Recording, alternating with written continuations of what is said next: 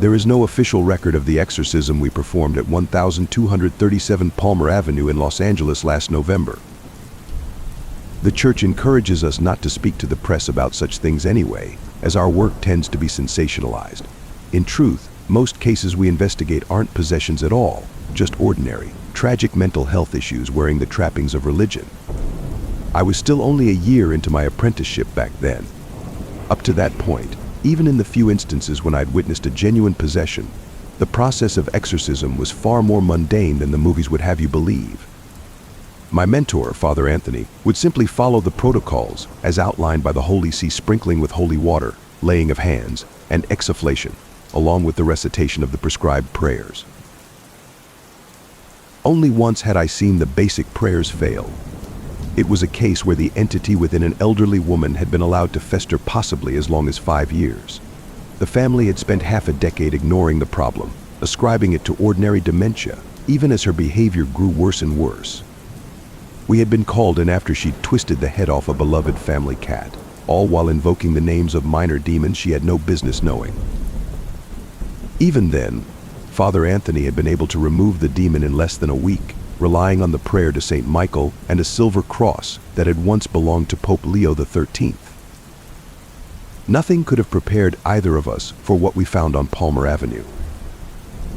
We were sent there at the behest of Father Filippi, a parish priest who noticed that Maya Knowles, one of the young women attending his church, had missed several weeks of Sunday Mass. It's unfortunately common for young people to fall out of love with the faith, but it raised a small flag for the Father Philippe, who caught up with her mother, Sharon, one day after Mass to ask her if anything was wrong. Sharon immediately burst into tears, confessing that her previously bright, cheerful daughter had become a recluse overnight, refusing to leave her room.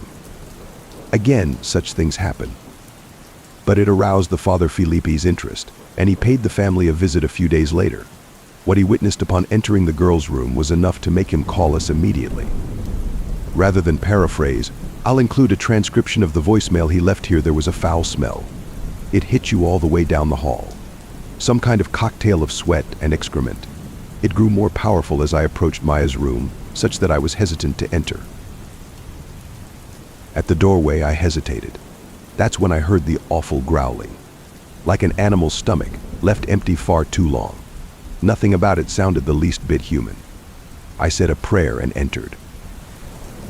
The girl I almost hesitate to call her that now had been beautiful when I last saw her. So much so that she'd been the subject of several confessions from teenage boys in the parish, all unable to take their eyes off of her. Adult men, too. Her mother had been pushing her toward a career in modeling television, something I warned them both about. Pride. The dangers of the superficial.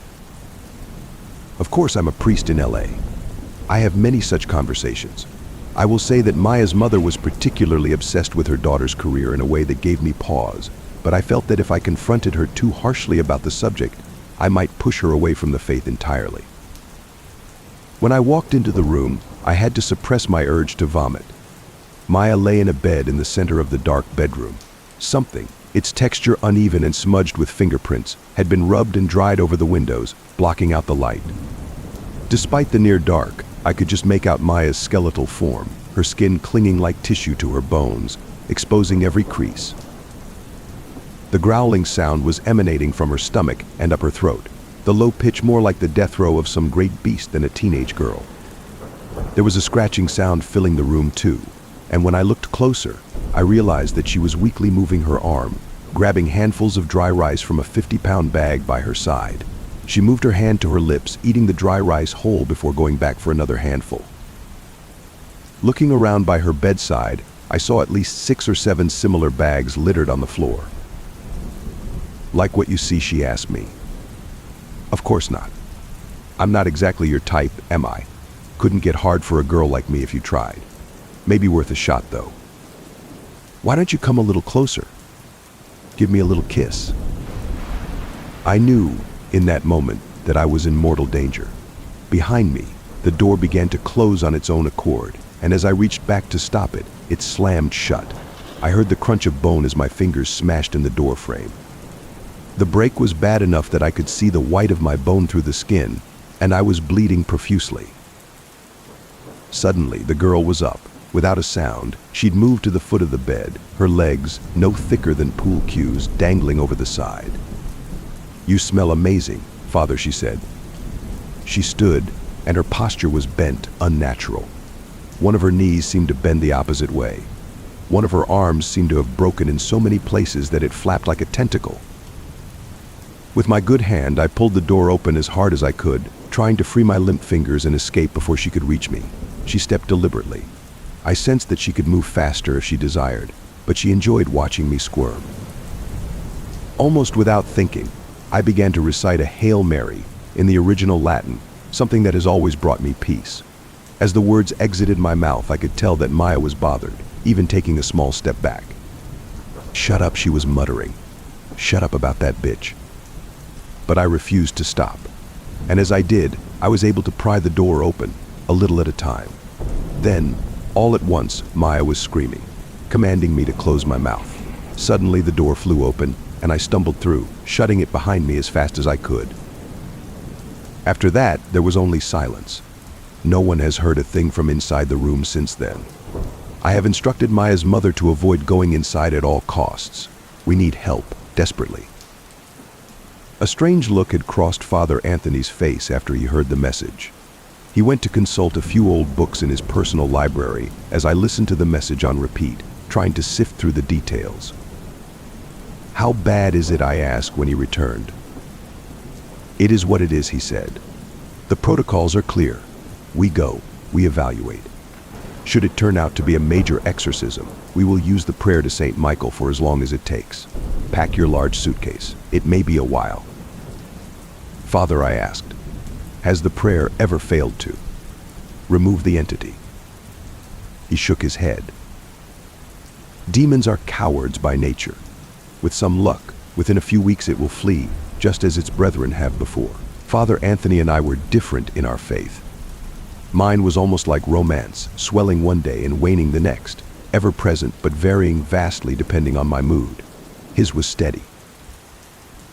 To Father Anthony, the universe was perfectly ordered, bound by immutable laws. To him, the prayers always worked. Just as one pool ball colliding with another would predictably transfer its force, so too would his prayers send demons reeling. "You look worried," he said, as I played the message again. "Don't. It's unseemly for a man of the cloth. Pack your bag. By now you should know that time is critical." Though he was almost steady as always, I noticed a slight tick as he spoke, like his mouth couldn't stop twitching. Looking down, I saw he was carrying a small pouch of red velvet that I'd never seen before. "Just a precaution," he said. "Hopefully something we don't need until much further into your training." I never expected to become an exorcist. My family wasn't even Catholic growing up. My parents were hippie types, mercurial in their beliefs. For a while, we attended a Baptist church. Then, just as I'd finally learned all of the lyrics to the hymns, we moved 2 towns away, where my mom got swept up in the Kabbalah and tried to drag us all into it with her. Before I was a teenager, I'd spent a day or two in a mosque, a Swinomish smokehouse, and a Gnostic temple. It was my wife, Sophia, who brought me into the faith. She had grown up in a big Italian-American family in New York, and for her Catholicism was the same as family. I converted to marry her. All it took was a few months of classes and a ceremony on Easter. I didn't even ask myself if I believed in God. It was enough to believe in Sophia. She was a true believer in the best sense of the word, generous to a fault, always exhausting herself trying to keep us all happy. All year, she sewed quilts, using them as Christmas presents or baby shower gifts. Several times she tried to teach me how to sew, but I was hopeless, clumsy. She loved me anyway. Then, one Thanksgiving, after staying up far too late drinking wine and prepping vegetables, she woke up and decided to run to the store for pre-made dinner rolls. It was icy. She wasn't even speeding, but it didn't matter. She skidded into oncoming traffic at the wrong time. She died instantly. After she was gone, none of my usual crutches dulled the pain. Alcohol, throwing myself into work, exercise. It all felt hollow, insufficient to replace Sophia.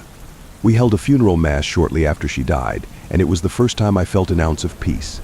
The light streaming in from the stained-glass windows suddenly seemed different to me, as if heaven were actually on the other side if I could just step through them.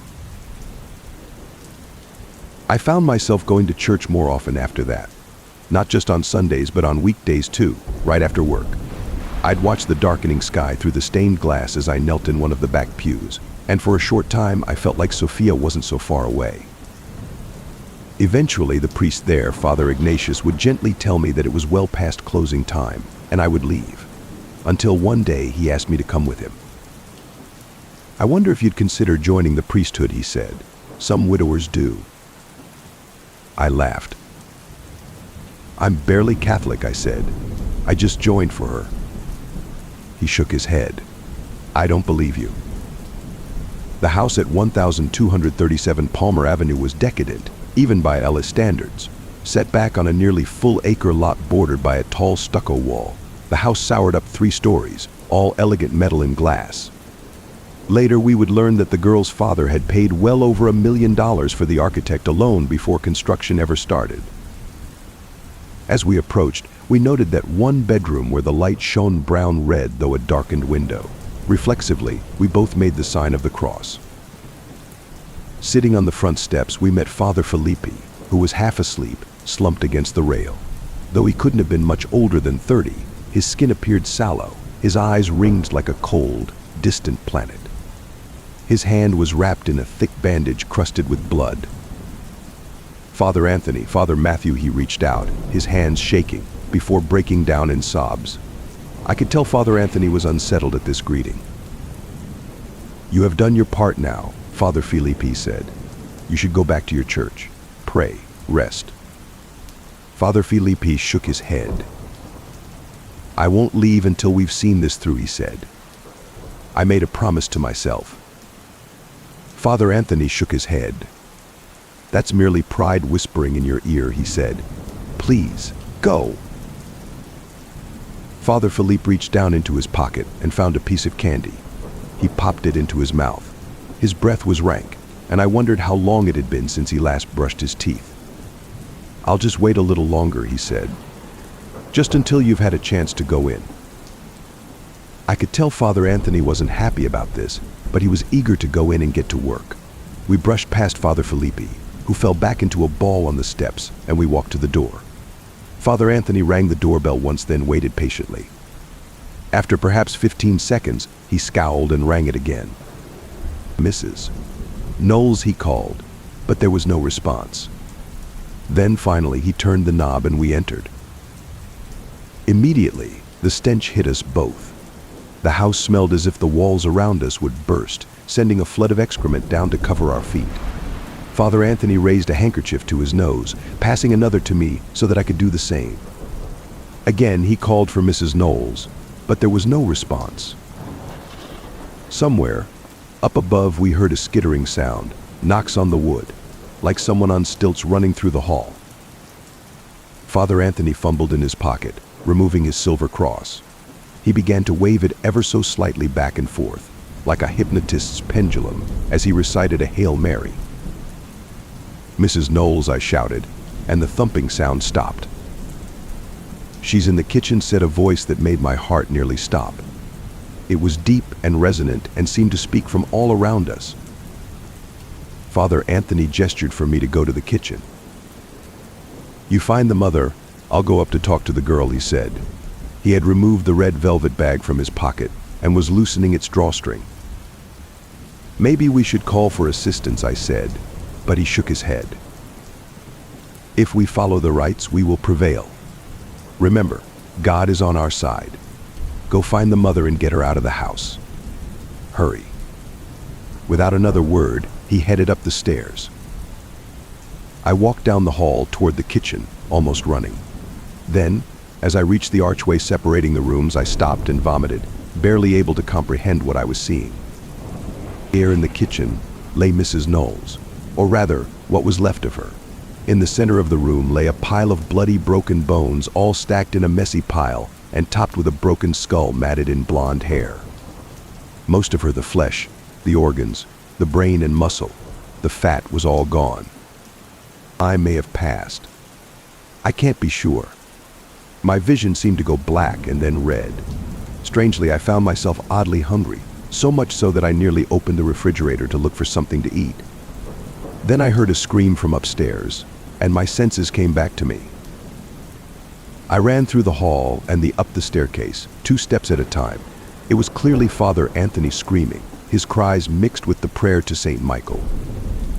Thy thousand hosts are spread, embattled o'er the azure sky.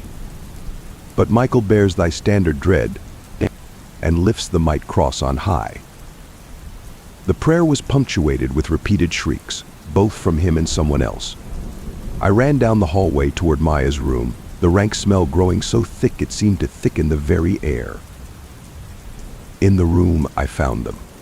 They were coiled together, like 2 pythons both trying to strangle the other. Blood was everywhere, flowing freely from wounds on both of their bodies. Somehow, in the few minutes since we'd parted ways, Anthony had managed to lose both legs and his left arm, all bitten down to the nubs.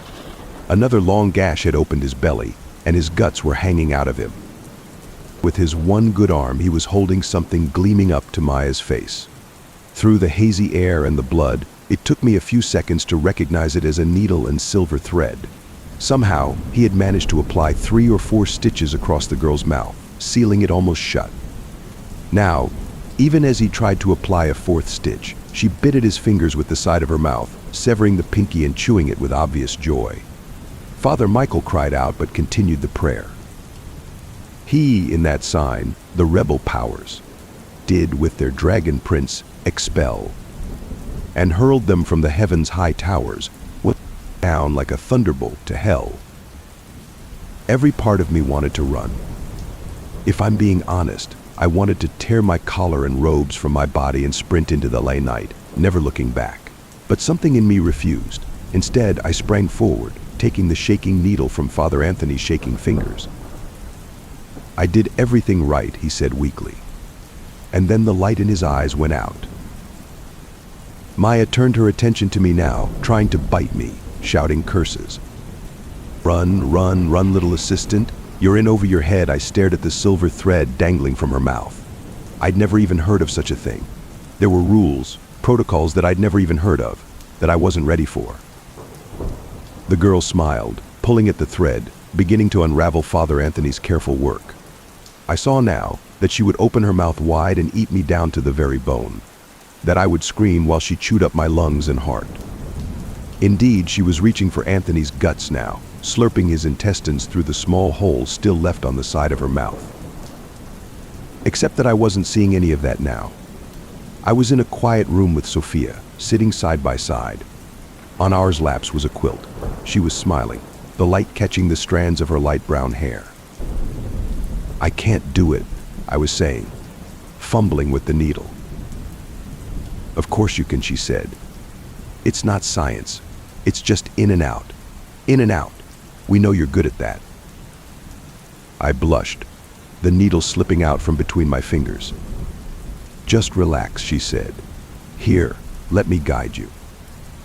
She put her hand on mine, her flesh warm and soft. Slowly, she guided my fingers down through the soft white fabric. Then suddenly I was back. I watched my fingers slip the silver thread through Maya's lips. Only a crack at the side of her mouth remained exposed. You're different than them, she said, her words more muffled now, and it almost sounded like a normal girl's voice. You carry someone with you. Who? I used the moment of surprise to apply the final stitch, blood pooling around the thread as I cinched it shut, silencing her forever. As soon as it was done, she fell back in the bed, her eyes closing as sleep took her.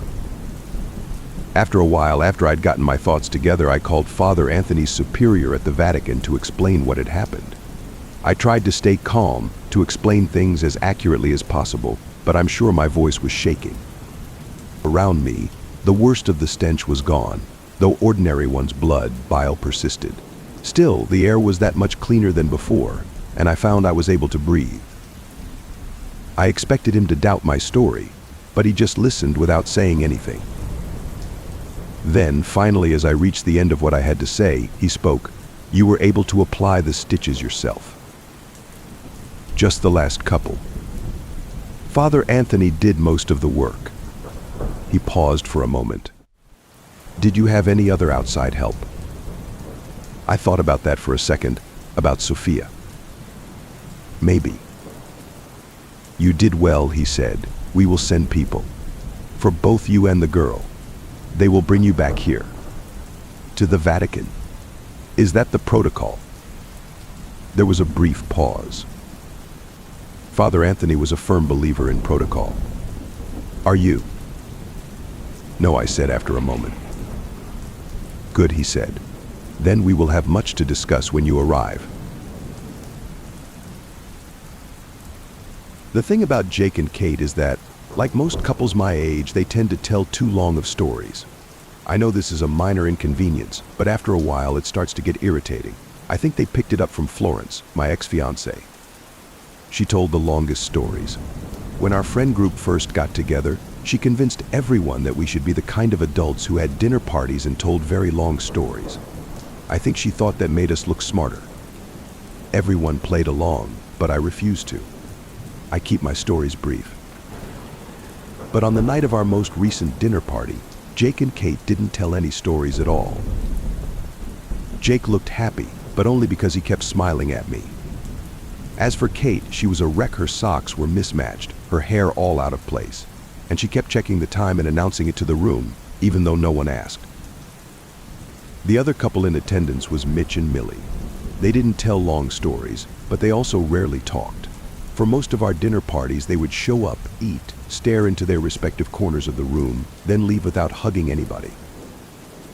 When they walked in, they hugged me first. I don't know if they were trying to make it less awkward that I was the only single person here, but it just made me sad, like I was the last dog at the pound. You look handsome, Millie said, inspecting my outfit. I was wearing a t-shirt and jeans. Very fashionable. A real lady killer, Mike said, then squeezed my shoulder. After our awkward hellos, we took our seats around the table. Kate put out plates and fancy napkins as Jake dropped the entrees in the center. There was charred asparagus, mashed potatoes, garlic bread, red wine, white wine, shots of whiskey pitas, steamed broccoli, tubs of gravy and hot sauce, and a quiche. The last item was a silver platter covered with a dome. Jake waited to put that down last. When he finally did, he lifted the cover and the scent filled the room. The pig's torso was in the center, white and crispy. All around it was the chopped up meat, drizzled with barbecue sauce. Okay, he said, his voice shaking a little, let's eat. Before I knew it, I was full, painfully full. As we each surrendered, we tossed in our napkins and let out a big sigh. It became a bit of a joke between me, Mitch, and Millie. Jake and Kate didn't participate. They still seemed off. The awkwardness, of course, made sense. It was our first dinner party since the wedding. Once we were all finished, Jake raised a glass and clinked it with a fork. I just wanted to say thank you all for coming over, he said. Well, thanks for having us, I said, desperate to fill the quiet. Jake took a breath, then looked at Kate. It looked like he was trying to signal something, but she didn't notice. I think she was on her fourth glass of wine. He turned his attention back to the group. I know that after our wedding things got a little weird, he said. I know it was tense and awkward, and maybe not the best event you've been to. I loved the Italian cookies, Millie said, and the fillet Mitch offered. Thank you, Jake said. But we know there was more to the night than the food. Oh, I mean, Mike said, then took a swig of wine. Honey, Millie said, putting her hand on his arm. It's okay, she attacked you. My heart fluttered a bit. I could feel my face getting red. But I kept my focus on the pig torso. The ribs looked different than other pigs I'd seen before, maybe a little thinner. Florence was definitely in the wrong, Jake said. I think we can all agree on that. Right, Robert? Jake looked at me. I nodded. Sure, yeah, I said. She was out of line. I had run through the details every night since it happened. I didn't want to think about it again, but I couldn't help myself. Florence and I were fighting. She said I wasn't showing her enough affection. Then I said I wasn't one for PDA. Then she accused me of not loving her. Then, when a slow song came on, she charged the dance floor and grabbed Mitch's hand. Millie was at her table, talking to her friend. Florence and Mitch started dancing. Both of them could have stopped it, but it just kept going. First, it looked like a joke. Then, Florence pressed her body into his. Mitch grabbed the small of her back. Their faces moved closer together, inches turned to 1 inch, then centimeters then. Next thing I knew, Florence was on the dance floor. Michelle was standing over her, her leg flying up, then dropping down onto Florence's face. I ran over, but by the time I got there, the fight was over. The music stopped. Florence and Michelle were screaming at each other. Then, Florence and I were gone.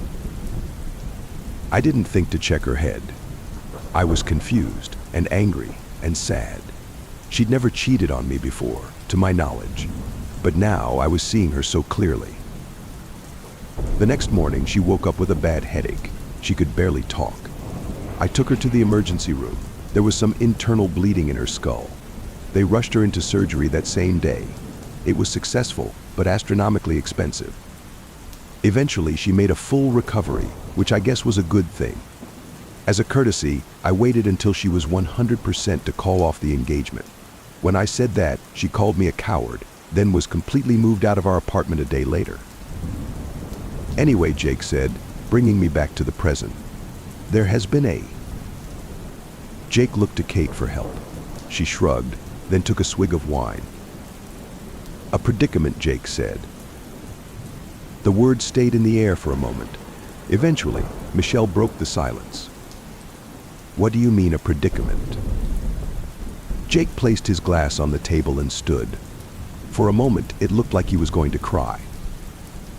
Well, Florence, she came over this morning, Jake said.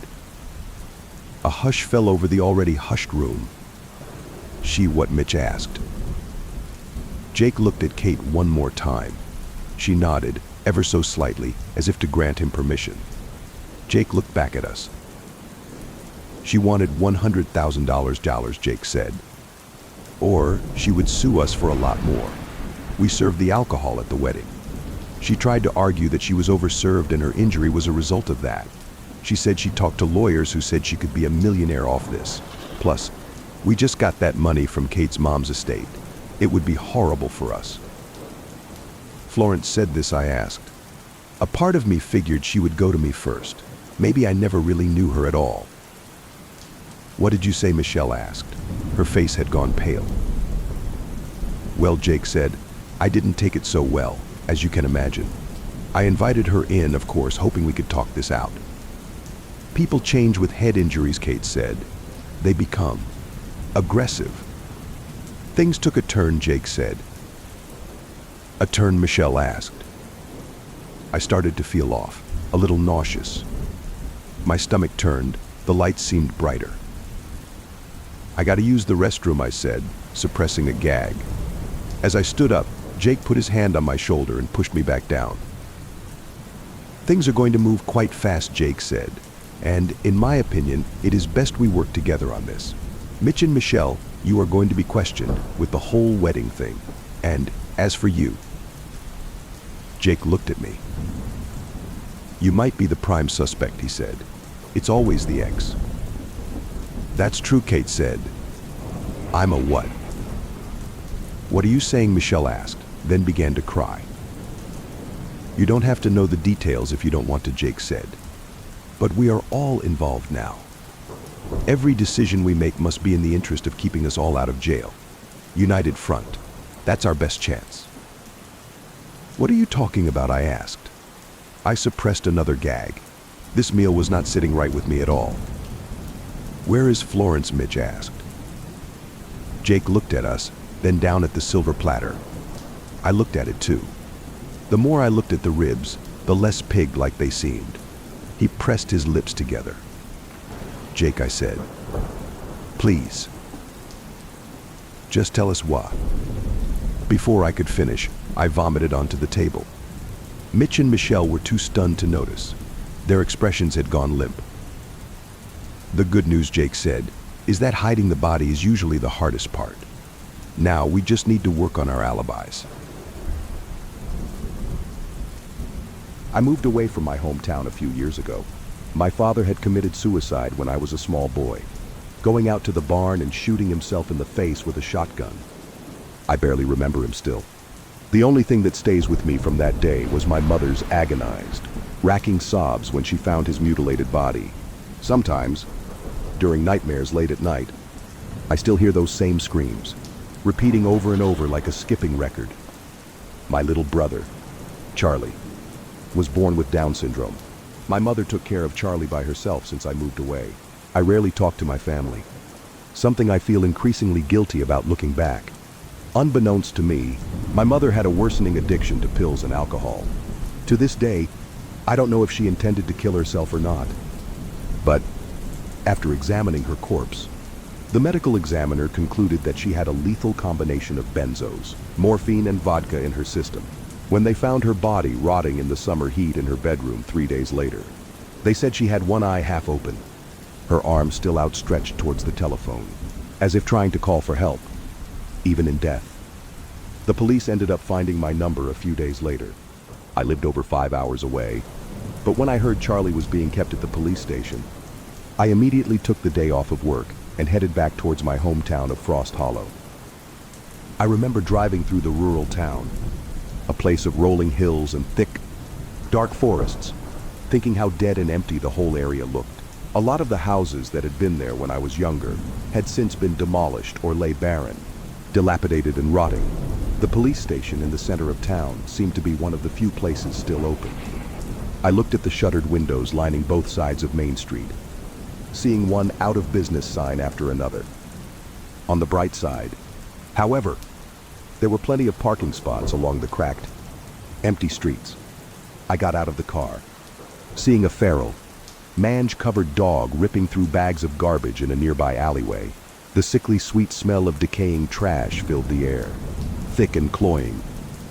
I entered the glass doors of the police station, finding an old crone pecking at a keyboard behind the front desk. She looked like a twisted dwarf, her eyes magnified to giant orbs behind her glasses. She looked up at me with a pale, bloodless face. "Yes?" she said in an annoyed voice. "I'm here to pick up Charlie Benton," I said. The old woman looked behind her, where a tanned woman in a police officer's uniform was leaning against a rusted metal cabinet, looking through a file. "Sergeant Alvarez deals with that," the old woman spat, looking back at her computer. The police officer sighed, looking up at me with humorless eyes. A few moments later, she circled around, coming out the tinted black glass door around the side. The slow, erratic typing of the old woman continued ringing out like the ticking of a failing heart. Sergeant Alvarez had wide, almond-shaped eyes and jet black hair pulled back in a ponytail. She did not look happy to see me. "You're Dennis?" she asked. I nodded, pulling out my license. She inspected it closely before handing it back to me. "We found your brother in quite a state. He was covered in blood, naked from the waist up, wandering through people's backyards at night. When the police found him, at first he was unresponsive, as if he were sleepwalking or something. His eyes were open, but he was not talking and appeared to be looking at things only he could see. After about 30 seconds of this, they said he appeared to wake up, though he still wasn't giving coherent answers at first. He just kept saying, 'She was walking. She was walking.' Eventually, after a lot of trying, they were able to ask him about why he was wandering at night and why he was covered in injuries and blood. Your brother said something kept hurting him in the house at night and that he had to get out. He had marks on his body," Sergeant Alvarez said, her eyes suspicious. Intelligence gleamed behind them. The strangest thing, it looked like someone had burned hand marks into his back and shoulders. I found this information disturbing on some instinctive, primal level, but I didn't know why. "Who could have done that?"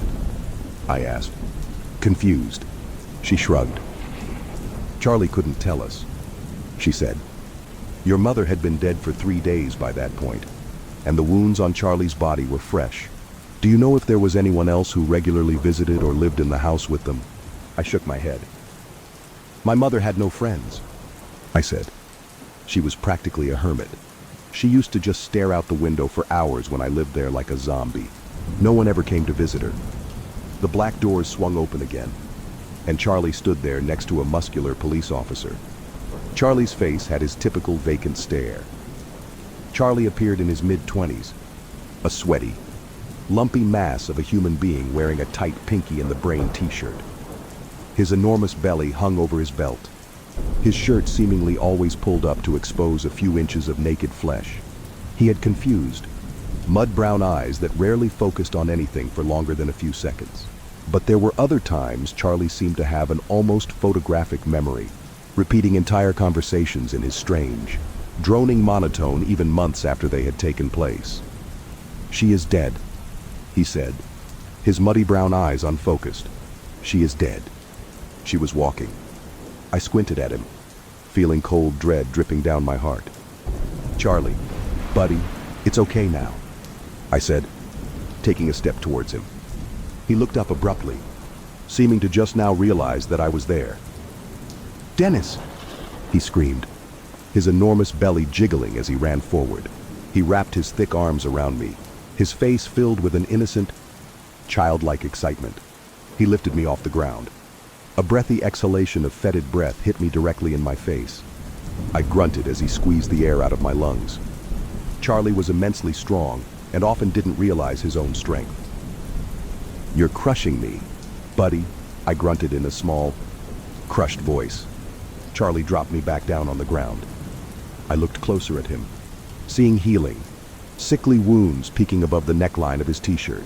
A rainbow of black, purple and blue marks hung there, formed in the shape of long, twisted fingers. The worst of them had drops of pus falling from the burnt craters in the center. I wondered how many more lay hidden beneath his clothes. Sergeant Alvarez gave me her card, telling me to call her if I found out any more information about the case, or if Charlie remembered anything or was able to give more information in the future. I wondered who could have possibly been hurting Charlie. It made me feel sick and angry, thinking of someone following him around, scaring him and attacking him during the night. Charlie already hated and feared the dark as it was, adding another layer of cruelty to the disturbing case. He had feared it ever since he was a small boy. I walked him out of the police station, buckling him into the passenger seat of the car. As I sat down in the driver's seat, he looked over at me. Sweat glistened on his upper lip, and his goofy bowl cut of a haircut was sticking up in random spots. "Dennis, I saw her," Charlie said in his flat monotone. "She was walking. At night. I heard her feet. In the dark. I heard her feet." "Who was... buddy?" I asked. "Who did that to you? Did someone hurt you during the nighttime?" He nodded. A single tear fell from his squinty eyes, dripping down his round face. "It wasn't Mom?" He shook his head in response. His lips started quivering. He leaned close to me, whispering in a hoarse, terror-stricken voice. "The bone-face woman," he hissed, breaking down in tears. I had contacted a team to remove the soiled items in the master bedroom after receiving a call from the police. The team told me it would be a fairly easy job, and that I would be able to stay in the house later that night, with no other living family except Charlie. I would undoubtedly inherit it anyway, though I had absolutely no intention of keeping it. I wanted to sell it as soon as possible, but I would have to go through everything and decide what, if anything, I wanted to keep. All of Charlie's stuff was also still in the house, which I knew we would need to go through and package regardless. It was a Friday, and I had the weekend off work. My plan was to finish moving everything out of my mother's house that weekend. Charlie and I pulled into the sprawling property that night, turning onto the flat, dirt driveway towards the old colonial. Sharp stones crunched rhythmically under the tires. I took in the sight, the large windows and wraparound porch of the dark purple house. I saw my childhood neighbor, Sloan Herbick, standing outside on his front lawn. Behind him loomed his Victorian house, a blood-red building of sharp turrets and dark, dusty windows.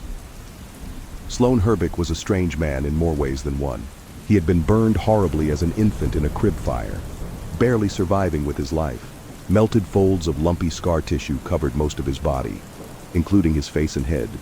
Miraculously, He hadn't lost his eyesight, nose or lips, but both of his ears were missing as well as all the hair on his head, except his long, black eyelashes. His horrifyingly scarred body looked nearly as pale as an albino's, but his eyes were as dark as sin. I remembered Sloan as an arrogant, aloof man with no friends, about 10 years older than myself. According to what my mother told me as a teenager, Sloan's mother had gone missing when I was little, during the time when they were constructing our then brand new home in Frost Hollow. By now, I thought, he must be at least 40, though the keloid scars and mutilated ridges of flesh running over his entire body made it impossible to tell. As I got out of the car, I gave a neighborly wave, but Sloan ignored me. He stared fervently down at the hole, slamming the sharp tip of the shovel into the earth over and over again at a frenetic pace. I walked by Charlie's side up the rickety wooden steps to the front porch, pulling the spare house key out of my pocket from so many years ago. With trembling fingers, I slid the key into the lock, finding that my keys still worked, as I knew they would. The door opened onto a dark, sinister hallway. A nauseating odor emanated from the house, blowing out the front door like the rancid breath of some primordial monster. It was the smell of rotting bodies, clotted blood and infection. It left a slightly sweet aftertaste. Gagging, I flipped on the light switch. I took a step forward, but Charlie didn't follow. He stared up at me with an unusual intensity, taking his huge, round arms and crossing them over his chest. The front of his dirt-caked sneakers came up the perimeter of the threshold, but he refused to go any further. He just shook his greasy, sweat-covered face. "Come on, buddy," I said encouragingly, giving him a wide smile. "What's wrong?" He pointed behind me, down the hallway. I instantly looked over my shoulder, my heart leaping up like a jackrabbit.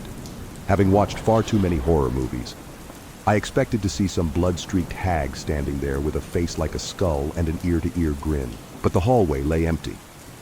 "She's still here," Charlie said slowly, his eyes giant glassy orbs of terror. "She is dead." "Mom's not here, buddy," I answered, ambling back toward him and taking one of his enormous hands in mine. I could feel the width of it, the smooth flatness of his palms except for one thick ridge. "Mom's at the funeral home. We're going to see her Sunday. Remember?" Charlie shook his head again, his hair flying everywhere. "This place is bad," he said. "We've got to stay here for the weekend." "Charlie," I responded, feeling a rising sense of irritation. "I already explained it all to you. The house is fine. They took the dead body out already. So what's the problem? You'll be with me the whole time." "It will be bad," Charlie said, sweating heavily. "It won't be scary, buddy, I promise." Looking back, it is hard to imagine any more untrue words than those. Much of the stuff from my mother's room had been taken out by the cleaning team. They told me that some of her fluids had burst from her body, staining the mattress and bed frame with their black rot. Luckily, not much had gotten on the floor, but a small puddle had dripped down. The guest bedroom was directly underneath Mom's room, just a small, square room on the first floor with a bed, a dresser and a TV. I kept the bedside lamp on all night. On the ceiling of the room, there was a Rorschach ink blot of dead, rotted fluids that still needed to be cleaned up. It was about the size of a basketball and looked like an eye. It had a dark, circular spot in the center, followed by thin, black tendrils that cracked their way towards the oval perimeter of the stain. Charlie crawled into bed next to me, putting a heavy, hot hand on my shoulder before falling asleep almost instantly. But I couldn't sleep. After what felt like an eternity, I looked over at the red lights of the alarm clock. Seeing it was 3:32 a.m., I swore under my breath, sensing that my insomnia would not leave me alone this weekend in this place of horrors. At exactly 3:33, a jarring mechanical shrieking started outside. I jumped up in bed. Charlie awoke instantly. He sat up so fast that he smacked his head on the wall with a dull bonk. "What the fuck is that noise?" I hissed, jumping out of bed. I looked up at the stain as I went, giving it a distrustful glance backwards. The mechanical caterwauling seemed to be growing louder as I made my way toward the front of the house. I went to the front window, seeing Sloane Herbeck running a wood chipper next to his totally dark house. I could just barely make out his dull silhouette, hearing the din of the constant grinding. Charlie gave an incomprehensible scream in the guest bedroom. I heard his heavy footsteps running toward me. His face was red and flushed, his pupils dilated and frantic. "The eye moved," he said, his voice having more emotion than I had heard in it in a long time. I blinked, the fog of sleep still clouding my mind. "You mean the stain?" I asked, finally figuring out what he was talking about. "The stain on the ceiling?" He nodded ferociously, bobbing his head up and down quickly. Eventually, I ended up talking Charlie down and getting him back to bed. The stain was still in the same spot, as far as I could tell. Around 4 a.m., the sound of the wood chipper finally died. In the eerie silence of the dark house, I fell into a nightmarish fever dream where I saw women bound with chains in a basement surrounding a mannequin wearing a suit made of human skin. The next morning, I went over to Sloane's house and knocked until he answered. While I waited, I studied the strange gargoyle knocker plastered across the scarlet door. At first, he would only crack it open a fraction of an inch, staring out at me with a single black eye.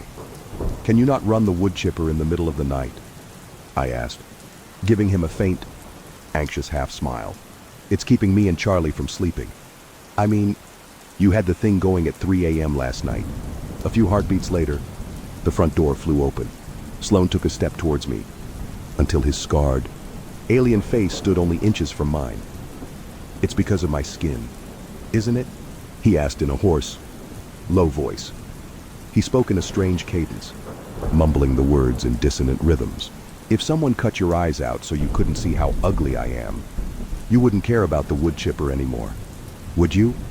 I took a step back, the smile peeling off my face. I reached for the canister of police mace in my pocket, gripping it firmly and putting my hand on the trigger. "Sloane, that has nothing to do with that," I answered coldly, narrowing my eyes at him. "Don't act like a goddamn psycho. Look, if you keep that shit up, I'll call the cops. Don't fucking do it again." I had no patience for nut jobs like him. He always gave me the creeps. As a kid, someone had gone around pouring bleach into the eyes of people's cats and dogs, blinding them and leading to some getting euthanized. I always suspected Sloane of doing it, though he never got caught. My brother and I spent the rest of that day packing up anything we wanted to take with us, putting it in boxes and labeling it. Charlie didn't have a lot of possessions, and Mom didn't exactly have a lot of valuable items in her house, so it was fairly quick going. I figured I would either end up selling or donating most of the crap left behind in the end. Before I knew it, the sun had started setting again. The darkness of a moonless sky descended on Frost Hollow like a guillotine blade. My brother and I kept working, mostly in silence, though Charlie would come over and show me random objects he had recently acquired. "Rick!" Charlie said, proudly holding up a plush doll of Rick from Rick and Morty. A trickle of fake drool dripped Rick's mouth, and a trickle of real one from Charlie's. I laughed, ruffling his hair as if he were a toddler. "That's right," I answered excitedly. "That's Rick." "You like Rick, buddy? You like how he just does whatever he wants whenever he feels like?" Charlie nodded excitedly at that. After a couple more hours of sorting, I decided to go to bed. I wanted to leave as early as possible on Sunday morning after the funeral, which was the next day. Charlie followed me like a puppy, his normally unfocused eyes flitting from one side to the other with a kind of intensity I had rarely seen there before. He constantly scanned the shadows, as if looking for something. We kept all the lights in the surrounding rooms and the guest bedroom. As I lay there, about to fall asleep, I glanced over at Charlie and saw him staring straight up at the stain with wide, watery eyes. I don't know how long it was later when I awoke suddenly in the pitch black. I blinked quickly, confused, and then I heard it, the noise that had caused me to sit up in bed. Right over me, I heard something gurgling and hissing in rhythmic breaths. It sounded as if whatever it was had lungs filled with blood and dirt. The terror I felt at that moment was incomprehensible, but it grew much worse when two burning, skeletal hands reached down and grabbed me. They covered my right arm in an iron grip, the thin, blade-like fingers feeling inhumanly long. I could feel my skin burning and melting. I screamed, kicking out with my legs and trying to pull away. I brought my left hand up, grabbing blindly for the thing's face. I groped in the darkness until I felt it, a face like a skull. It was slick and wet under my touch, sticky with clotted blood. I felt the muscles of its skeletal face thrumming and contracting. The thing had no skin. I repressed an urge to scream, instead reaching for its eyes, even as its burning hands continued yanking at my arm, trying to pull me off the bed. I felt a nose that was just a ragged hole of destroyed flesh. Felt the fetid breath passing softly through those mutilated patches. I reached up into its eyes, but there were no eyes there, just two empty sockets. I reached inside and felt the skittering of insect larvae under my fingers. At the back of the empty socket, my fingers groped thin strands like fleshy wires that had been severed. With all of my strength, I stuck my finger deep down into that warm, twisting socket, stabbing my fingernails into the optic nerves and vessels at the back and ripping. The hands on my arm instantly released. I felt some of the melted skin go with them, heard the tearing of my flesh as warm blood instantly dripped from the wounds. Hyperventilating, my breath hissing with pain, I fumbled in my pocket for my lighter. I brought it up, flicking it. I caught a glimpse of the thing my brother called the bone-face woman, her naked, skeletal body running out of the room with a sickly gurgling of her diseased lungs. Overhead, the stain had turned into a real eye, a fleshy, black thing that flitted over the arm with a dilated pupil. It emanated insanity, its stare glassy and inhuman. Charlie lay on the floor, his eyes open but unseeing, my breath caught in my throat, the burning agony in my arm temporarily forgotten. I ran toward my brother, kneeling down over his limp body and shaking him. I saw fresh burn marks in the shape of a hand on his face, covering his forehead and temples. The cracked, broken flesh dribbled pus and blood like thick, clotted tears down his cheeks. When he didn't respond, I shook him again, grabbing him by the chin and forcing his eyes to meet mine. I saw him blink. He inhaled like a drowning man, grabbing my hand tightly and shaking his head from side to side. "She was here," he whispered. "She is dead. Dennis. She lives in the dirt. We need to get out of here and never come back," I said, trying to pull Charlie up. He was far too heavy. "Can you get up? Buddy, come on. We'll leave now." With great difficulty, Charlie pulled himself up.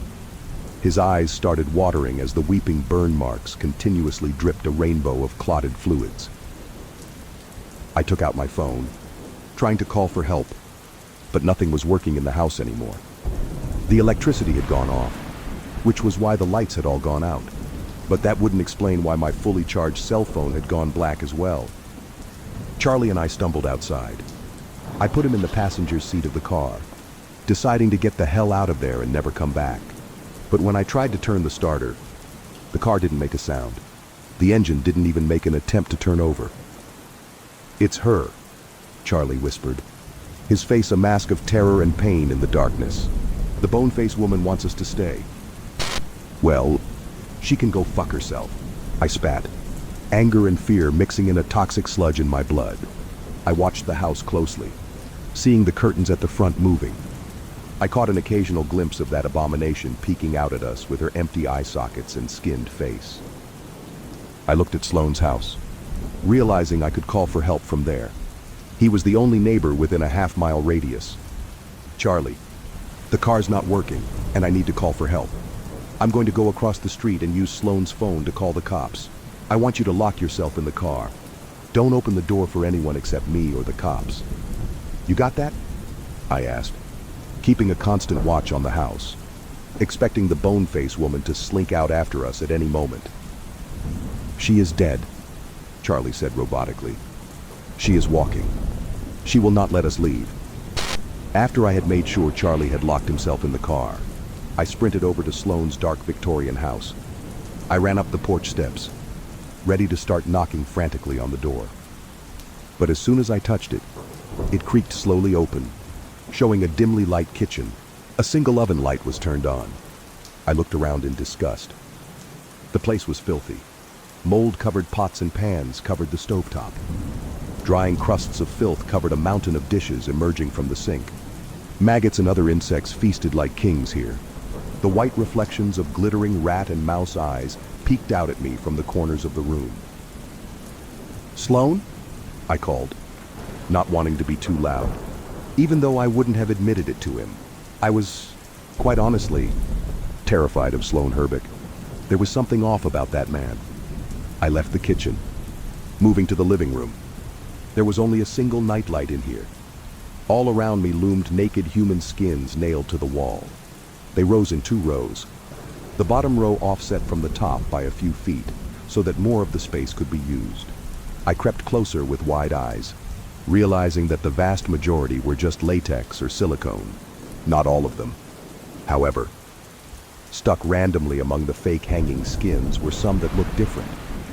These looked thicker and had soft ridges running over their surface. I even saw signs of belly buttons, tattoos and nipples on these leathery skins. At that moment, I knew without a doubt that they were human. Many looked ancient and cracked, the leather falling apart at the shoulders or waist. There was a couch covered in what looked like gore in the center of the room, facing a TV and DVD player. On a small, wooden table next to it lay a phone and a blood-encrusted meat cleaver. Shaking with excitement and fear, I crept closer to them, immediately grabbing the weapon. I took Sergeant Alvarez's card from my pocket, calling it. She answered on the second ring, sounding tired. "Hello?" she said. Sergeant Alvarez speaking. "This is Dennis Benton," I whispered furtively. "I need help immediately. Send an ambulance and police to my mother's house at 332 Angel Trace Road. Something's happened." "Where are you right now?" she asked. "I'm at my neighbor's across the street. But there's, like, body parts everywhere. I think he might be a serial killer. I don't know what the fuck's going on here. But please, hurry." I gently put the phone back down on the cradle, hearing a floorboard creak behind me. Sloan Herbeck stood there, his dark eyes blazing. He pointed a pistol straight at my head. Looking down the barrel felt like looking into eternity. He was wearing a suit made of what looked like pale, white human skin. It covered him from head to foot, hugging his body with precision. All of the thread and sewing marks were expertly hidden. It almost made him look like some strange alien nudist, wearing a suit of white leather. At his feet, he had an open canister of gasoline. With practiced ease, he kicked it over, letting the pungent liquid spill out onto the floor all around me. "Hey man, you don't have to do this," I said, trying to act calm but quivering inside. I expected him to pull the trigger at any second, and then it would be lights out forever. "I've already started," he said, grinning and pointing out the window. I saw my house burning across the street. I felt the blood drain from my face as I thought about Charlie, sitting there in the car with his childlike innocence. I hoped he would know to get out in time. "Why are you doing this?" I asked, horrified. "I never did anything to you." "Everyone who looked at me did something to me," he spat. "They hated me because I'm ugly and burned. But now I have a new skin, so people can't hate me anymore. I made it myself," and this face he pointed at the dried human skin wrapping around his head. "This is my mother's. She was one of my first, but she never truly left, you see. She told me, take it. This is my body given to you. Take my skin, take my face and my hair, and from it, make yourself a new body. Make yourself a thing of beauty, as soft and pale as winter moonlight.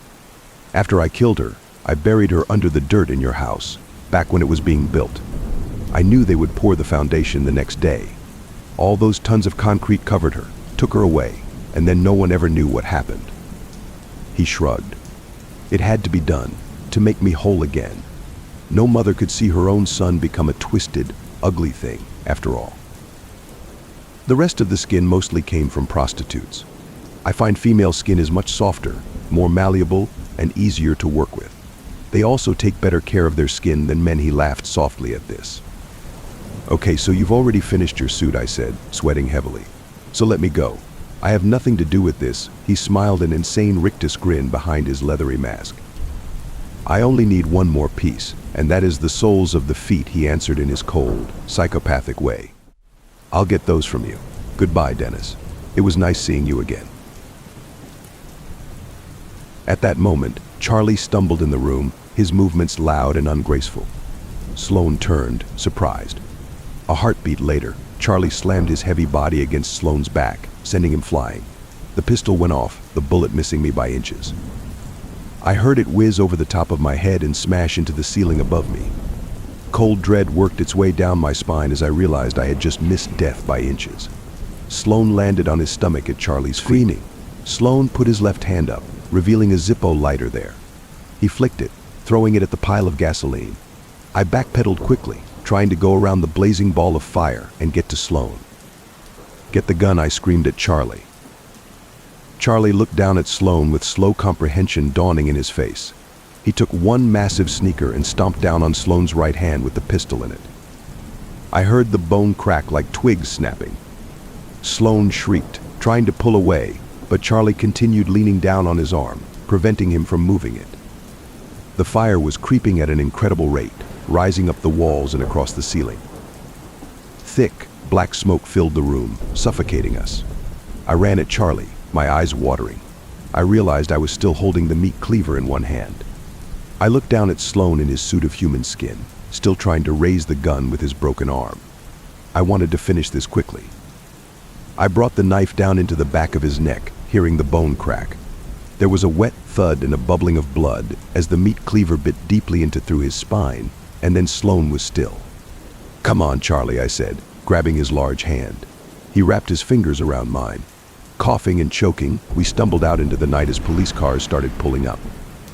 The first one had Sergeant Alvarez in it, who ran towards us, helping a stumbling Charlie toward the back seat of her car, where he could sit down and catch his breath. Both houses were on fire now, blazing pillars of flame that rose high into the black, starless sky. At that moment, I only hoped that the flames would eat away the corpse of Sloan's mother, the bone-faced woman. The blaring of the fire alarm woke me from my sleep. I swore loudly as I dragged myself out of bed.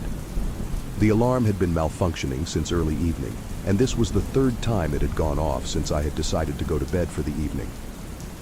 Each time I had checked everywhere for any sign of a fire, and each time I had found nothing.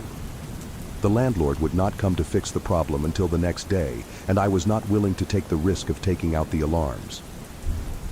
So it was that I decided to put on my housecoat, grab a blanket, and head out to sleep in my car for the night. Perhaps this was not the best idea. Perhaps I should have gone to a hotel, gone to stay with a friend. However, I was exhausted both from lack of sleep and the previous day's work, and my brain was not really working at full capacity. As such, I decided to sleep in my car. If I had known what would happen, I would probably have just tried to suck it up and sleep through the fire alarms. Needless to say, trying to sleep in my car was no fun. It was hard to find a comfortable sleeping position, and even with my pajamas, my housecoat, and the blanket, it was cold. I am pretty certain that I spent at least 2 hours uncomfortably laying in the driver's seat, trying to sleep and getting increasingly frustrated with my inability to do so. At that moment, it started to rain. It had been overcast for most of the previous day, and the forecast had been for overnight showers. So I suppose I should not have been surprised. Nevertheless, it came as a shock when I saw the flash of lightning and, about 20 seconds later, heard the thunder, followed by the tap, tapping of raindrops on the roof of my car and on the windows. The already cold weather got a little bit colder, and I contemplated going back inside. But then I heard the distant sound of my fire alarm once again going off for several seconds before stopping, and decided not to do so. And so I remained where I was, lying in the driver's seat of my car, a decidedly uncomfortable position, clutching my blanket to myself and trying in vain to escape into unconsciousness, to ignore the discomfort of my impromptu bed, the discomfort of the cold, the sounds of the thunder, and the tapping of the rain. And deep down inside, I felt, though trying to suppress it, the slight gnawing sensation of fear, a deep-buried, primal fear of the storm outside, the sort of fear that most can ignore, sheltered behind walls and doors when the bad weather comes out, but from which I had only the limited protection of the metal and glass box, which I normally used for transportation, but which had now become my shelter. It was at that moment that I heard another tapping. At first I could not distinguish it clearly from the raindrops, but eventually I started to tell it apart. A light tapping, regular and persistent, coming in a sequence of 3, then a pause, then another sequence of 3, then another pause, then another sequence of 3, and so on. At first I tried to convince myself that it was nothing, just the rain. After a time, however, I could no longer convince myself of anything other than that somebody must be on the other side. Part of me thought that perhaps it was somebody who needed help, or maybe someone who had noticed me and had gotten worried. I thought for a moment that perhaps I should look and see if one of these things was the case. However, the other voice in my head, the frightened one, was stronger and overruled in my thoughts.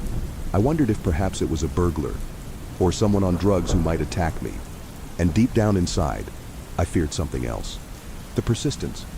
The fact that there had been no interruption to the regularity of the tapping. The fact that nobody had called out my name and possibly something else. All made me wonder what could be on the other side of the glass. While the rational part of my mind told me that it was just a person, or, more likely, a tree branch being blown by the wind or some such thing. Some part of me, buried deep in my mind, feared the source of the tapping, feared that it might be something far worse than human, and did not dare to look. But I did look. Eventually, the tapping just would not stop and the worry would just not go away. I do not know how long. It felt like hours, but it was probably not more than 30 minutes, all while the rain kept coming down. The tension kept building and building as the tapping would not let up, and I clutched my blanket to myself like a frightened child. In the end, it was simply too much, and I uncovered my face and stared through the driver's side window. What stared back at me was not human. A face, white as paper, oval-shaped and far wider near the top. The entire top part of the face was dominated by 2 circular, lidless eyes, solid silver glinting in the streetlight, save for small black pupils rimmed by red irises. No nose and a wide mouth stretching in a grin from one pointed, bat-like ear to the other, revealing what must have been more than 100 needle teeth. There was a strange quality about the apparition, which I do not know how to properly describe. Something insubstantial, as if it were a reflection in a pond. Except for the eyes. Those were solid, silver discs with black pinpricks staring at me with hatred, and nothing can convince me that they were not real. As I stared at the creature, stiff with terror, the pale white fist that it had raised to knock once more stopped and opened slowly as the grin on its face grew even wider, moved by a sudden realization of how much this thing resembled a reflection. I turned suddenly to face the passenger side, fearing that it might be in the car. Noticing that nothing was there, I breathed a sigh of relief, turning back to face the driver's side window, only to see that the creature was on the other side of the glass, in the car with me. I did not have time to scream before it was upon me, one hand covering my face, claws digging into the flesh of my cheeks, the other holding me down by my chest as its mouth filled with needle teeth opened wide, slowly approaching my neck.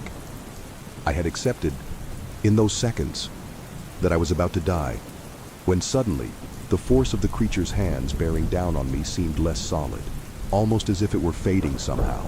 The expression in those terrible eyes, which had been one of sadistic glee, suddenly turned to one of frustrated rage as the horrifying mouth which had been slowly approaching my neck rushed in that direction, as if the creature were desperate to finish what it had started.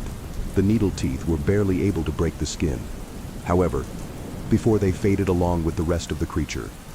After my attacker had vanished, I looked about, bewildered, wondering how I had suddenly survived this attack. I noticed in that moment that the rain was beginning to die down. Looking out of the window, I even perceived a few stars. I was not able to register anything else. However, before I fell into a deep, dreamless sleep, the sound of tapping on my driver's side window caused me to wake, screaming, only to realize that it was my neighbor wondering if I was all right and why I was sleeping in my car. Tired from my poor night's sleep, but relieved that this had apparently all been a dream, I lowered the window and explained to him the situation with my fire alarm. I was about to exit my vehicle and return indoors to get myself ready for work when my neighbor asked, What happened to your face and neck? Did someone attack you? I felt my spirits sink as I asked, "What do you mean?" "You've got scratch marks on your face and neck," he answered. Looking into the rearview mirror, I noted with growing horror the puncture marks and scratches breaking the skin where the creature's claws had cut into my cheeks as it held a hand over my face and where its teeth had broken the skin on my neck. The proof that what had happened last night had not been a dream, that it had all been real. Struggling to come up with an answer, I simply mumbled something about having been fallen and scratched my face before returning indoors and calling in sick from work. There is not much more to say, really. My landlord showed up that day and fixed the fire alarm, which worked fine up until I moved 8 months later. I am living in a new place now and doing all right. There are a few more things which I would like to say. However, I did some research about what had happened to me the day after this horrific experience, to try and get some explanation. Most of the results which I got online were related to sleep paralysis and night terrors, and in truth, part of me believes that that is what happened to me that night. However, in my research I came across 2 news articles. One was about a woman found dead in her car one morning, 7 years before my experience. Having died the night before, her throat had been torn open, and a wild animal was suspected of being responsible, even though her doors had all been locked and the windows were up. The front driver's side window was shattered, though police investigation suggested that it had been broken from the inside. The other story was from 12 years before my experience. This was about a man who was fatally attacked one night.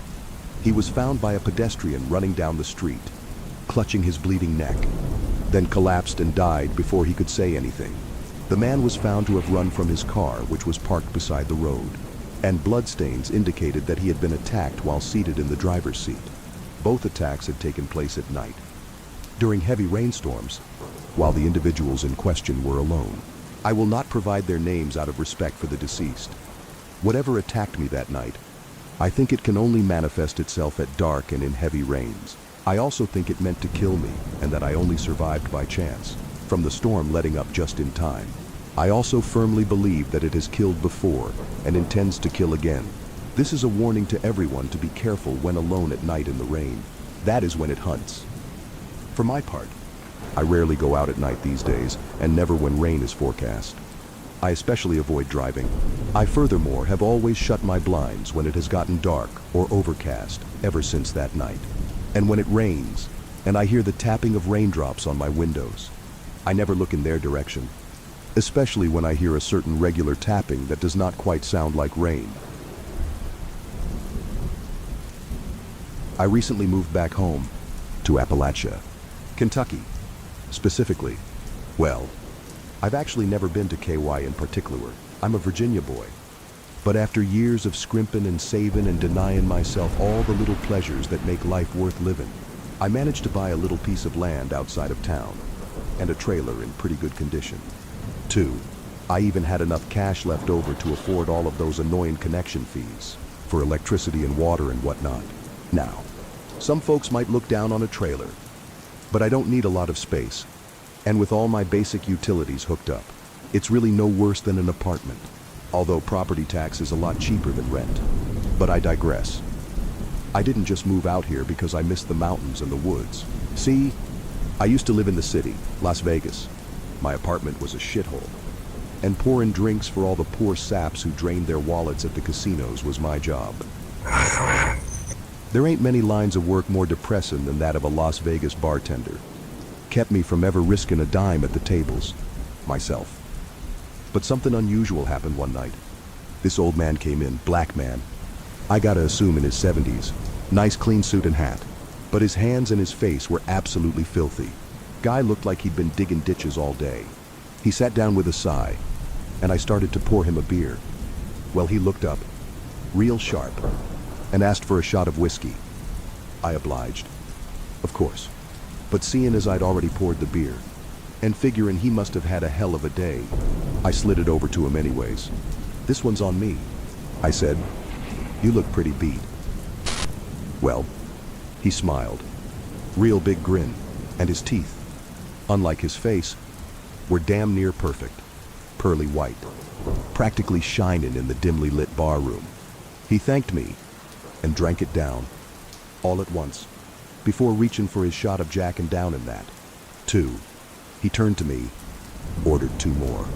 Again I obliged. And as I did, his grin suddenly went away.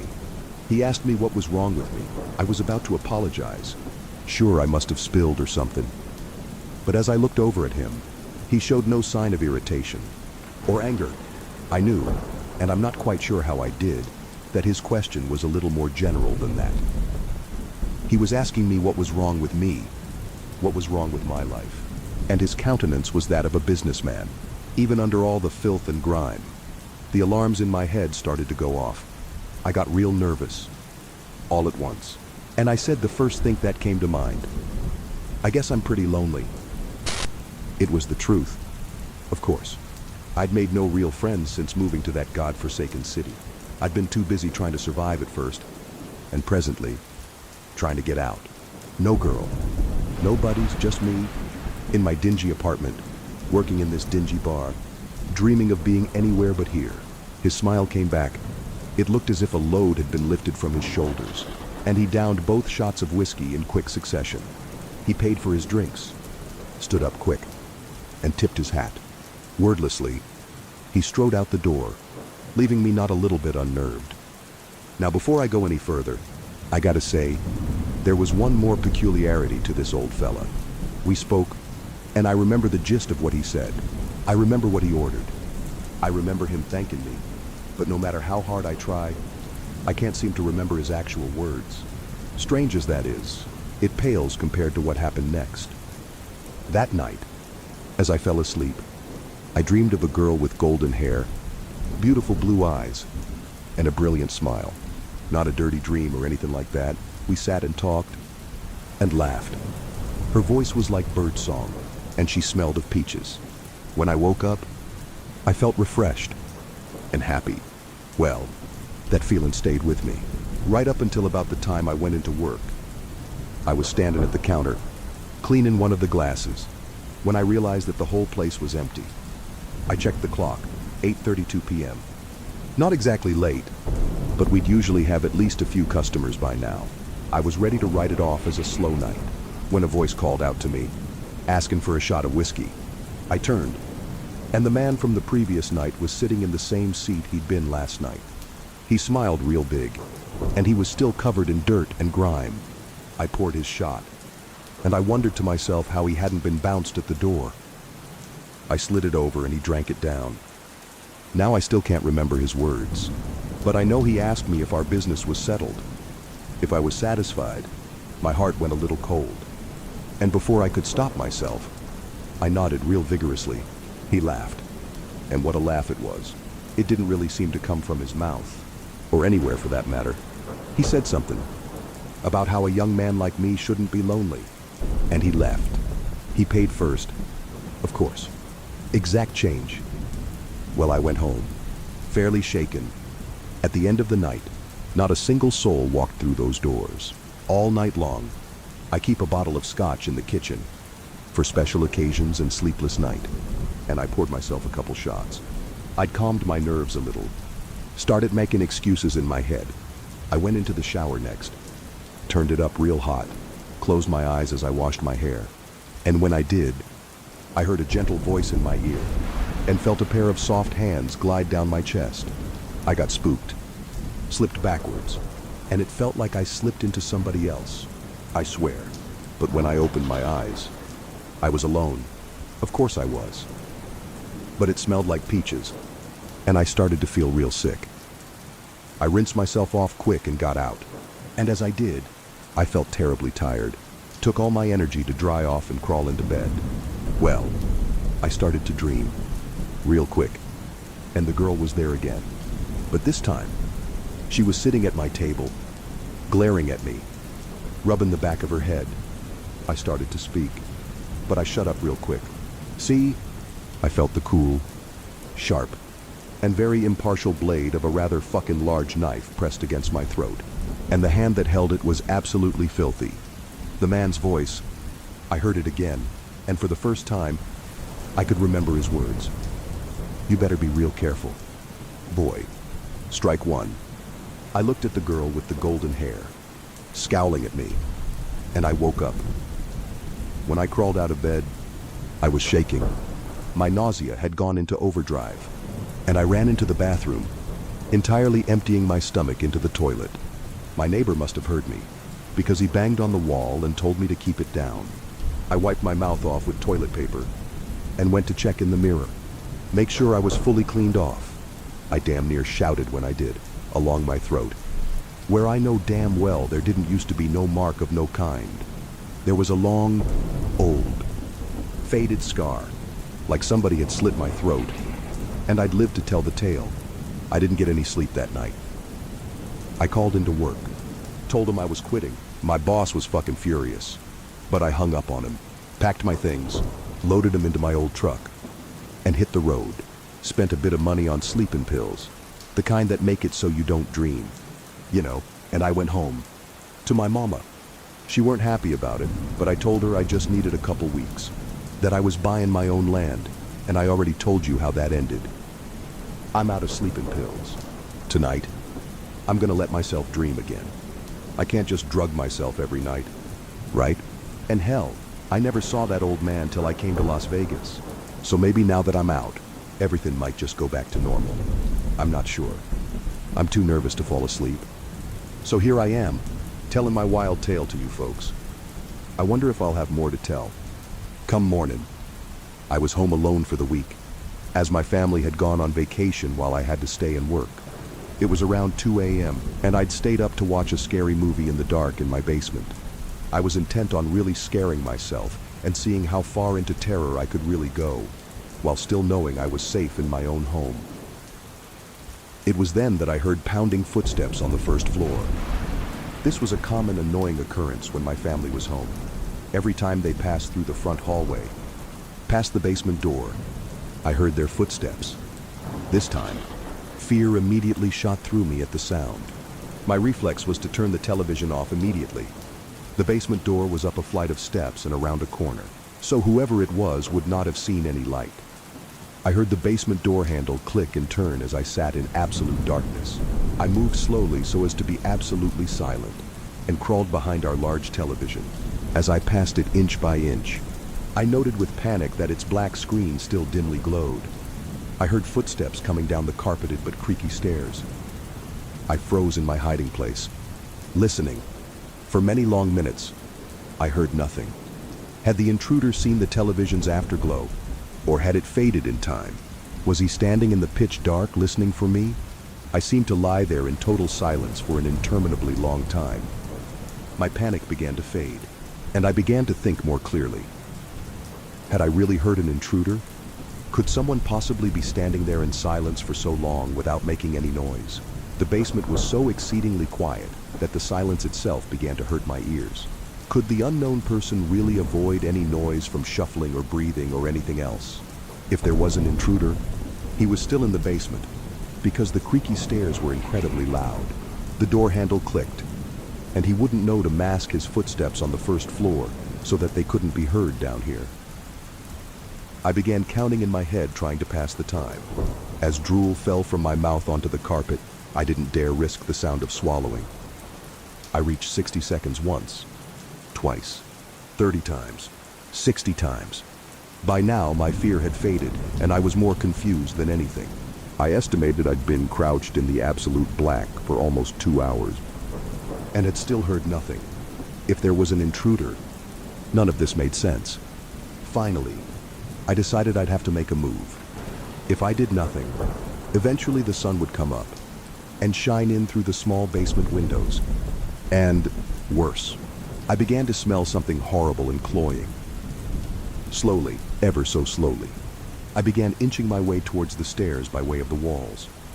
If someone was standing there in the dark, I should be able to go around them and then make a break up the stairs. Meanwhile, the horrible odor grew stronger. Had something died down here in the night, no living person would smell like that. Terrible images of some sort of corpse monster listening for me in the dark erupted in my thoughts, and I moved as fast as I could without making a sound. Just as I finally approached the stairs, there was an enormous clatter, as of something falling or collapsing on the floor. It was at that moment I leapt forward and crashed up the stairs, running out through the open basement door and my wide open front door. Now certain that someone was in the house, I called the police from my cell phone and watched my house from afar. The police came, checked inside the house, and then grimly came back out to question me. They'd found a body in the house, my elderly neighbor, who seemed to have died of a heart attack. Their belief was that I must have left the front door unlocked, and he must have wandered in my house while dying, looking for help. At first, I felt horrible, thinking that I had sat there in the dark while the old man literally died a few feet away. Then it occurred to me, what the hell was that loud noise of things falling? At last prompted me to bolt up the stairs and out of the house. I asked the police, and they confirmed. The back door of my house had been left open as well, near a single bare footprint in the mud. Somehow, for some reason I'll never know, there was someone else in that basement with us. Silent, waiting, and listening in the dark over the fresh corpse of an old man. There are some really messed up reasons to live in a haunted house. I, being of sound mind and body, don't know any of them. But I am superstitious as all hell. So when the wife and I moved up to New Hampshire, right on the Vermont border, we were looking for a place to rent for a year or two before bought a house. Now, for all the New Englanders here, my wife is a native. I'm not. She's used to New England. And the vast emptiness this small area has. There are places even she won't let me travel to after a certain hour. Because that route you have to take, people don't come back from. Of course. I'm not a native, so I don't know this. So when I was working, I would come home late after dark from work and tell her I took X route. She would kind of look in shock and awe at my stupidity. We found a home right on the above-mentioned border, on the Vermont side. We loved it. It was a fantastic place to live, except the basement. I could not shake the feeling of being watched and stalked, like prey. So, like any reasonable adult, I just said fuck it and didn't go down there except during the day. So, one night, after gaming for hours in my loft officeman cave, I got hungry, went downstairs, kissed the missus, and walked past my basement door towards my kitchen. I don't know if anyone reading has gone hunting, but there is a moment you sometimes experience, especially hunting predators like coyote, wolf, bear, etc. Sometimes they know you have them in your sight. Sometimes they look towards you, not quite at you, but it feels like they are boring into your soul, saying you got me, make it quick. It's an eerie feeling, and sometimes you take the shot, sometimes you don't. On that night, as I was walking past that door downstairs, I saw red eyes and a humanoid figure, and I froze. I stopped dead in my fucking tracks. I gave that same look of you got me, make it quick. After that momentary lapse of sanity, I just scooted real quick away from the door, grabbed a weapon, and called my wife, saying someone was downstairs. Call the police. There is no other entrance to the basement, and I had the door covered with my weapon from a safe position, where I could easily run from the house. Cops show up. I disarm. They clear the house. They find no person, but a set of muddy footprints that start facing towards the stairs up, that then proceed to walk into a wall in the back corner of the basement by the water heater. For some context, the wall in question also blocked off the area directly under my bedroom. It was a solid wall with a small crawl space and about maybe 4 inches of clearance on the other side of it. Cops call detectives. Detectives check it. Can't see anyone in it. They can't enter it. Photographs are taken. Shoe sizes compared, my feet too big. Wife's feet too small. Get a good contact number for the detective. Wife and I stay at a hotel for a couple nights. For months afterwards, I would have the same happen. Eventually, minus the cops. It actually got relatively normal. Good old red eyes. In the basement. Chillin' like a villain. Wife was less enthused by my antics. Cheerfully just going about, and when I would spot red eyes, I would always give him a cheery good time of day. How you doing, of which we would still have muddy footprints, and I would just clean them up. So, COVID hits, lockdowns happen, and we have an opportunity to move to a better house, one where we would be able to work at home better. The main reason the home was better was we had a mold issue in this house. It was in between the panes of glass in the windows. Every day we were cleaning it up from windowsills, door frames. Hell, we had to replace pieces of furniture multiple times. And we are very clean people. We notified the landlord over multiple months and eventually a year. And after their actions not helping at all, we decided to move. Landlord decided to get a housing inspector out there immediately after we left. Inspector comes and verifies there is a mold issue. IDK if they met red eyes. However, they did find a metric ton of readings of high spore counts on the wall bordering the space below my old bedroom, the wall where the footprints always ended. So, since it was filled, the inspector scoops a little bit of the earth on the other side of the wall through that crawl space. It wasn't earth as in dirt. It was approximately 7 feet of mold. The landlord then immediately contacted specialists to remove all of it and notified me to offer some kind of damages for it in the form of refunded partial rent payments. All in all, made my 2020 pretty good.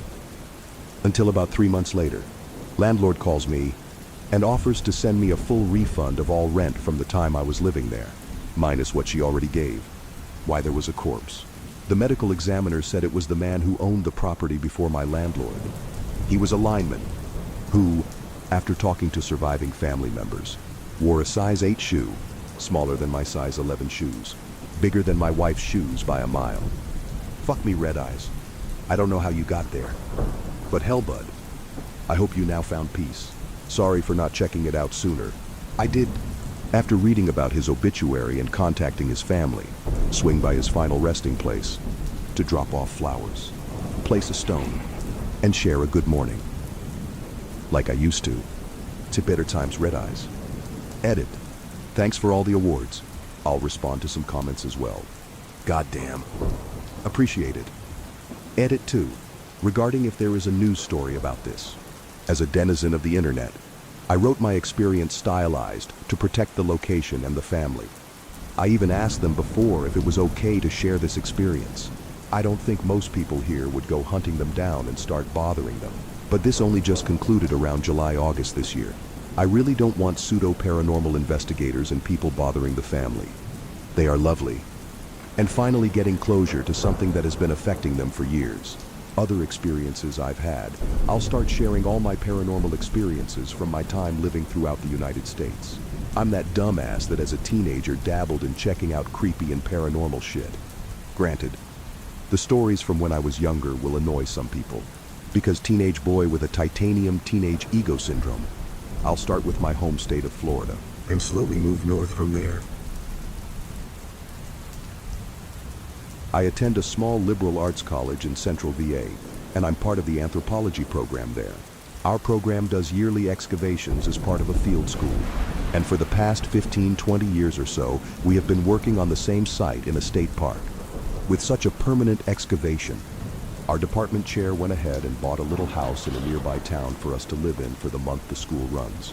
The house had been vacant for 3 or so years before we started renting it, and the owner disclosed to our director, we'll call him Ron, that there had been a murder or suicide at the house by the previous owners.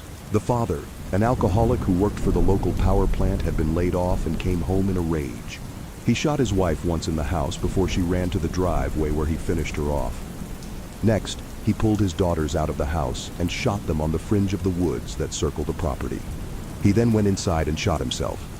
Ron didn't think much of this, but chose not to tell anyone else of the house's sad history. A few weeks into that year's field school, several guys went out around 3 in the morning to use the porta-johns on the edge of camp.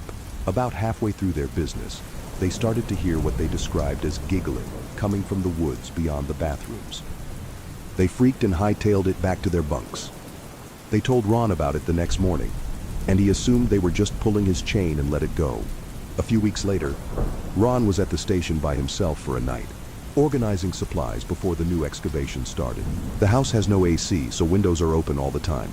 And through the open window, he started to hear what he said could only be described as children's voices coming through the window. He was startled, but stuck it out, and the voices eventually stopped. He packed up the next day as planned, and left the field station empty until the next summer. That summer, he decided to really explore the house a little. It is a small house, but there was a crawl space up at the top of the stairs. He and some students opened the crawl space and found a small journal stashed in the back. They began to read sections and found that it was the diary of the oldest of the two girls who had been murdered by their father. The last entry was half finished and panicked, as if the girl had been pulled out of the crawl space as she was writing. They decided to burn the journal and did not think any more of it. A few years later, a graduate of the program, we'll call him Mason, was using a nearby site as part of his master's thesis, so he and a buddy planned to set up camp at the field house for a few days. His friend was delayed in getting there, so Mason spent the first night camped out alone. He was aware of the stories, but had done many seasons of field work at the house and hadn't ever had any issues.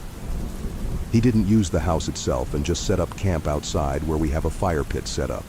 It was a chilly night, so he parked his truck on one side of the fire to reflect heat and sat facing away from the house. He sat peacefully for a while, but all of a sudden noticed a change in the light. He turned to face the house and saw that a light had come on in the upstairs window, and there was a dark figure standing there, looking out at him. He didn't pack any of his stuff, didn't even put out the fire. He just got in his truck and noped the fuck out of there. He went to the nearest town, bought all new gear, and checked into a hotel until his buddy finally arrived 2 days later. He still comes back every year for field work, but he is always beyond paranoid and refuses to sleep in the house. Up until this point, I have been recounting stories I have heard firsthand, but have never been present for or experienced. Now, however, we have gotten to the point when I attended the field school for the first time. Field school lasts a month, and all of the following happened within the month that I was there. Most revolve around one guy, Morgan. So Morgan was sleeping in the boys' bunk one night, next to a window that faces the bathhouse. The lights in the bathhouse were left on all night, so he could see fairly well. All of a sudden, the dark figure of a man passed by the window. He looked around, but all of the men in camp were accounted for within the bunk. He's a pretty chill dude, so he was just like, fuck that, and turned over and went back to sleep. Never looked out the window at night again, though. A week or so later, the same guy, Morgan, was up late in the common area near the fire pit, working on some assignments that he had been procrastinating on. He was sitting at a table, facing the house with his back to the woods. It was about 2 a.m. and everyone else in camp had been asleep for at least an hour. All of a sudden, he heard a jingling noise behind him, like keys that were being jostled together. He didn't like it, but chose to ignore it and hoped it was nothing. He kept working for another few minutes, when from the same spot behind him, he heard a massive crash. Without turning around, he vaulted over the table and sprinted to his bunk, never once looked back. On the last day, we were all cleaning the house, preparing to lock it up for the year. Everyone in camp had been assigned a different task, and one of my friends, called Hannah, had been assigned to sweep the upstairs of the house, while I had been assigned to sweep the downstairs. She put her headphones in and went to it. A few minutes into my sweeping, Hannah comes charging down the stairs, screaming. She didn't stop when she saw me, just ran straight out the door and into the yard. Alarmed, I followed her and found her sitting in the yard crying hysterically. When she finally calmed down enough to talk, she told me she had been facing the wall, sweeping, and had felt someone tug on the back of her shirt, assuming it was me coming to tell her something. She turned around, to find no one there. That was when she lost it and came running down the stairs. Those are all the biggest stories from the house, not including littler things like weird floating lights and endless whispering from the woods. Every time I stay at my grandma's house, I hear someone walking upstairs. It starts at one side of the room, casually walks to the other, and stops. This happens maybe twice a night. I didn't start hearing it until I was about 14, when my grandparents made me start sleeping in a different room on the first floor because they started sleeping in separate bedrooms. Blah, blah, blah. Regardless, both of their rooms are also on the first floor. For a little backstory, I've always been afraid of the upstairs at their house. I don't know why, but it has always freaked me out, and I refuse to ever go up there alone. There's one room specifically, though. It's a long, narrow bedroom. When you open the door, there are closets on your left and right, a bed placed roughly in the middle of the room, and a window on the far side opposite the door. I was told growing up by my grandparents that the sons of the previous owner claimed to see a gorilla come out of the closet at night, dance around the room, and go back into the closet. I thought nothing of this story until I had to start sleeping in the other room, the room located directly below the scary room upstairs. So, we all go to bed. All the lights in the house are off, and I'm still awake, lying on the bed. Then I heard it. Thump, thump, thump, starting at one end of the room upstairs. It got closer to me, passed right above me, and continued to the end of the room, where it stopped. I was wide awake, terrified out of my mind. There was no question to me that I had heard footsteps. I knew that slow, casual pace. I was freaked out and went to my grandpa's room. I told him what I heard. He told me that the house is old and it creaks, but he turned the dining room light on for me, so I felt a little safer. I tried going back to sleep. Then it started again, this time from where it ended the first time, by the window upstairs. It walked over me again and stopped when it reached the door. I thought it was over until 5 seconds later when I heard it coming down the stairs. 1, 2, 3, 4, 5. Silence as it reached the landing. Then 6, 7, 8, 9, 10, and silence again as it reached the first floor. I was frozen in shock. Whatever it was on my floor of the house, and sadly unaffected by the dining room light. I was staring at the doorway to my room. The dining room light was shining in, and my vision began to distort. I felt dizzy with fear, so I pulled the blankets over my head and suddenly heard a scratching sound from inside my room. I knew exactly where it was coming from. 2, my grandpa's gun case. It was a very obvious sound, scratching on the wood, long scratches down the front of the gun case door. I could even hear the door ever so slightly tapping against the frame as each scratch began. I tried to scream, and I couldn't. I took a second to take a deep breath and let out a loud scream. In seconds, my grandpa had made it to my room, and I was relieved. Needless to say, he still didn't believe me. So I did what any normal person would do. I draped a sheet over the side of the bed and slept underneath it. I wrapped myself tightly in a comforter, put on headphones, and turned my back to the door. There could be a party of ghosts in my room, and I wouldn't even know. The next morning, my grandpa told my grandma about what happened the night before. She said, "Oh, that's silly. You know, your cousin woke me up the last time she stayed here. She came into my room saying, 'I hear footsteps.' I slept under the bed for the rest of my week stay with them. I've stayed there countless times since that happened, and I hear the footsteps every time. I sleep on top of the bed now, but keep my back to the door and sleep with headphones on. I haven't heard it come down the stairs since that first night. But if it does, I don't want to know." I worked overnight security at a convention center for a few years. One night at like 2 a.m., I was on cameras chit-chatting with another officer who was manned at what we called base. I had 2 other guys and my supervisor out on patrol. I saw a homeless dude go up our outdoor elevator to a public terrace and was keeping an eye on him. No big deal. He goes to a corner just out of reach of our cameras, a corner known to us for people to usually catch a quick nap in.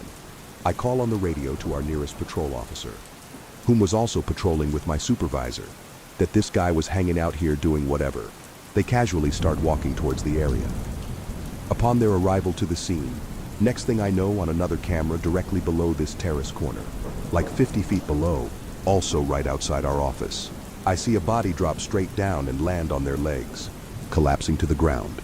I quickly stand up from my chair and am panicking. Holy shit, holy shit, holy shit. I grab the first aid kit and run out of the office to go outside. My other officer on base jumps on the phone and calls 911. My supervisor says, "Base, call 911. We're already on it. I'm the first one there, and this homeless man was writhing in pain. Shattered bones protruding from his ankles, bleeding from the mouth, trying to mumble what happened. He manages to roll over, and I see his hands are also fucked up. More bones protruding from his wrists. I don't dare touch him, and I doubted my first aid kit would have helped at all. My supervisor and other officer come running down the stairs to the scene.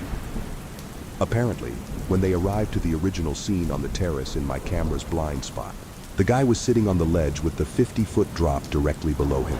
My supervisor yells, "Hey, get down from there!" And the homeless dude just lifts himself up and drops. Not a word spoken. First responders arrive and take him to the hospital. I, of course, had to write the report and review the video of the incident. A cop comes an hour later and shares his condition that he survived, but will most likely never walk again. No major internal organ damage. Now for the major coincidence. A few days later, I get a new roommate who brings his girlfriend over. We're all hanging out, talking, drinking. I share that I work security at so-and-so, and the new roommate's girlfriend says, "Oh, didn't you guys just have a homeless man fall off your terrace and almost die?" Thief! How'd she know that? There was no media coverage. She wasn't there. Apparently she was the godmother of his children, best friends with the mother. She shares that he was a homeless alcoholic junkie that constantly fought with the police and was in and out of jail multiple times.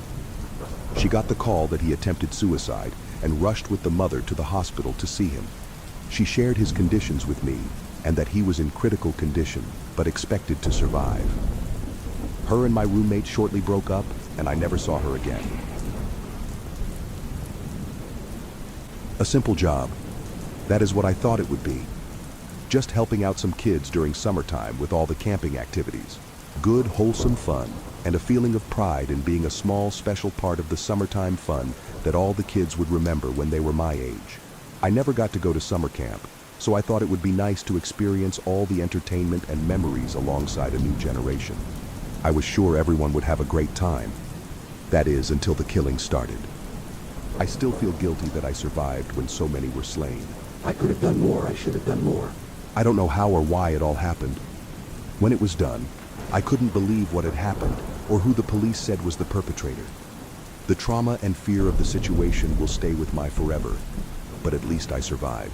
My friends and campers did not. I will recount what I remembered to honor their memory and make me face my own failure to protect them. I know I could have done more, but if it was really who I suspect it was, would I have been able to stop them? It was the first week of summer, and I was headed to Camp Greenleaf with the other counselors.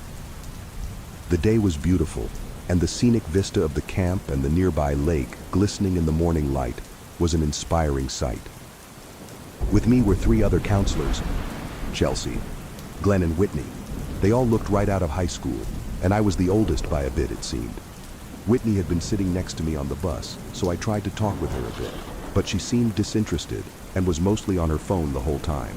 Meanwhile, Glenn was making an awkward attempt at hitting on Chelsea, who continued to roll her eyes and try to ignore his attempts at small talk.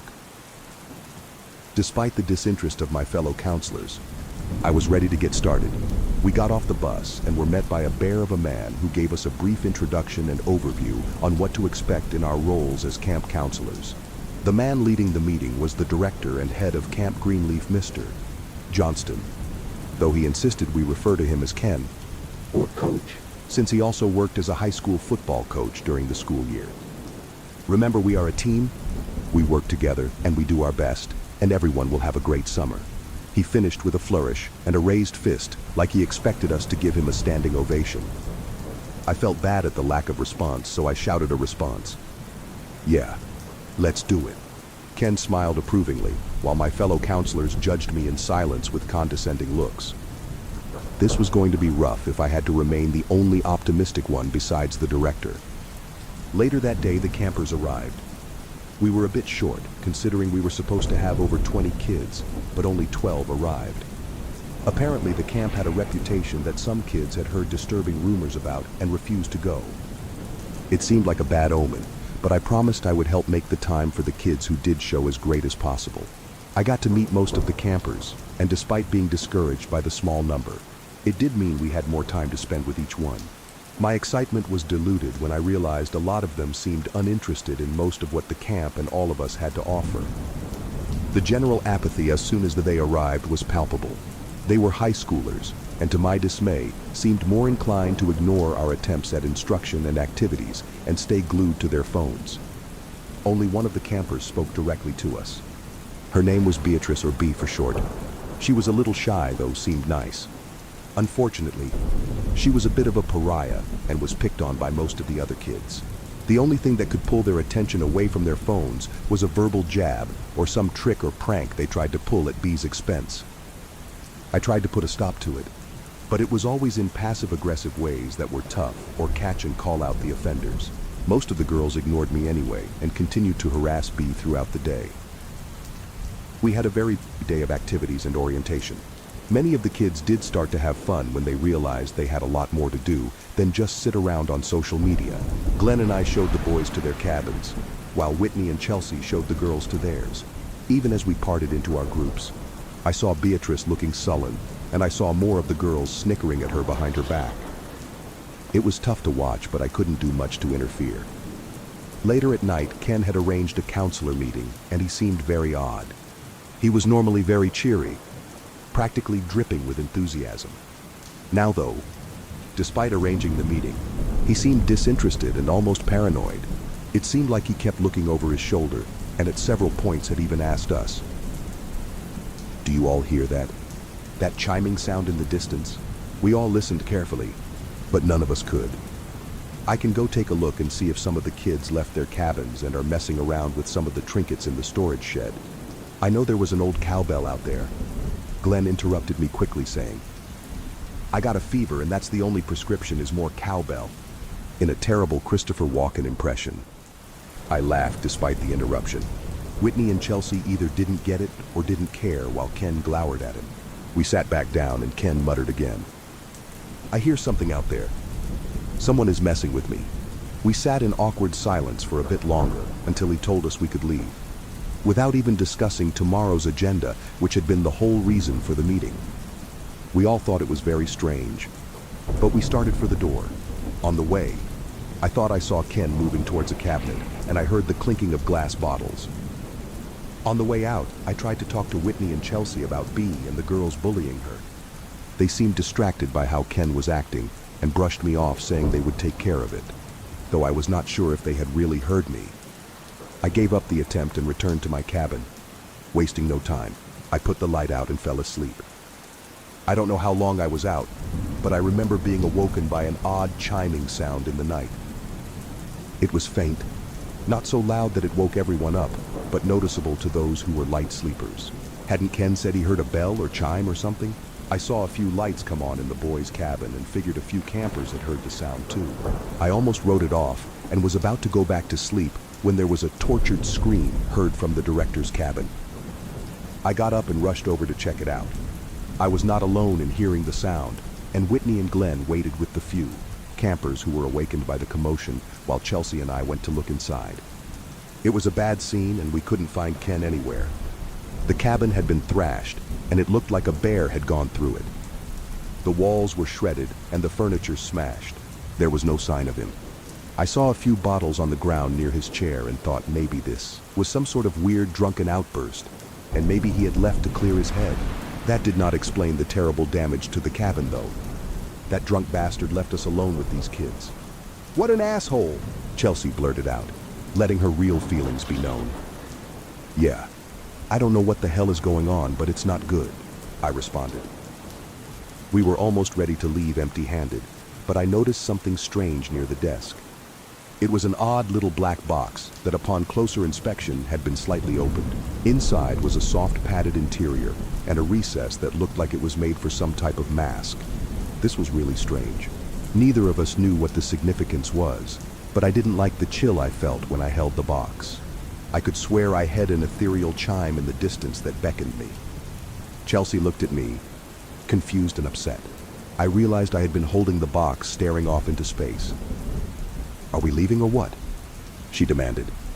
I shook my head and came out of the daze and responded, "Sorry, not sure what came over me. Let's go tell the others that Ken's gone." Back outside, we meet up with Whitney and Glenn to tell them the news. They were annoyed but not as surprised, since Glenn had known about Ken's drinking and had even said he would sometimes take random breaks for super long periods of time. He must have figured he was out getting hammered somewhere right now, but I was not so sure. If he was drunk, why wreck his whole office?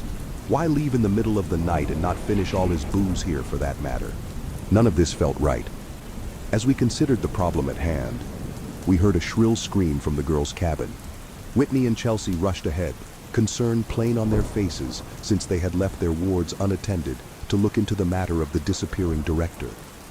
We rushed on and saw the girls had all left the cabin and were standing outside, panicking and screaming. As we got closer, I asked one of them just what had happened, and the only girl who had her wits still intact said that someone killed them. She was horrified like her friends, but still seemed cogent, so I asked her if she saw what happened. A big man, with a creepy mask. He had a weird chime when he stepped. Was holding an axe. He, and she tapered off into sobbing. I tried to comfort her, but it was a bad scene. Other girls had similar accounts. They said someone or something had killed their friends. Glenn tapped me on the shoulder just then and told me that some of the girls said they had seen a large man exit the cabin shortly before the other girls woke up and saw their murdered friends. I heard another scream and saw Chelsea and Whitney emerge from the girls' cabin, ghost white. Chelsea looked dazed and Whitney threw up. Grace and Sasha are dead, Chelsea muttered, barely able to parse the words through obvious shock and horror. Glenn was trying to comfort Whitney, who was trying to recover. I raised my voice and quickly asserted that we need to call the police now. We need to get everyone together in the rec center and lock the doors. Has anyone seen Ken? There was an awkward pause and looks back and forth to see if anyone had. Chelsea spoke up again. He got drunk, wrecked his office, and now 2 kids are dead. I don't think we should rule out that he may have been responsible for this, she said with a grim look accompanying the heavy accusation. Whoa, wait. You think Ken would kill kids? Why would he do that? He has run this camp for 20 years. How and why would he do that? I asked with shocked disbelief. My tone disguised the slowly creeping feeling of acceptance in Chelsea's reasoning. I hated to believe it, but maybe she was right, and he had just snapped. Before we could get into a back and forth about Ken and his motives, there was a horrible flash and explosion, and the boys' cabin burst into flames. We raced over to find a raging fire where the cabin had been. A fiery explosion had engulfed it, and to my dawning horror, I realized the boys had still been in there. We hadn't had a chance to bring everyone to the rec cabin like we planned. I clutched my head in my hands and gawked at the horror of the situation when I saw movement near the flaming ruin. It was a tall figure shuffling forward and murmuring something. I thought it was Jacob, one of the taller kids. Then I realized he was too large. I stopped moving forward and stared in disbelief when I saw it was someone else. He was burned by the flames and had what appeared to be charred blood on his hands and shirt. He held a wood-cutting axe in both hands and had a horrible pallid mask on. That had a small chime connected to the top, like the bobber on an anglerfish. It tinkled when he stomped forward, providing a jarring discordance with the huge figure's thundering footsteps. Glenn stepped forward, brandishing an oar from the canoes, and in a quavering voice told the figure to back off. I'm warning you, man, leave us alone. He swung the oar back and forth to illustrate the point. The masked man stopped moving and fell to his knees, clutching his head and letting out a pained scream. Through gritted teeth, we heard the words in an all too familiar voice. Help me, Glenn. Help. We all realized that voice was Ken's. Had he snapped after all? Glenn realized it was the director and moved forward cautiously. Ken was sobbing now, his arms outstretched. Glenn got closer and asked, Mr. Johnston, what happened? What did you do? Before any of us could blink, Ken grabbed Glenn's arm and stuttered out. You all need to leave now. That sound. I can't stop myself. I can't. And his body went momentarily inert like a marionette with its strings cut. Before Glenn could even whisper a response, Ken sat bolt upright and seized Glenn by the throat and lifted him up. Then he threw him into the side of the burning cabin. Glenn screamed as the flames licked at his clothes, and before any of us could move in to help Mr. Johnston had raised the axe and embedded it into Glenn's head with a wet crunch. All of us screamed in unison at the cold-blooded murder we had just witnessed. There was another awful ripping sound as the axe came free from Glenn's lifeless body, and the soulless eyes of the director turned murderer faced us. Whitney and Chelsea screamed and ran, and I also turned to flee. I remember seeing Beatrice standing outside the girls' cabin looking at the spectacle. I ran towards her and implored her to get back inside and lock the doors, but she just gently smiled and shook her head and pointed to me. I was confused by the gesture, but I thought I had heard the faint sound of a bell and saw something in her other hand. I ran towards her, but something struck me hard in the back of the head and everything went dark. I woke up hours later in the girls' cabin. Beatrice was the only one there with me. She said the others had all been killed. The way she said it was oddly calm and dispassionate. Later, the police arrived, and it was determined the perpetrator of the terrible killings had been Ken Johnston. Drunk and driven into a homicidal rage, he had killed almost every single camper and all the counselors but me. Police found him outside the cabins face down and soaked in blood, surrounded by more corpses.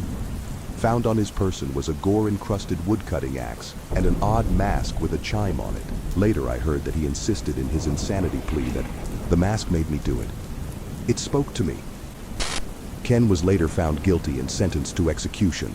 During the trial, it was discovered that he did have a real dark side to him.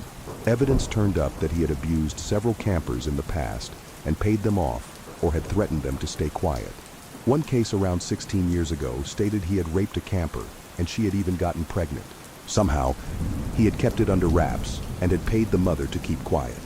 The disturbing thing is that the mother had died recently, and the name of the surviving child was one Beatrice Larkin.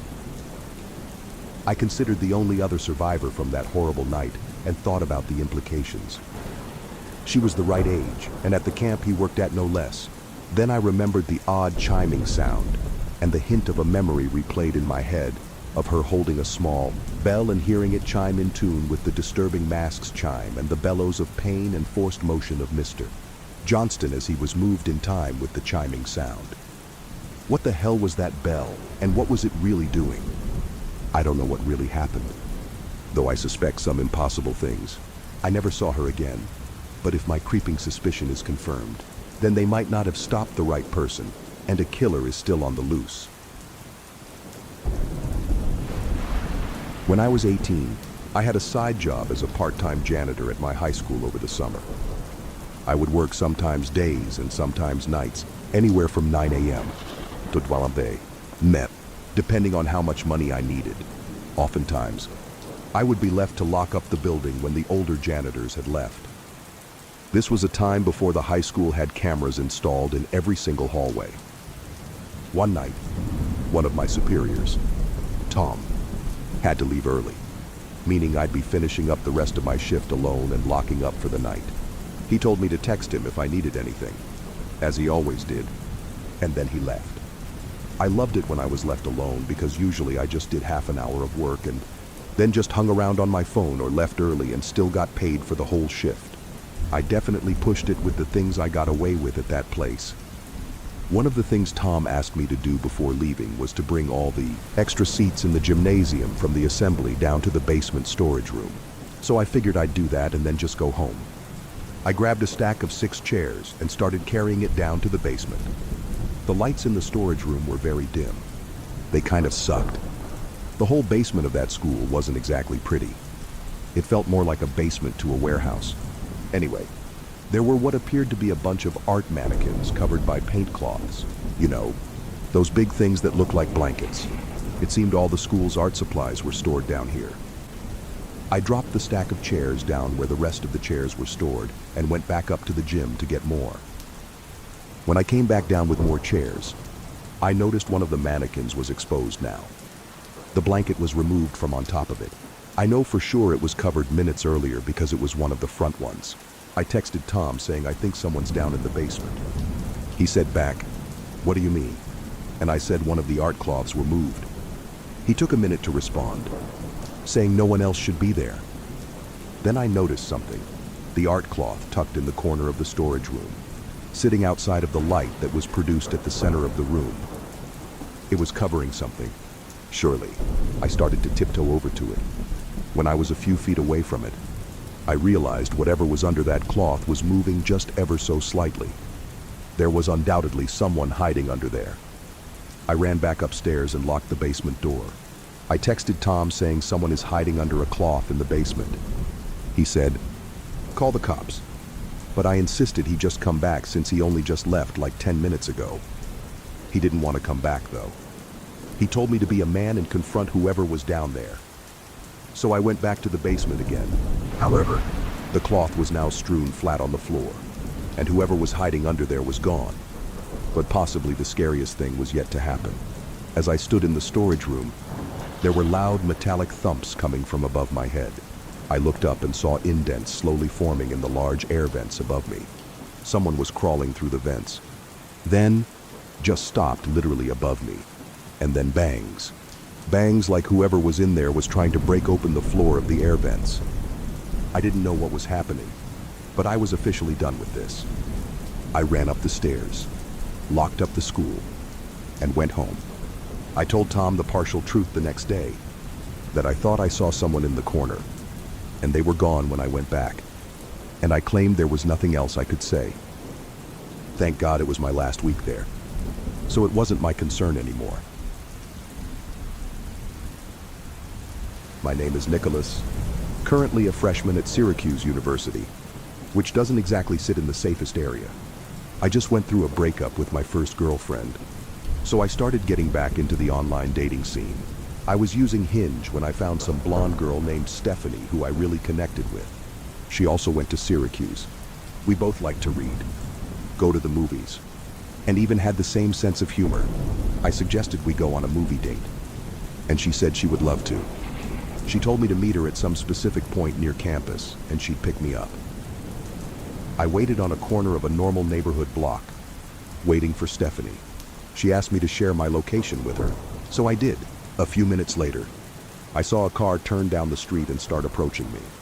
Then it stopped in front of me, and the driver rolled down the window.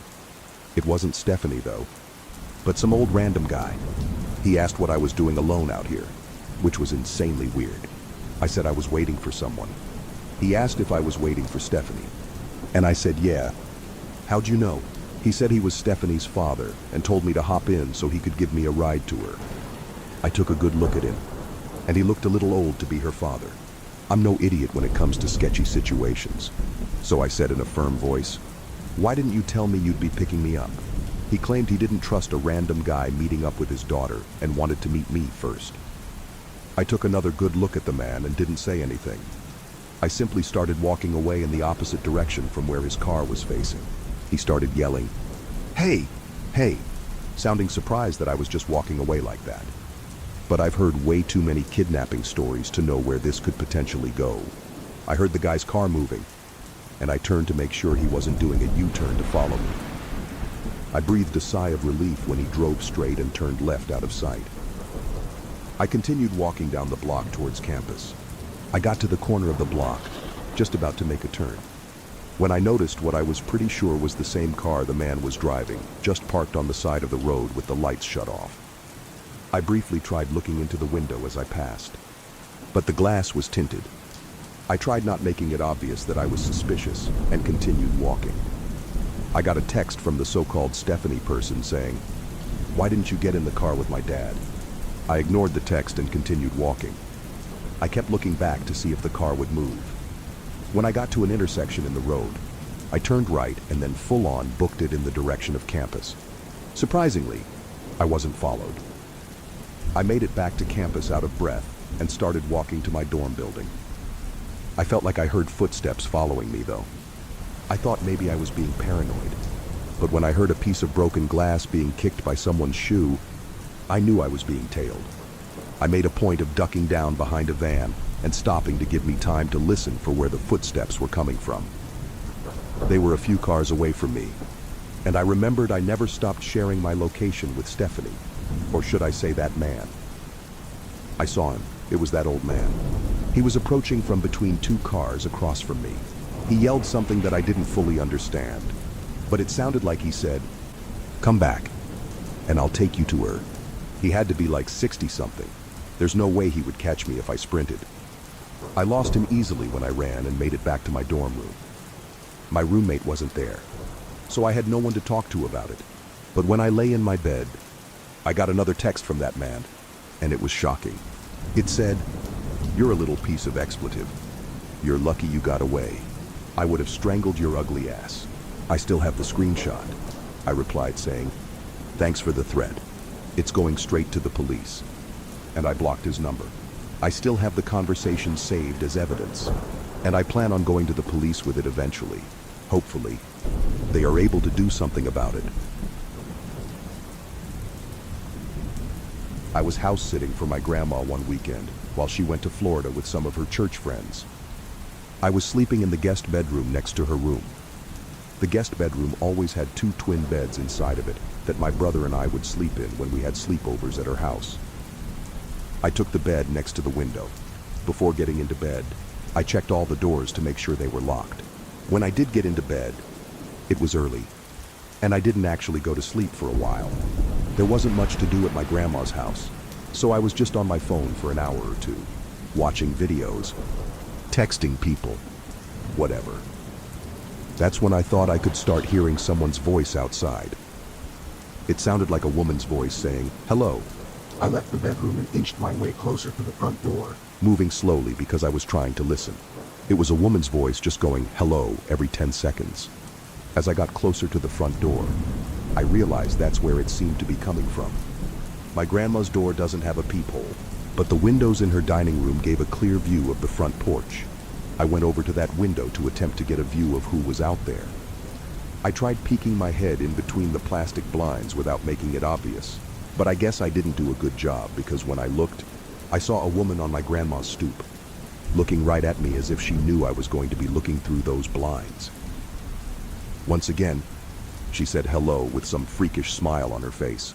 This woman was older, but don't picture her as some innocent-looking small old lady. She looked like she was maybe in her late 50s or early 60s, and something about her face just skeeved me out. I moved away from the window and thought maybe it was one of my grandma's friends. It was midnight though, so why would anyone come to the door? Why wouldn't she knock or ring the bell? Why was she just standing out there going hello over and over? I was genuinely unsettled. I just went back to the guest bedroom and shut the door. Now with the door shut, as opposed to before, I couldn't hear that woman anymore. Maybe she had just decided to leave. I started texting everyone about it, my sisters, my friends, telling them how bizarre it was. A good amount of time passed in silence, and I was starting to calm down. My sisters were telling me to call Grandma, but there was a 0% chance she was awake, and she barely ever even checked her cell phone anyway. Just like that, something broke the silence. A banging at the window. Not a knocking or tapping. A banging. I felt that fierce pain in my chest area as my body entered that fight or flight mode. Shortly after the banging stopped, I heard that familiar voice say, "Hello." With that boost of adrenaline, I guess I had the extra confidence to grab the blinds and push them up. There I was, face to face with this horrifying older lady, with only a thin layer of glass between us. I screamed at her, smiling. Gross face. "I'm calling the cops." I pulled the blind back down and ran outside to the living room. I looked around the house, then ran upstairs to box myself into the upstairs guest bedroom. I didn't want to actually call the cops. I don't know why. I just wanted to wait it out. I crawled into the bed in the upstairs guest bedroom and tucked myself under the covers. A couple of hours later, I was still awake, and I finally went back downstairs to look outside each window. That freaky old lady seemed to be gone. The next morning, I called my grandma and told her what happened. She started yelling into the phone, clearly panicking and distressed. She told me how a few days earlier, she was being watched in the grocery store by some woman about 10 years younger than her who just kept smiling at her for no reason. I told her to calm down. I didn't entirely know whether to correlate the two or not, but when we eventually got off the phone with each other, I did have to give it a second thought. My grandma is 75 and she has lost a bit of her wits, so I do have to take some of the things she says with a grain of salt. But the way she yelled into the phone about the woman in the store really gave me the chills. I still wonder if it could have been the same person. Scrubbing blood from any surface is harder than you expect. It gets under your nails before you realize it, and the smell hangs in the air, poisoning the room. I remember going through the motions in shock the morning after all of this happened, methodically scraping away at the floor and walls until everything was clean. At the same time, it's also easy. In an unsettling way, generic bleach cleaner and dish soap works perfectly fine. I had to put the sheets into the garbage, though there was no salvaging those. I ended up sitting alone in my spotless bedroom, surrounded by a heap of bloody rags while trying to make sense of what I had seen the night before. Anyway, I'm getting ahead of myself. I met my freshman year roommate for the first time the weekend before classes started. We'd found each other on Instagram. I'm Emma and you're Gemma. Isn't that cool? We were both math majors and read the same books, so I figured I might as well take my chances compared to a random assignment. It made sense that choosing someone with common interests was statistically less likely to end in disaster. Gemma was half a head taller than me, with elegant features and perfect blonde hair that fell down her back in waves. She had a cold sense to her, with a resting face sullen enough that it looked like a permanent glare at first glance. But when she smiled, it softened her angles into something more approachable. Everything about her made me a little envious and a bit self-conscious, and I wished I could carry the same gravity with me when I walked into a room. The first week of classes passed without incident, and I tried to force myself out of my shell, talking to as many people as possible and trying fruitlessly to remember all their names. Gemma and I didn't spend as much time together as we had over the first weekend, but we still hung out and watched TV together at night. It was strange being away from home, but I fell into the routine, taking comfort in wrapping myself in blankets and drifting to sleep at the end of each day. Chatter from the hallway leaked through the thin walls late into the night, but I was tired enough that it didn't matter. My bed was in the corner of the room, and the presence of a wall right next to me gave me an odd sense of security. At least, until Saturday. I thought I was getting into the swing of things. Gemma had been staying out later than I had the few nights before, and I trusted her to be quiet when she came into the room. I went ahead and crawled into bed, hearing her enter minutes later. I tossed and turned as she went to sleep, her breathing evening out and falling into a steady rhythm. It was then that I heard it. A knock, coming from the other side of my wall, a few feet above my head. I jerked up, turning to see if Gemma had heard it. She was still fast asleep, the noise too soft to hear across the room. The sound came again. 2 clear taps. Knock, knock. It sent chills down my spine, and I curled into my pillow, wondering if I should check the peephole. Maybe it was someone I knew. But the knock was on the wall, not the door. I was sure of it, and there was no more chatter in the hallway. Eventually, the exhaustion of the day caught up to me. I woke up with my blankets twisted around me, my shirt sticking to my skin with sweat. A sense of unease remained in my mind, and I couldn't pinpoint what caused it. At that point, the knocking seemed like a faint dream, and I didn't believe it was real until I heard it again the next night. Knock, knock. I lay perfectly still, Gemma's inhale-exhale on loop anchoring me to reality. The night before, I had brushed it off as my brain imagining things, but the tapping continued, repeating over and over, knock, knock, knock, knock. I was fed up. I threw the covers off me and peered through the peephole, not seeing anyone outside. The knocking was fainter when it wasn't next to the wall, but I could still hear it. Maybe whoever it was just out of my field of vision. As soon as the door creaked open, the sound stopped. I craned my head past the doorway, taking in the expanse of the hall. It was completely empty. I gave up and went back to bed. The sound started up again immediately, moving down the wall until it was right next to my head. I shoved all my pillows between me and the wall and clapped my hands over my ears, curling into a ball and staying there until sleep overtook me.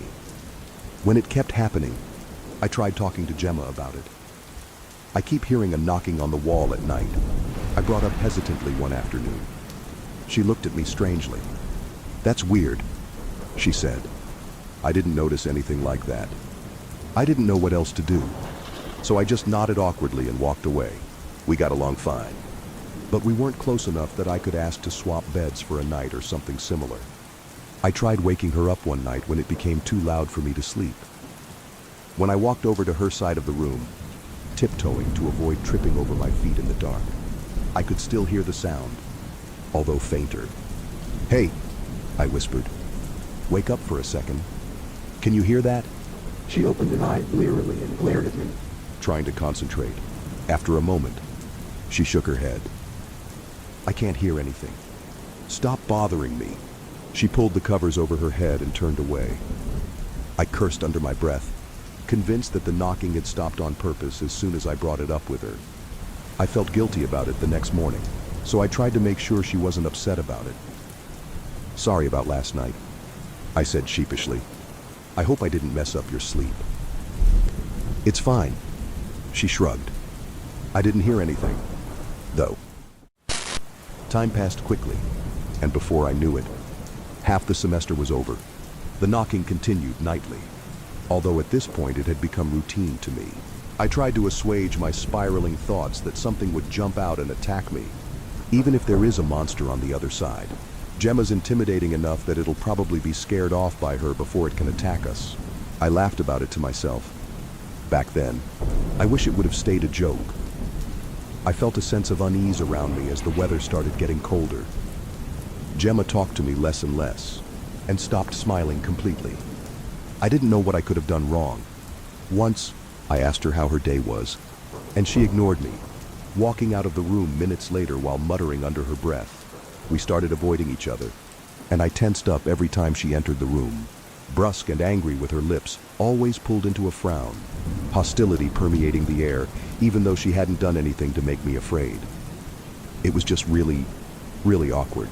She seemed to pretend I didn't exist, turning on the TV before I was awake, and almost making me fall out of the bed with how loud it was.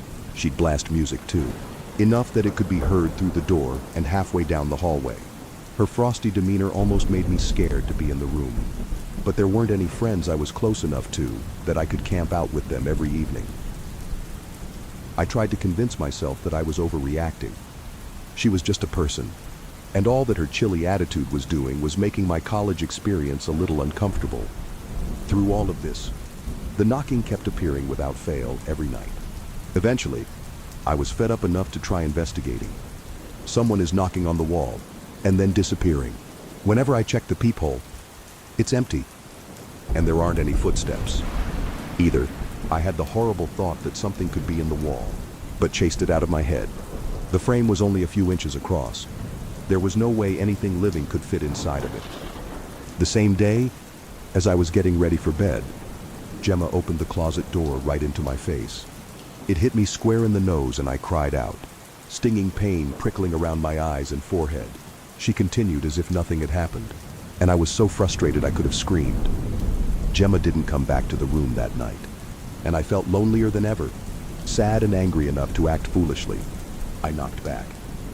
When the tapping started, I reached up to the wall and rapped it gently, echoing the sound. The knocking stopped abruptly, and I was left in complete silence for a second before it accelerated. So fast it seemed like something was excited. Knock, knock, knock, knock, knock, knock. I woke up in the morning blinking hazy images from my memories, dreams of being pulled into a dark void, an endless array of limbs wrapping around me and dragging me further into the black. I was terrified that somehow I had opened a door, and whatever was inside my walls knew that I was on the other side, soft and vulnerable. I didn't see Gemma around much anymore. Usually, we would run into each other a couple times in the afternoons and evenings. But at this point, it was a surprise to me if I saw her before I went to sleep. Whenever she came inside, she was brusque and perpetually furious, and her demeanor set my heart on edge. Finals were approaching quickly, and I tried to reach out to every acquaintance I had made over the course of a few weeks, hoping I could pull myself out of my funk and finish the semester strong. I had to remind myself every night that there was no reason to be afraid, and my thoughts cycled between various lines of reasoning. Often, I would respond to whatever was on the other side of my wall like it was a friend, only to receive indecipherable knocks in return. Other times, if something's living in there, I hope it goes for Gemma first. I still feel guilty about that one. Fast forward to last week. When it all came to a head, I woke up in the middle of the night covered in sweat, my hair sticking to the back of my shirt uncomfortably. Next to me, the knocking was louder than it had ever been before, which was strange, because it tended to be quiet if I ever woke up in the middle of the night. I looked over to my bedside table, fumbling for my glasses for a second before giving up and squinting at the clock. 3:03 a.m. I glanced up. Gemma was standing over me, a knife poised over my chest.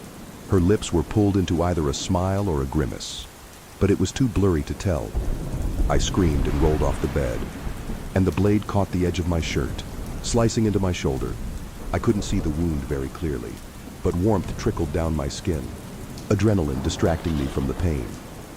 She lunged at me again, and I dodged, colliding with the side of the bed and stumbling.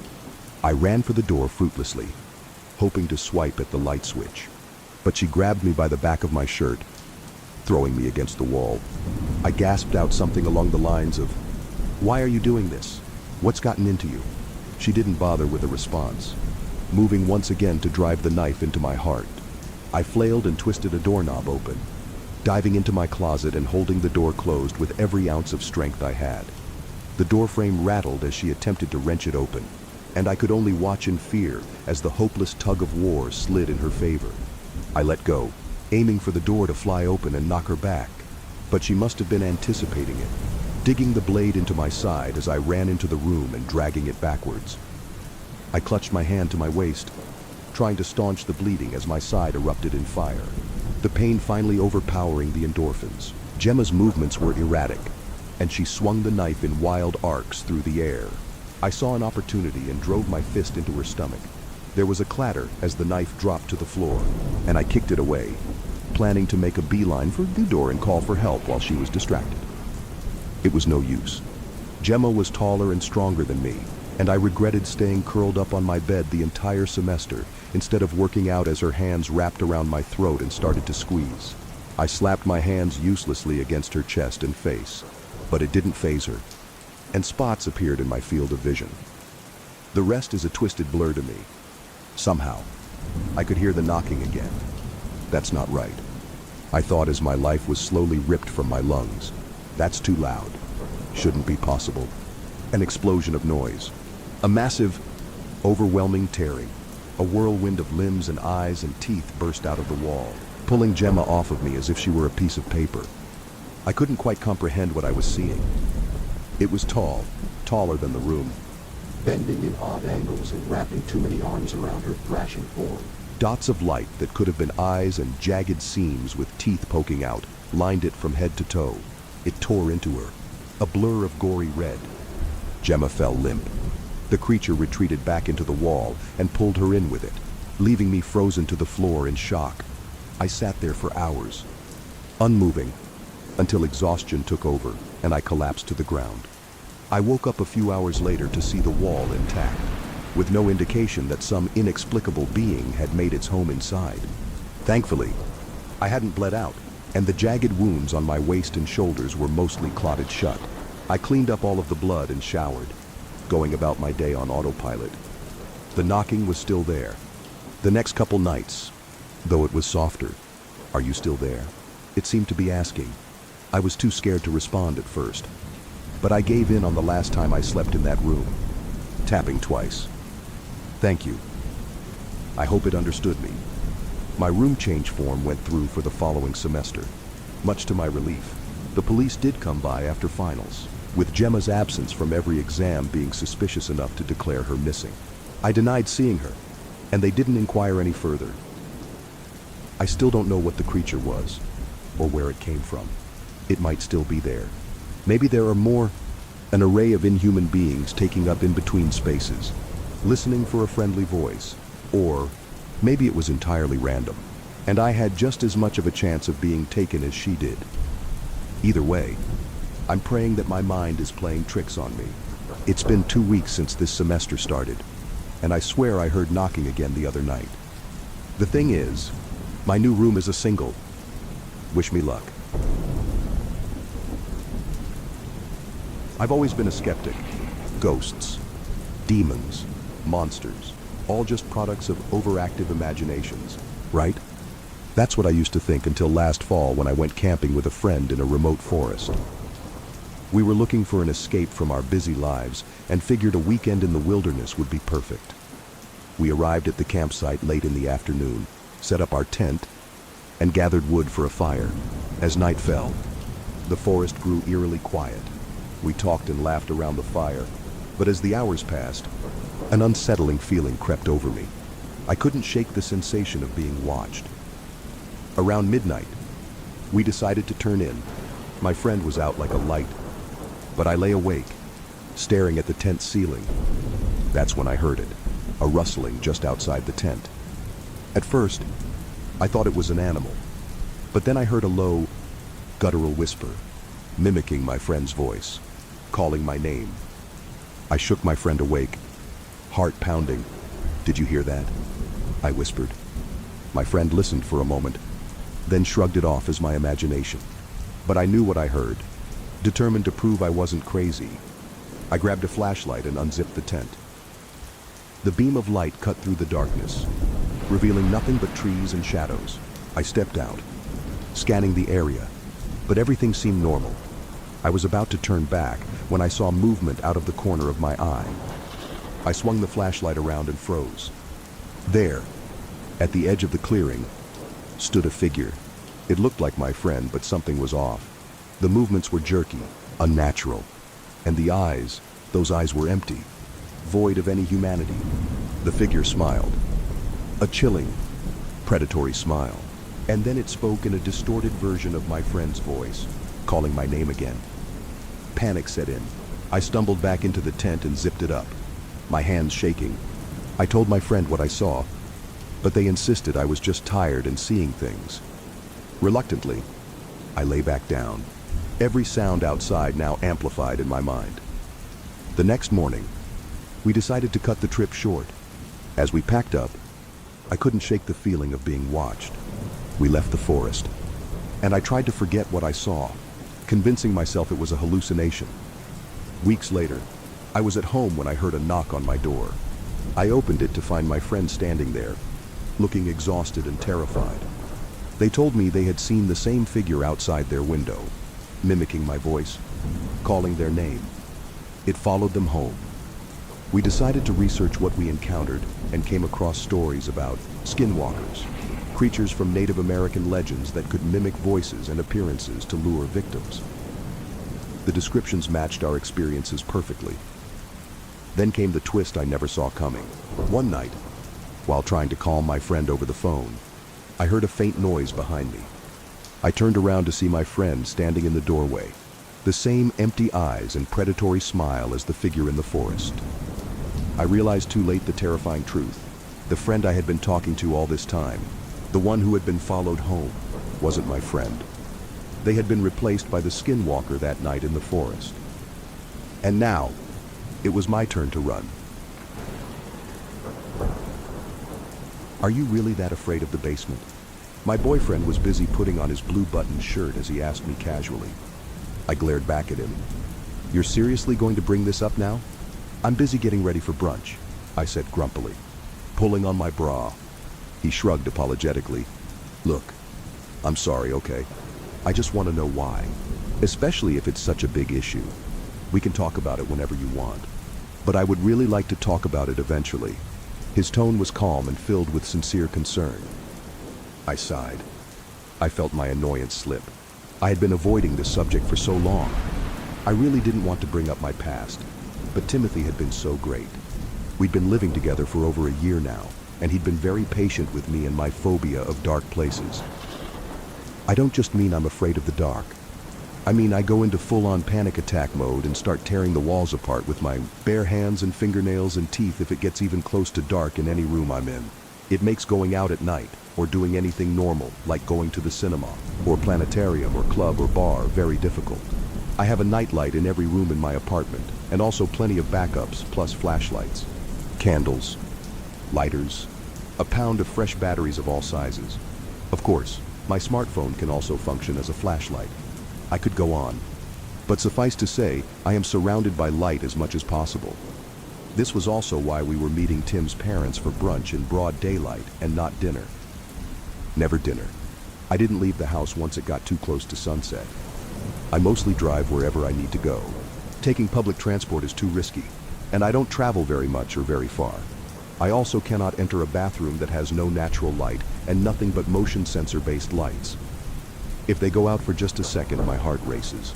My blood boils from fear and my lungs burn from panic. I scream and run, crying usually until I'm back in the light. I was very lucky to have Timothy around. Unlike my previous boyfriends, he never made snide remarks about my phobia, even when it disrupted his schedule. His effortless patience was a stark contrast to my previous relationships. I had never seen him so much as raise his voice. I slowly sat on the edge of our bed. Okay, Tim? I'll tell you why. Right now, actually, if you'd like. We have a few minutes, and it's not a very long story anyway. Timothy quickly pulled on his last sock and came over to sit next to me. I looked at him and then looked back down at the bed. I've never told this to anyone, but the reason I'm so afraid of the dark, of being alone, is because of what happened to me in the basement when I was 10 years old. I paused and Tim took my hand. His fingers were rough and warm. I'd never had issues with the dark or the basement or anything like that ever before. One day, my mom asked me to go down and fetch the laundry from the dryer. So, I've been down in the basement of this house a billion times, and I think nothing of this at all. The door creaked loudly, just like normal, as I opened it. I lazily walked down the steps and was busy messing around with my new Walkman when I suddenly heard the door slam behind me. I yelped and was plunged into darkness so pure I thought I'd gone blind. I groped in the darkness for the light switch. I heard it click as the light bulb buzzed to life noisily. As I spoke, I could feel my heartbeat begin to accelerate. I could picture that basement now. That bare light bulb. My hands shook. Tim noticed this and began to caress my hand comfortingly. I continued. The basement wasn't that big or fancy. Nothing but bare concrete. We used it to store some old furniture and photo albums. Of course, we kept our laundry down there too. I was a bit spooked by the door slamming, so I decided to get the chore over with fast.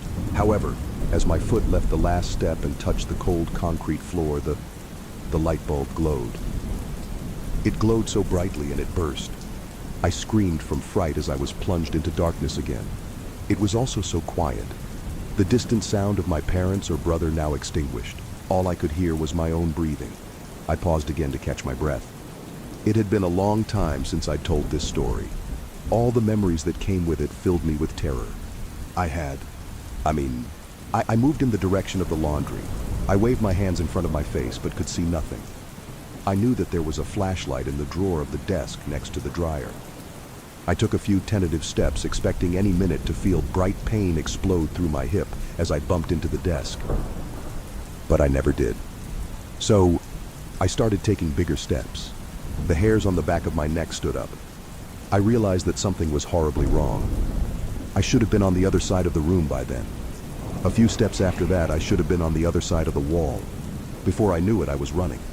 No, I was sprinting, hoping to be lucky enough to slam hard into the wall, to prove this nightmare a fake. But the wall never came. I ran through cold darkness. Then I heard a voice, a soft whisper. It was the voice of a man.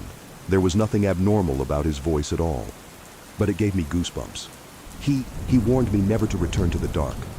He warned me never to tell anyone. My lips trembled, but I continued, my voice shaky. By then I was beyond fear and incredulity. How could this be possible? Where was I? I yelped and shielded my eyes because it was suddenly blindingly bright, and I felt really cramped, like the room had just shrunk. Then strong hands were grabbing me and lifting me, and I found myself being pulled from a well. Tim's eyebrows shot up into his hairline at this point, but he remained quiet. We still have no idea how, but some men had heard a noise, and once they'd seen me, they rescued me immediately. They found me in a well that was hundreds of miles from my house. From that damn basement. I paused again, rubbing my temples with the tips of my trembling fingers. I had to go to therapy, and no one could ever explain anything. Like I said before, I never mentioned what really happened to anyone. I didn't know whether I was more afraid of people thinking I was crazy, or if I was really more afraid of that voice. All I said was that I blacked out on my way down the stairs. The therapist said I may have gone into a fugue state or something, which basically means they don't have a goddamn clue what the hell happened to me. I continued to go to therapy for years and years, but it never helped. I felt I could never tell anyone the truth. Anyway, it all ended up in the papers, and my family and I had to move to a whole new town. After that, it was just kind of swept under the rug, and people stopped asking questions. My parents never bring it up. They pretend it didn't happen. I like to do that too. So now that I've told you, I don't want to hear another word about it.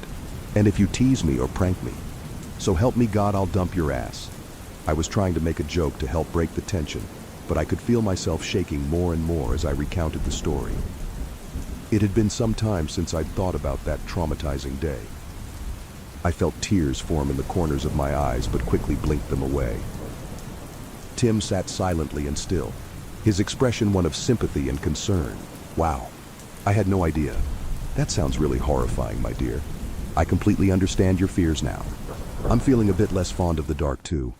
He kissed me lightly on the forehead and rubbed my arm. I looked up at him with disbelief. You don't think I'm crazy?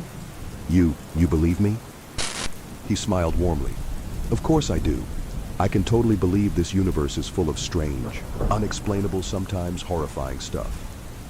He paused and looked into my eyes. But are you still okay for brunch with my folks?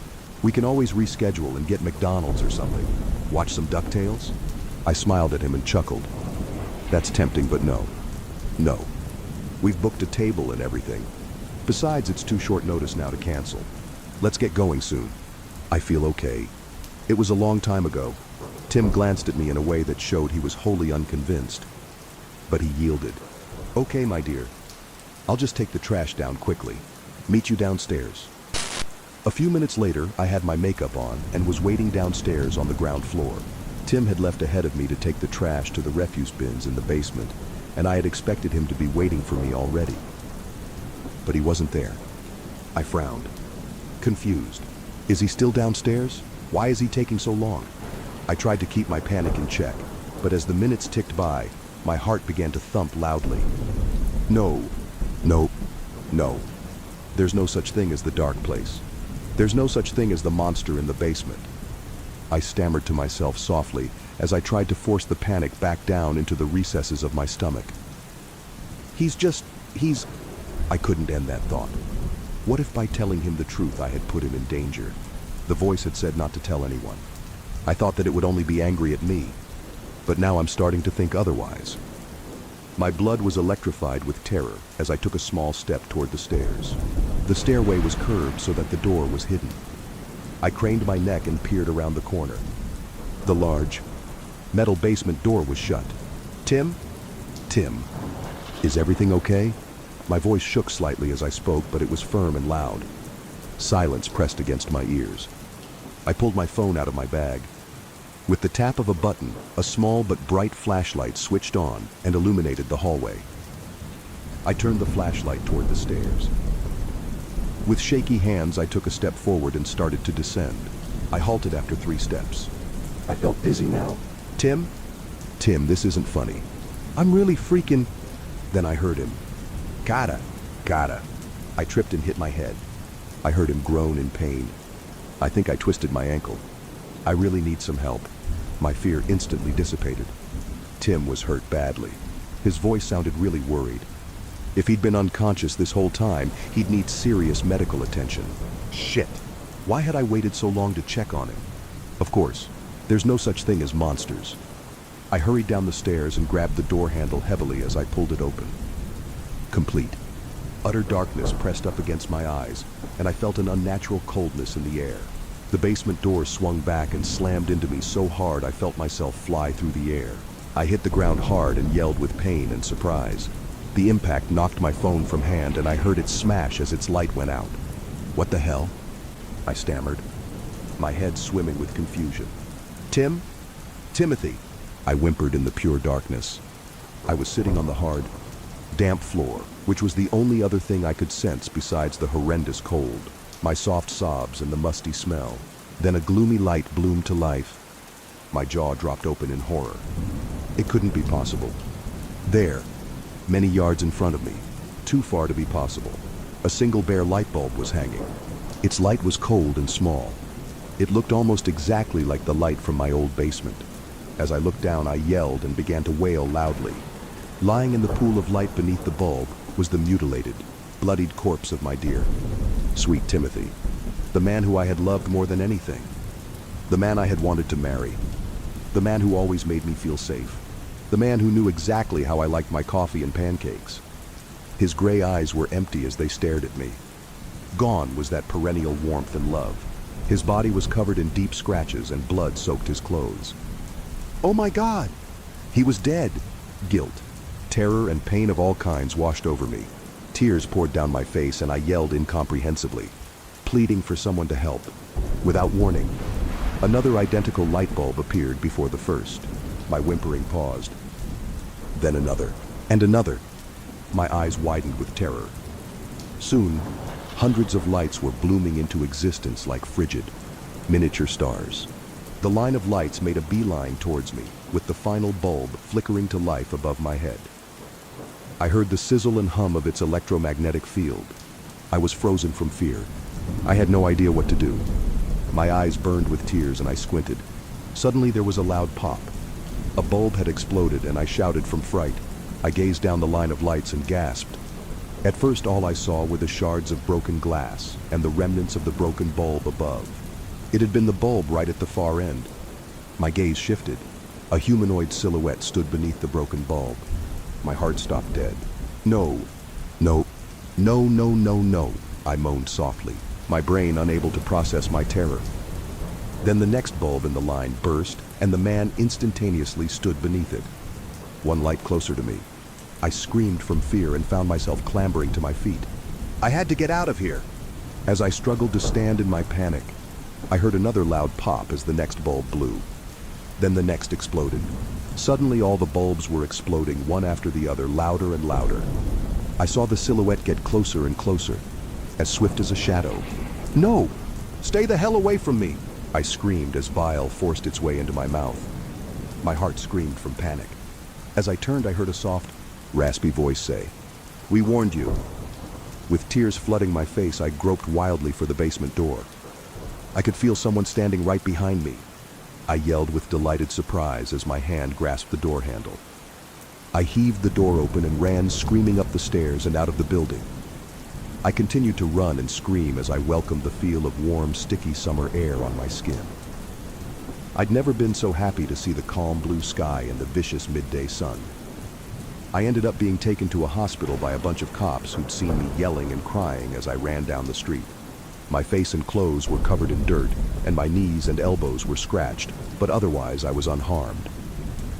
I did not dare tell them the truth. Instead, I said I'd had a panic attack triggered by going down into the basement to find Timothy. The police searched the entire building, but the only thing they found in the basement that proved Timothy had been there at all was the trash bag he'd taken down. At this time, the police have no leads. I miss Tim so much. I feel a numbness where he should be. I keep expecting him to be just around the next corner. His parents refuse to answer my calls. On the other hand, my parents won't stop calling. Suffice to say, I cannot even think about the dark without bursting into tears. Even if there was hope for psychological recovery, I don't think it matters. I still feel like someone is standing behind me constantly. The feeling is especially strong when my back faces a lightless room. I'm never alone now. They are always watching me, waiting for me to return to the dark. I've kept all the lights on constantly and have not left my apartment in days. But no matter how long I wait, I can still feel them. I'm not even surprised. After all, I had not heeded the dark's warning. Certainly, never forgiven.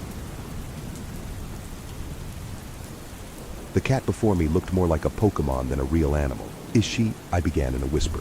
The tall woman in charge of the animal shelter corrected me. He's a he.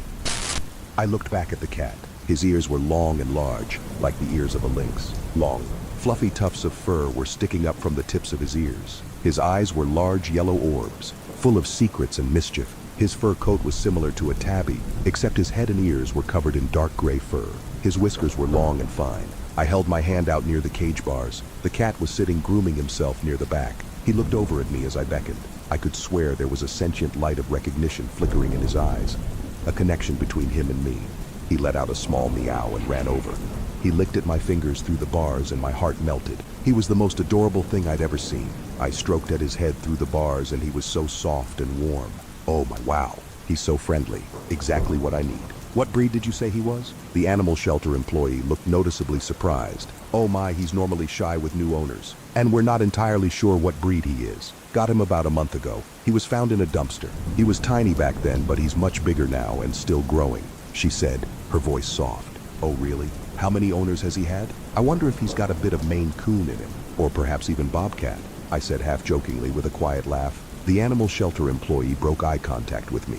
She said hesitantly, "Well, I'm not really supposed to say, but we've tried giving this cat to a few family homes. And you know, these aren't just random people. These are families who take cats from us regularly. He bit the children and was generally very unfriendly." She tried to make a joke and half laughed. It faltered. My eyes were wide now. "So, he's dangerous? But he seems so sweet."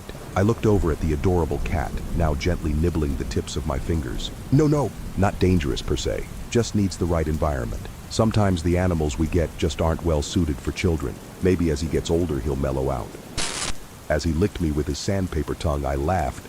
"That tickles." "Oh, I'm so taking him with me." The employee smiled, this time genuinely. "Alrighty, I'll get the paperwork together." After a few minutes of signing forms and receiving copies of vaccination certificates, I walked out the door with my new best friend tucked under my arm in his new cat box. My smile was beaming as I walked toward my small green Toyota. As I got to my car, I searched, one-handed, for my keys. My smile fell slightly as I remembered why I had come to the animal shelter in the first place.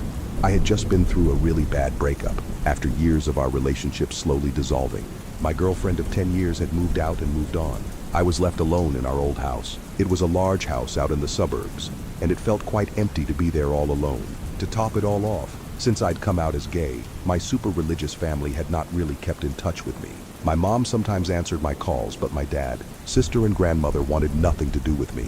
It really hurt. We had always been close before, but because I liked girls and not boys, they refused to acknowledge my existence. Despite feeling horribly betrayed, I tried my best to inform them about my life, but I doubt they cared. So I was feeling very alone at the moment. To add insult to injury, my sleep had been badly affected. Over the last week, I experienced severe bouts of sleep paralysis. I now often wake up early in the morning, completely frozen with panic and fear. I feel a horrible weight on my chest, like my heart and lungs are filled with liquid lead.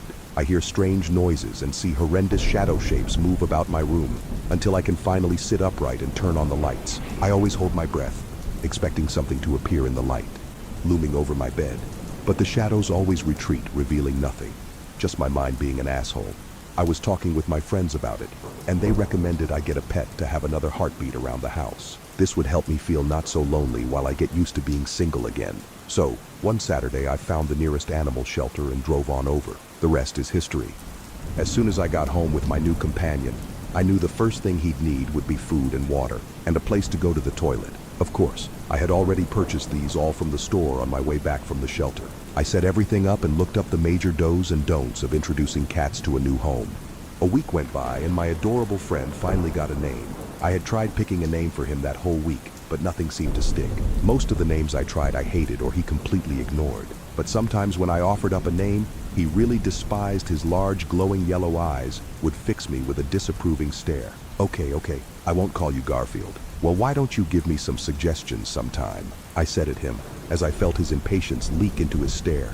It was a Friday evening and he was sitting on my lap, kneading the way cats do when they want to get comfy. I was busy watching trash of some kind. I think it was a Steve Seagal movie. Anyway, once it was over, the next movie on the channel began. I lazily clicked the remote to check the title. On a blue banner that ran along the bottom of the TV screen, white letters spelled out, Casper, 1995. I rolled my eyes. Nah, I said aloud, as I put my now empty bowl of instant ramen on the table next to me. I switched off the TV. Suddenly, I jumped from fright and yelped as the TV flicked back on. "What the?" I muttered. Then I noticed my cat was holding his one paw on the remote while glowering at me with his yellow eyes. They shone like beaming, double moons, as if to say, "How dare you interrupt my TV time?" "Sorry." "Okay," I said at him, glaring back. Those eyes of his could be really unnerving sometimes. I looked back at the TV to see the titular character on screen. My cat let out a small meow and jumped down. He ran over to stare at the screen. He held out a little paw and seemed to wave it at the ghost. He pointed and then he turned to look at me. Over the last few days, I grew increasingly convinced he was preternaturally intelligent, definitely sentient. It was sometimes disturbing. Maybe he could even pick locks. I chortled at this thought. But to be honest, I'm pretty sure he could clean up his own toilet if I gave him the tools and the time to learn. So, as he sat there looking at me while gesturing to the TV, I knew intuitively what he was trying to say. "Casper, you want your name to be Casper?" I said. He meowed loudly in the affirmative. I was struck by a sudden pleasant feeling that ran down from my ears into my heart. It was like warm syrup was leaking down my ear canals and into my blood, hot and sweet. Well, Casper, you are really just one surprise after another. As time continued to fly by, he grew steadily larger and larger. Most cats eventually stopped growing, but he refused. Also, your average cat was a fussy eater, but not Casper. He ate with a voracious appetite that sent bits of cat food flying all over the kitchen floor. He was extremely fond of raw meat, including fish, especially tuna, and he would often meow and beg loudly if I was handling raw chicken in the kitchen. Sometimes he would even break dishes if he didn't get his way. At first, he was happy to stay inside most of the time, but as he got older, he started to scratch at windows more and more, begging me to let him out. Once I thought he was big enough, I decided to trust him and let him roam. He had all his shots and had been neutered, so I didn't believe it was so bad to let him run around. All I hoped was that he came back, of course. On that first day he went out, I sat and waited by the window, my breathing fast and anxious. But by sundown he had returned and expected his dinner. Weeks quickly turned into months, and Casper and I fell into a routine. Most mornings, Casper would jump silently onto my bed and cuddle with me. Then when my alarm went off at 7:30 a.m., he would gently lick my nose until I got out of bed, giggling. He would dance between my feet as I walked groggily to the kitchen to prepare our breakfast. Then as I got ready for work, he would sit and wait by the door to the backyard. As I got my makeup on and hunted for my keys, I would walk over and let him out for the day. Then, after work, I would return home, and he would always be waiting for me by the front door. His yellow eyes would glow with happiness when he saw me. His bushy tail would stick up, and he'd run up to me to give me rubs and purrs as I fumbled for my keys and opened the door. I would make us both dinner, and we would cuddle together on the couch while I finished work or watched trash TV. Then just before bed, he'd scratch at the door again. While I brushed my teeth, I'd normally walk over to the door and let him out. Then I'd get ready for bed, often, but not always. If I stayed up late in bed engrossed in a book, I would hear Casper tap at the window, asking to be let back inside. On these nights, I'd let him in and we'd cuddle in bed. His body would hum with loud purrs. Some people say cats' purrs have healing properties. I can honestly understand why. Whenever we were all snuggled up in bed, I swear I could feel his purrs slowly healing my soul, leeching away my traumas and sadness. Like that meow he made sometimes that felt just like a rush of MDMA. His purrs were comforting and restorative. When it came to guests, Casper mostly ignored them and spent his time on my lap. However, there was one noticeable example where he jumped up and scratched one of my friend's boyfriends because he had accidentally trodden on my foot. Besides that, Casper was a very easygoing cat. The last few weeks with him had improved my mood hugely. All my friends and work colleagues, even my mom, noticed the difference in my demeanor. I was smiling again, making jokes. I had even been out with my friends more in the last week than I had in the last year. Then one night everything changed.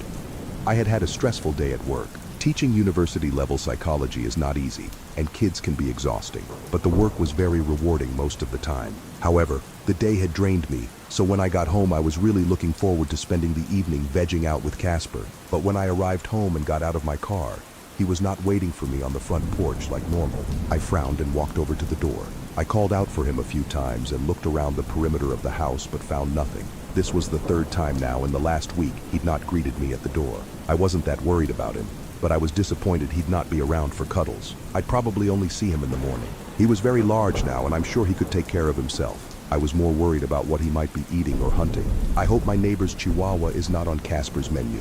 I chuckled as I made my way inside.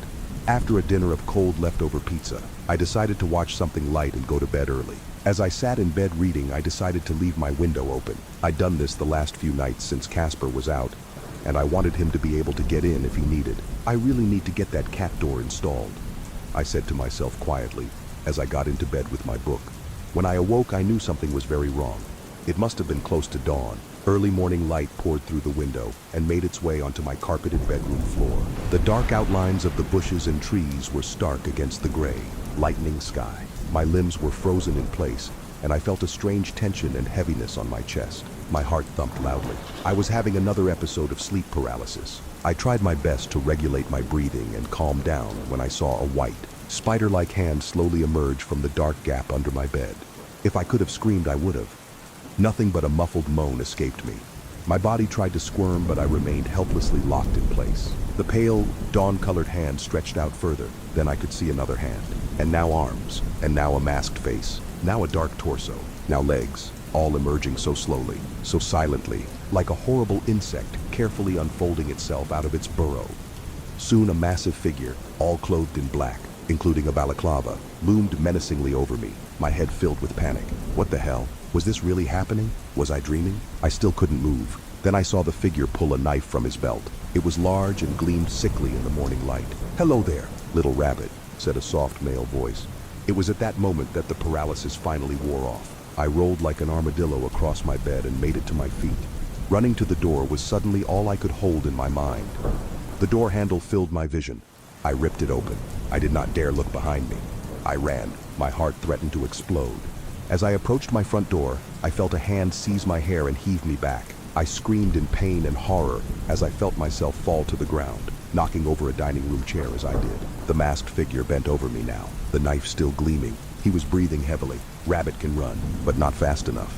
I held my hands in front of my face. "Please, why are you doing this?" I yelled, tears streaming down my cheeks. For a moment, the man remained motionless. Then he crouched on his haunches. He peeled off his mask. I flinched and moved back slightly. The light of the dawn revealed him to be a handsome young man with bright blue eyes and fair hair. Couldn't have been more than 20 years old. I think I even recognized him. Had he been a student of mine? "Why don't you tell me? Why does anyone do anything?" His lip curled into a snarl, and he held up the knife ready to plunge it into my stomach, when suddenly we both heard a loud growl. The sound of it made me think of the zoo and Jurassic Park. The intruder froze in place. His face turned white in the half-light of dawn. My jaw dropped open.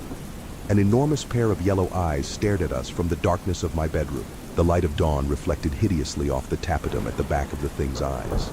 My lungs turned solid from fear. I dared not breathe. The creature growled and hissed. Its ears bent back and it crouched, ready to pounce.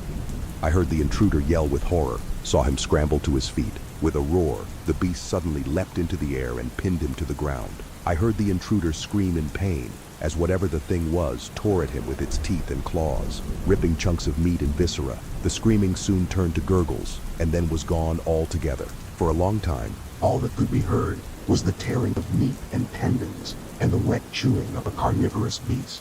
I sat on the floor, fixated by fear and shock. I felt like if I moved, I would be next to die. I was cold and shivering. The whole time, my mind felt numb and blank. I felt like I'd swallowed TV static, and it had filled up my brain and limbs. Every so often, I would feel a warm fleck of blood or some other fluid hit my cheek as the beast continued to feast messily on the intruder. Soon, all trace of the intruder was gone, save for a massive blood stain. As the light in the house grew brighter, I could finally see the beast more clearly. It was about twice the size of a tiger and had dark patterned fur. Its head was enormous. Ears were long with tufts of fur sticking out. The snout was stained red with dried blood.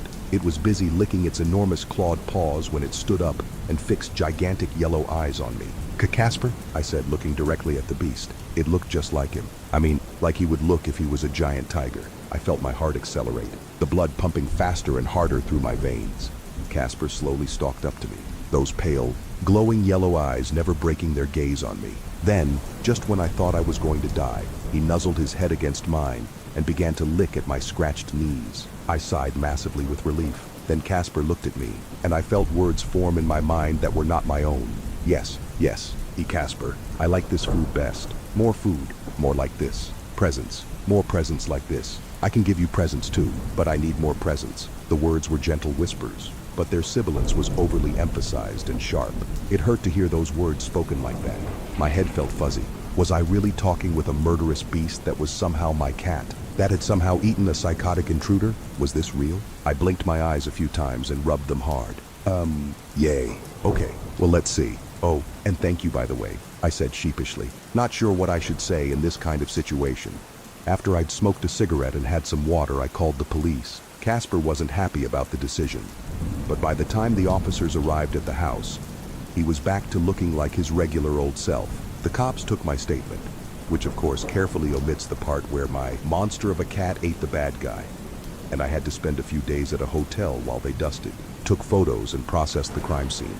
Despite finding blood, they could not identify the assailant by his DNA alone. However, there had been break-ins and assaults in the neighborhood recently. The police also believed this man had been going around stealing, but may have decided to, as they put it, escalate the thrill. They believed he may have got inside via my open window and had sneaked under my bed to wait.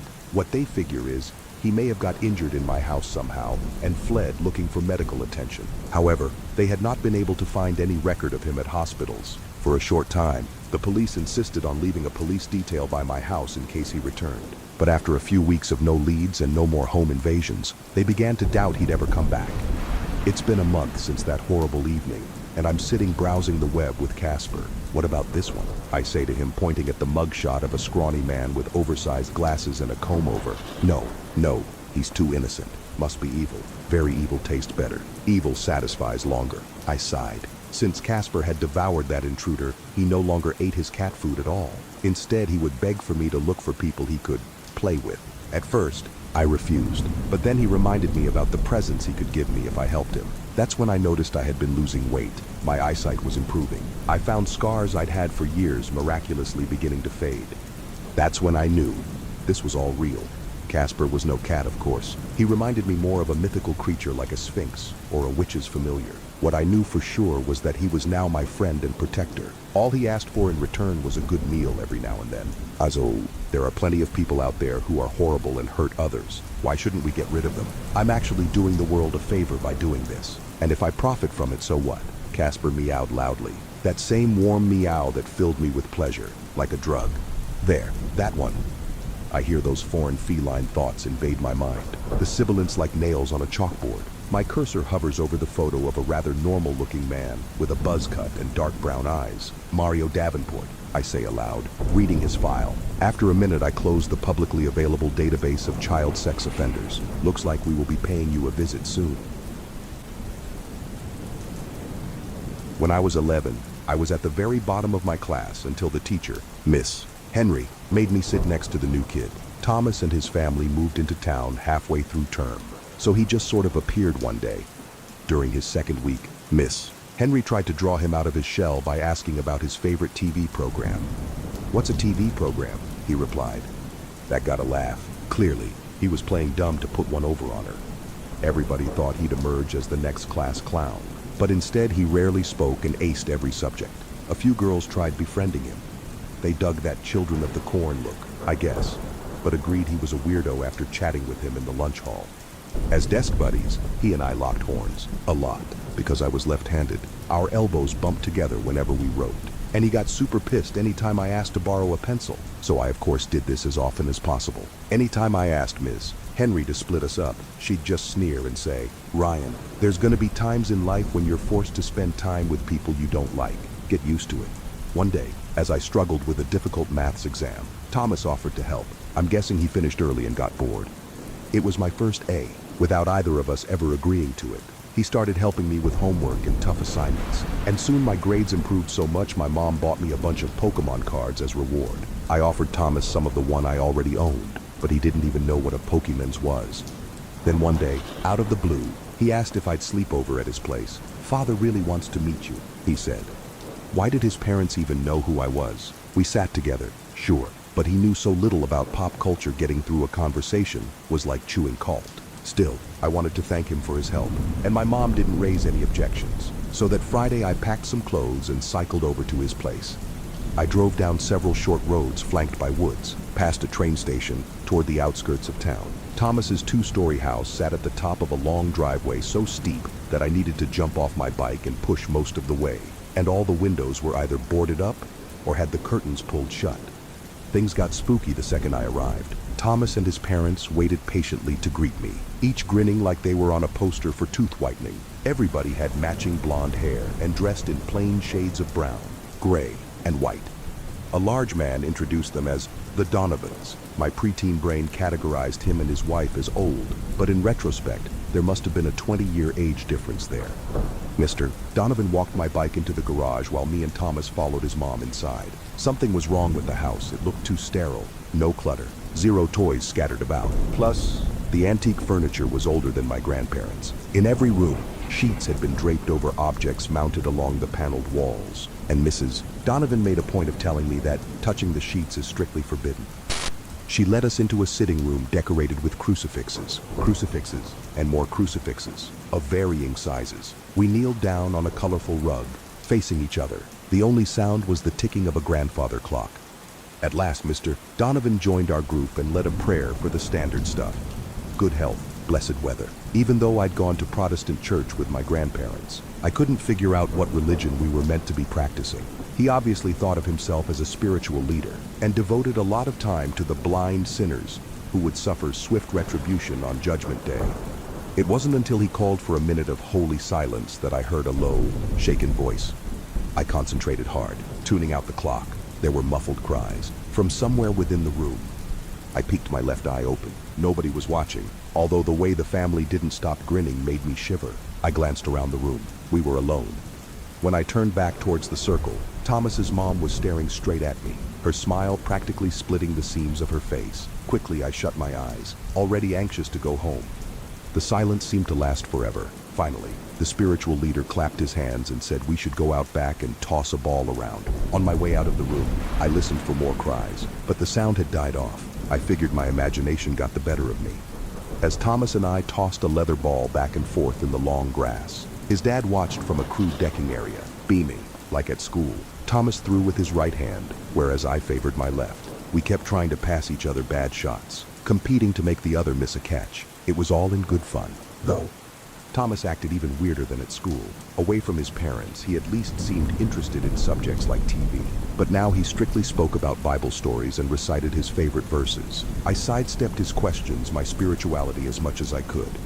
My arm was aching by the time Mrs. Donovan called us for dinner. In the kitchen, we gathered around the table, and then she brought in a metal pan, presenting 5 boneless chicken breasts, lathered in lumpy gravy and canned peaches. Before we ate, everybody linked arms for another prayer. And part of me wished the ritual would never end, because then we'd need to choke down the food.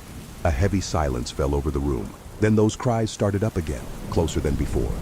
It sounded like a child, and their voice had a panicky quality. If it wasn't for the threat of another glare from Thomas's mom, I would have peeked. As the prayer dragged on, the crying became more hysterical, until finally something rattled against the wall behind me. Mr. Donovan's voice raised, thunderous now, and drowned out the sound. I'm not sure which scared me more, but either way, my arms broke out in goosebumps. The sermon ended 5 minutes later, and we sat there in silence until the head of the table said, "Amen." I checked the corners for sobbing children, finding only more sheets. What then? A CD player? My imagination? The uncooked chicken made me gag. I didn't want to cause trouble, so I picked around the moldy peaches and spread out the plate so it looked like I'd eaten more than I actually had. There was chocolate cake for dessert, but Thomas's mom went around slicing a piece onto each of our plates, which were still covered with chicken and gravy. By that point, my stomach was growling, so I scoffed down a top layer of cake which hadn't touched anything else. I wanted to leave. Faking a bellyache, I asked if they would call my mom and have her come pick me up. Thomas's dad raised an eyebrow. "No need. We have a special remedy." He told the rest of the family to pray for my health and led me out of the room. The front door was on my left, and I briefly considered making a run for it. But the second I did, Mr. Donovan's hand clamped around my shoulder, tight. His smile never wavered, but something about his eyes made me break out in goosebumps, like an implied threat. So, I let him guide me into a vintage bathroom. There was a covered cabinet above the sink, and the tub was already full. A thick layer of scud, plus a few dead flies, floated along the surface. Mr. Donovan poured something into the murky water, salt maybe, and ordered me to strip off my t-shirt so I could dip my midsection in. I told him I'd made a miraculous recovery. "Ah, the power of prayer," he said, grinning so wide I could count the back teeth. After that, he announced it was time for bed, despite the fact it wasn't even dark yet. Upstairs, at the very far end of the hall, a huge object spanning the width of both walls was covered by another sheet. We got ushered me into Thomas's room, which was even more dull and lifeless than the rest of the house. A queen-sized bed, one small cupboard, and a single wooden chair tucked in the corner. We needed to share the bed, but only after another round of prayer. Then, it was lights out before 9 o'clock. Alone with my friend, I rolled over and asked what religion his family practiced anyway. He gave the vaguest answers possible, and when I pushed him, became hyper-defensive. So, I said, "Hey, do you ever want to punch Miss Henry right in her stupid ugly face?" That made him laugh, away from his parents. He became more like his school self, not normal, but closer than before. We argued over who the hottest girl in class was, followed by the most annoying. Without meaning to, I brought up one who always teased him, and it was like all the energy leaked out of my new friend. "I know everybody thinks I'm odd," he sighed. They just need to get to know you like I did. They'll come around. You think so? Absolutely. He smiled. Then, after a little while, he said, "Hey, want to see something creepy? I'll show you if you think you're brave enough not to wet the bed." I rolled my eyes. He wanted to rattle me, like when we played ball. Sure. We've got to wait until Mother and Father retire for the night. I kept asking what he had planned, but he wouldn't answer. He got a kick out of keeping me in the dark. I think. He waited until the house fell quiet, and then swung his legs out of bed, this way, in the chilly, dark hall. Enough moonlight shone through the windows beside the staircase to see by. As we tiptoed past several closed doors, that crying returned, growing louder as we approached the object beneath the black sheet. Not my imagination then. Facing me, Thomas whispered, "Don't worry if he looks at you, just make sure you look away fast. You'll be fine so long as you look away fast." Before I could ask what that meant, he crouched down, grabbed the corner of the sheet, and pulled it back, revealing an antique armoire. Suddenly the crying became less muffled. A mirrored panel ran along the bottom section, surrounded by fine, gargoyle-like carvings. Still holding the blanket, Thomas pushed his left ear against the carpet and stared at the glass. "He's there. Come look quick." I just wanted to get this over with. I lay down. For a second I stared at the reflected hall, confused about why we were even there. But then an out-of-place shape caught my eye. I told myself it was my reflection, but then realized I had no reflection. A boy was standing in the corner with his back to us. His shoulders went up and down like he couldn't stop sobbing. "Do you see him?" Thomas asked. I swallowed a gulp, my blood running cold. "Niato, huh?" My brain scrambled for an explanation. It was a trick, or a nasty prank. I looked behind me. Nothing. Only a bare patch of wall. "He's not there," Thomas said. "Only in the mirror." When I looked back, the boy was much closer and crouched on his side, nose to nose with me. His features were all stretched out, long and narrow like a funhouse mirror, and he had a shock of blonde hair to go with them. His thin lips twisted into a grotesque smile as the boy reached out to me, the tips of his fingers pushing through the glass, into reality. I couldn't move a muscle until his face is only inches away from mine, his breath blasting me in the face like a gust of cold air. I scrambled away. If my throat hadn't hitched itself shut, I would have screamed. Quickly, Thomas dropped the sheet and dragged me up by the shoulder, then shoved me down the hall. Behind us, the armoire thrashed from side to side, its hinges squeaking, the boy crying again. Now his voice had an almost hysterical quality. Back in the safety of his room, Thomas pressed his ear against the door until the armoire quietened down. "We are blessed Father didn't hear," he said. "Now we sleep. Father said we aren't to rise before he wakes us to begin the morning ritual." He must not have been the least bit scared by what we saw, because he ushered me into bed and dozed off straight away. But my body wouldn't quit trembling. What was that thing in the mirror? Were there more of them? Is that why they hung sheets everywhere? But why keep any mirrors at all? One thing was for sure. I couldn't spend the night in that house, but Thomas's dad would never let me go. I needed to get the hell out of there without being seen. After Thomas's breathing eased into a rhythm, I swung my legs onto the floor and tiptoed out of the room, toward the stairs. But as I approached the top, footsteps came clomping along. I ducked behind the nearest door. Through the narrow gap, I watched Mr. Donovan march past with a rectangular object tucked beneath his arm. There was a tinkling sound from beneath the sheet. He carried it over to Thomas's room, grunting the whole way, and disappeared through the door. My stomach lurched into my throat. I didn't want to find out what he had planned. I flew down the stairs, carefully, quietly. I kept my hand against the wall for guidance. The front door was locked. My bike still was in the garage. I hoped, but how did I get there from the landing? Above my head, there were angry shouts of, "He's gone!" No time for plans. I sprinted around the ground floor, flying from room to room. Cries rang out in everyone, and now the objects beneath the sheets danced on the walls, bouncing around. The crying child sounded terrified now, like they were in pain. Past the kitchen, there was a cramped utility room with another door. The temperature plummeted as I bolted through it, into the garage. The light switch was on the inside wall. I flicked it, then a naked bulb blinked on. Junk was scattered everywhere. Car parts, step ladders, boxes of old newspapers, and more sheets thrown over different mirrors, each flapping and twisting. There were more cries, except not just the boy, and for a second I was afraid to move. But then a door slammed shut behind me, and I ran for it. My bike was propped up against the wall beside the exit, its handlebars stubbornly tangled with a Christmas tree. After a few tugs, it came loose, and it was like setting off a Rube Goldberg machine. A mop and bucket fell into a stepladder, which clattered to the floor and sent a bag of marbles sprawling across the floor. and so on. I grabbed the bike's handlebars. The exit was one of those old fold-up doors you needed to twist the handle to open. My hands were shaking so badly I needed to set the bike aside and focus solely on this task. The door rotated up. Behind me, Thomas's dad burst into the room, and for the first time he'd stopped smiling. He rushed after me but struggled to get through the minefield of junk. My bike's rear wheel became tangled with a sheet, and when I started running, it came away like a magician ripping away a tablecloth. I heard the mirror fall to the floor and shatter. Laughter rang out, and when I glanced back over my shoulder, bone-thin arms were reaching out of the glass towards Mr. Donovan as the garage light rapidly flicked on and off. Mr. Donovan screamed. I will never, as long as I live, forget the terror in that scream.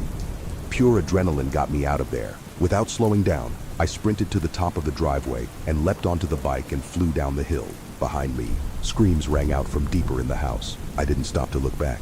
Mom wasn't pleased about me cycling home so late, but I made up an excuse about Thomas's family getting sick and needing to leave in a hurry, so she let it slide. I knew she'd never believe my story. I tried faking an illness to get out of school because I was so anxious about seeing Thomas again, but she was having none of it. I spent all of Saturday and Sunday wondering about what I'd seen. On Monday, my desk buddy sat without breathing a single word. We never spoke again, and we didn't bump elbows once. To my great relief, Miss Henry announced Thomas's family had moved again the very next day. I never saw him after that, although for a while I had nightmares about his dad dragging me back inside their house. And they tend to flare up anytime I see a mirror-fronted armoire. My name is Ethan and my friend Aaron, and I have a bit of a niche hobby. We're urban explorers, basically for the uninitiated. That just means we like to explore abandoned man-made structures. My favorites have always been places like water parks and theme parks. Aaron is more into the spooky stuff like hospitals and such. We can freak ourselves out at times, but for the most part, we never believed in anything other than the corporeal. We've been doing this in our free time for around 10 years now, so we are pretty experienced. We know what to bring, how to avoid getting caught by the police or security, and when to get the fuck out of a place. Recently, we went to go visit my brother for a few days in Virginia. He just had a new baby, and I wasn't able to make it down for the birth, so I was making up for it a few months later. He lives in a small town called Holly Hills, about 30 minutes out from Richmond. It's a pretty boring place, but my brother tipped us onto a cool spot to check out near town, an old abandoned mall simply named the Holly Hills Mall. It was built in the early 80s by some wealthy lumber family that wanted to bring more people to the town. Houses need lumber, and that means more money for them. As you can guess, it didn't really work out. The mall was operational for about 7 years before it shut down in 1987. I know none of this is really important, but this helps me get my thoughts in order. And honestly, the history of these structures is part of the allure for me. Anyway, we decided it would be fun and planned a trip on the last day in town. On the way to the airport for a late flight, we woke up bright and early, packed our bags and supplies into the rental car, and said our goodbyes to my brother, his wife and their kids. The mall sat right on the edge of town. I thought this was odd, seeing as how they usually build that kind of thing central to town for ease of access. But I didn't think much of it. The mall was surrounded by pretty heavy brush and trees, as well as a tall chain-link fence. The entrance was blocked off by a typical dilapidated gate, held closed by a simple chain and padlock. Aaron pulled up to the gate and I hopped out to apprise the situation. Oddly, the padlock wasn't even locked. Unusual but not unseen. Sometimes people just stop giving a shit about these old places and don't even check on them anymore. Honestly, it makes us a bit more relaxed in these situations because it usually means no security. I opened the gate and Aaron pulled the car through. The building wasn't the biggest mall we've seen, but it was bigger than we expected. We drove through the deserted parking lot and pulled the car up to the first entrance we saw. We grabbed our supplies and entered the building.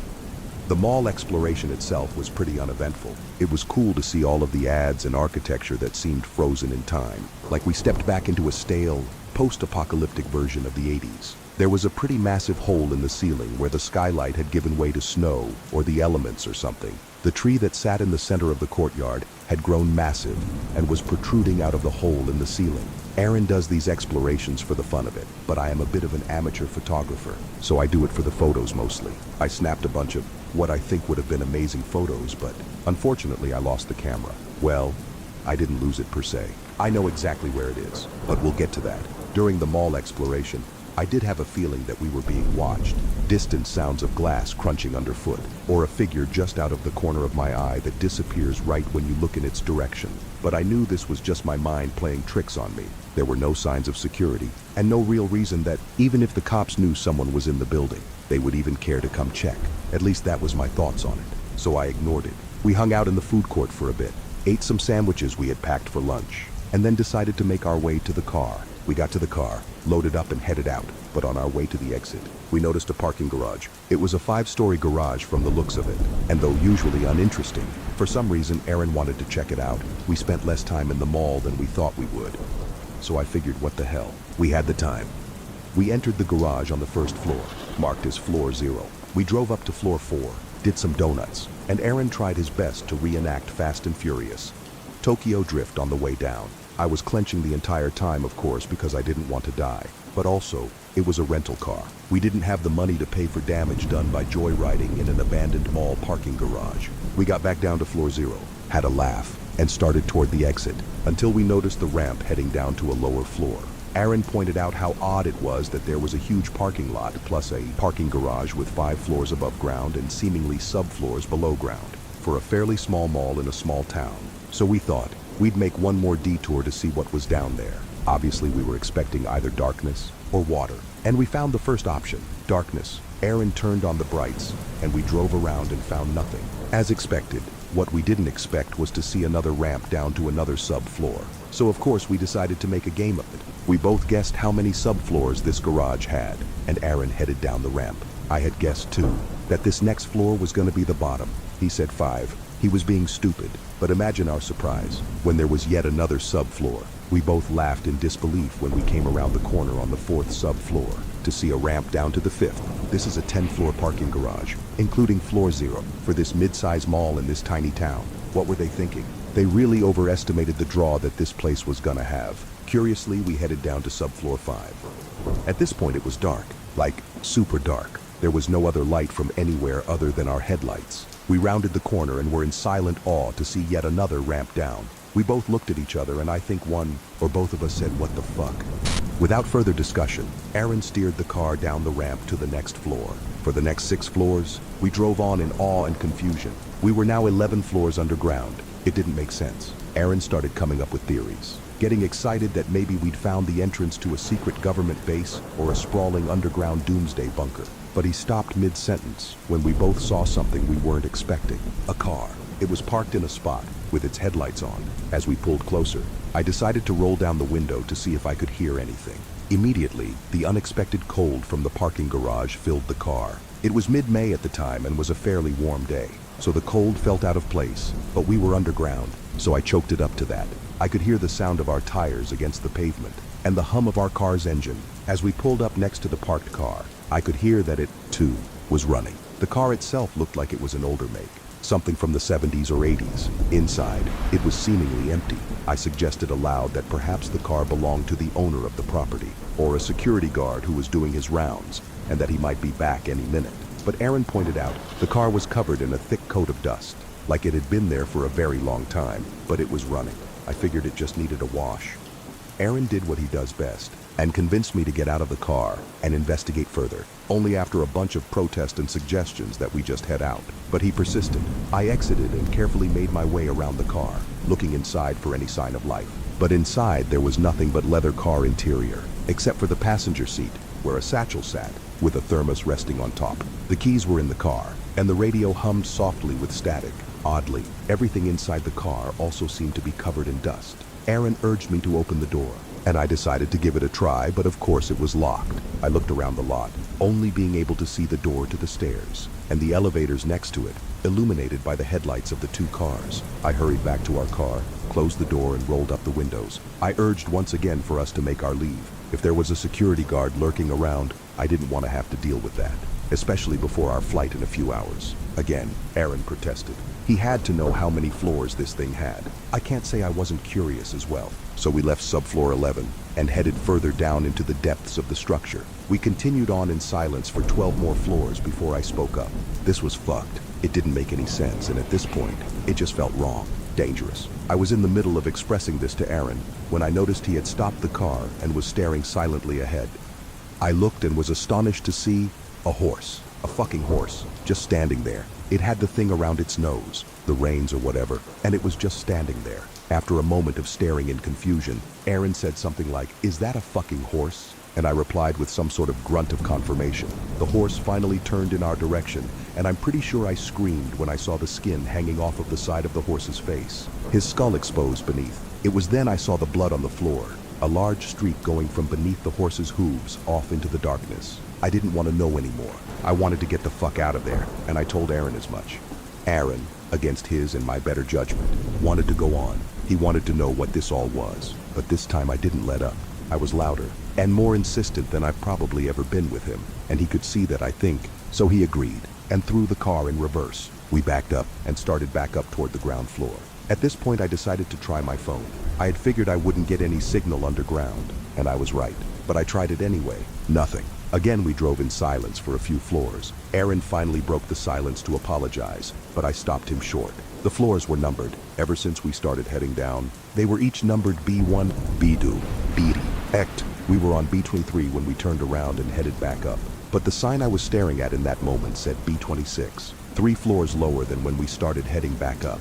I thought someone was fucking with us, but it was all too elaborate of a prank. Still, it was impossible. There was no way we were traveling further down by driving up the ramps. It was physically impossible. But there we were, floor B26. Aaron was just as confused as me, obviously. He got out of the car, unannounced, and walked over to the sign on the wall.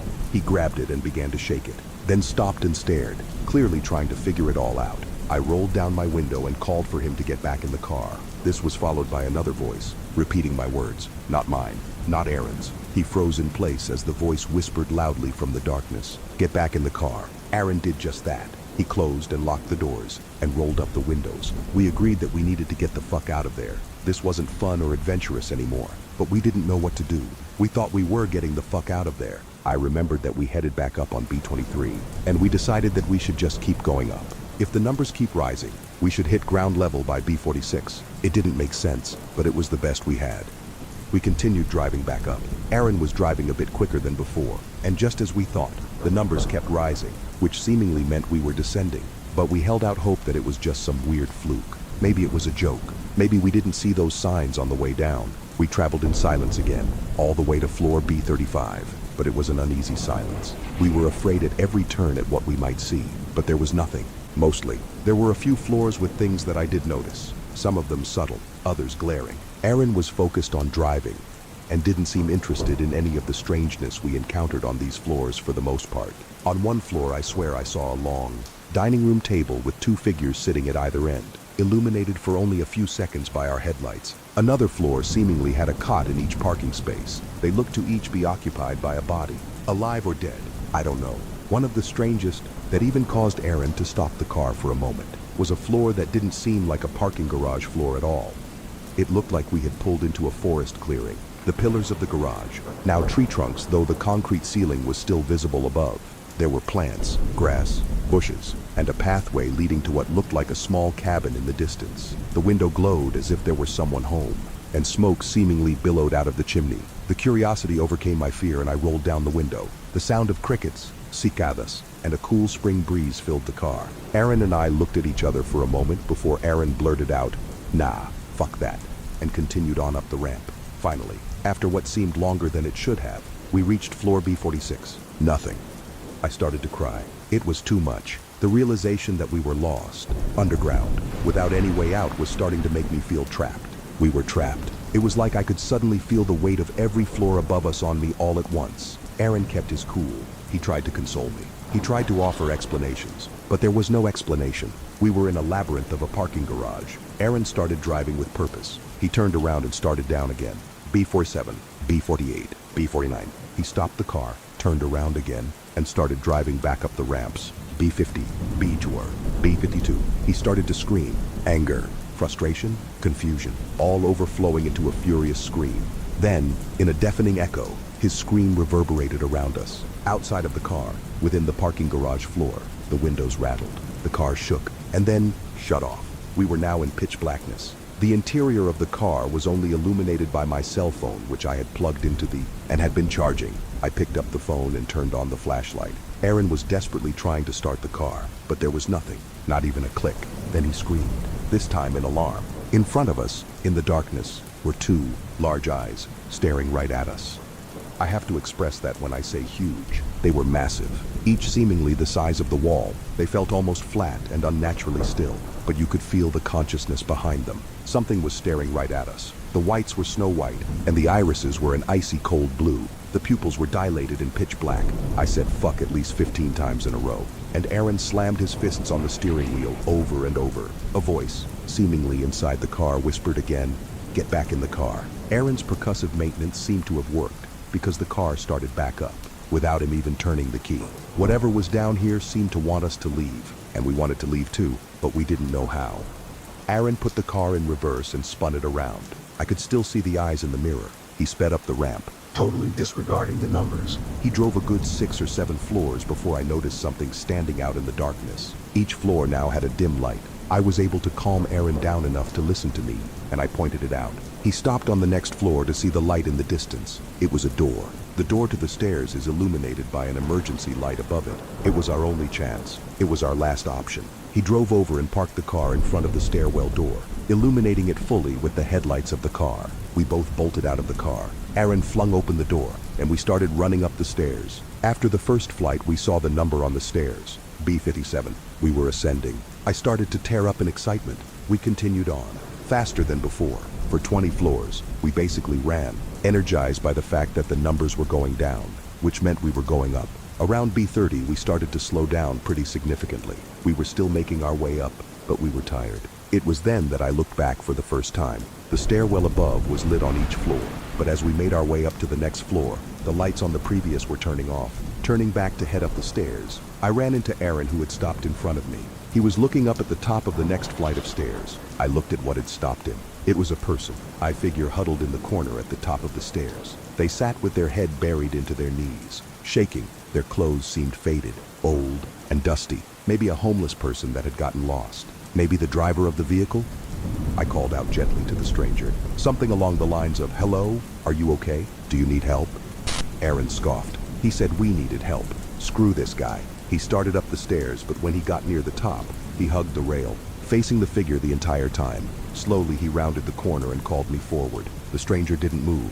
They just sat there, shaking, arms wrapped around their legs, face hidden. They were mumbling something, but I couldn't make out what it was. I followed Aaron's lead and carefully passed the person. Same as before, no reaction. We moved on, leaving the figure behind. Aaron lead as before, and when I made it to the top of the next flight of stairs, I looked back down, startled to see the gaunt face of a man. His cheeks sunken in, his face pale and old, his eyes a piercing pale blue, staring at me, silent, unnaturally still. I didn't say anything. I slowly walked up and rounded the corner. He stared at me the whole time. Again, I ran into Aaron, who was looking up at the top of the next flight of stairs. It was a figure. It looked like the same stranger. I looked down at him on the previous floor, staring at me. And the next floor, face buried in his knees. We traded what the fuck looks, but Aaron said, just ignore it and keep going. We're too close. So we did. Every floor after he was there, hiding his face as we approached, staring at us as we left. It was unexplainable, but so was everything else so far. We made our way up, finally reaching B1. This time, there was no man in the corner. I looked back to the previous top step, and he wasn't there either. I felt like this was a good sign for some reason. We made our way up to floor 0, and were relieved to see light shining through the cracks of the door. Aaron stopped for only a moment, and pushed through the door. He began to laugh. I followed him through, but the cold of the parking garage was back. There, before us, were the bright headlights of a car, our car, where we left it on floor B58. I had no words. Aaron walked back into the stairwell and fell to the floor, distraught and broken. I told him we can just keep going. We could keep going up, but he wouldn't move. He was tired and defeated. His stoic bravery had finally given way to hopelessness and fear. So I decided to go up to the next floor to check it out. I ran up the stairs, and I felt a sudden warmth. I could see the light through the cracks of the door, but I knew it was different. I knew it was the sun. I burst through and was blinded by the sudden light of the sun. After the hours and hours in darkness, it took a few moments for my eyes to adjust. We had made it. We were free. We were alive. I ran back down to the previous floor to tell Aaron, but he was gone. I ran out through the door, into the garage to check in the car, but he was nowhere to be seen. I called for him, shouted at the top of my lungs. My voice echoed through the parking garage, but nothing. I didn't know what to do. I started down the stairs, but stopped cold. I couldn't go back down. I couldn't get lost down there again. And then I saw, on the top stair of the floor below, the figure was back.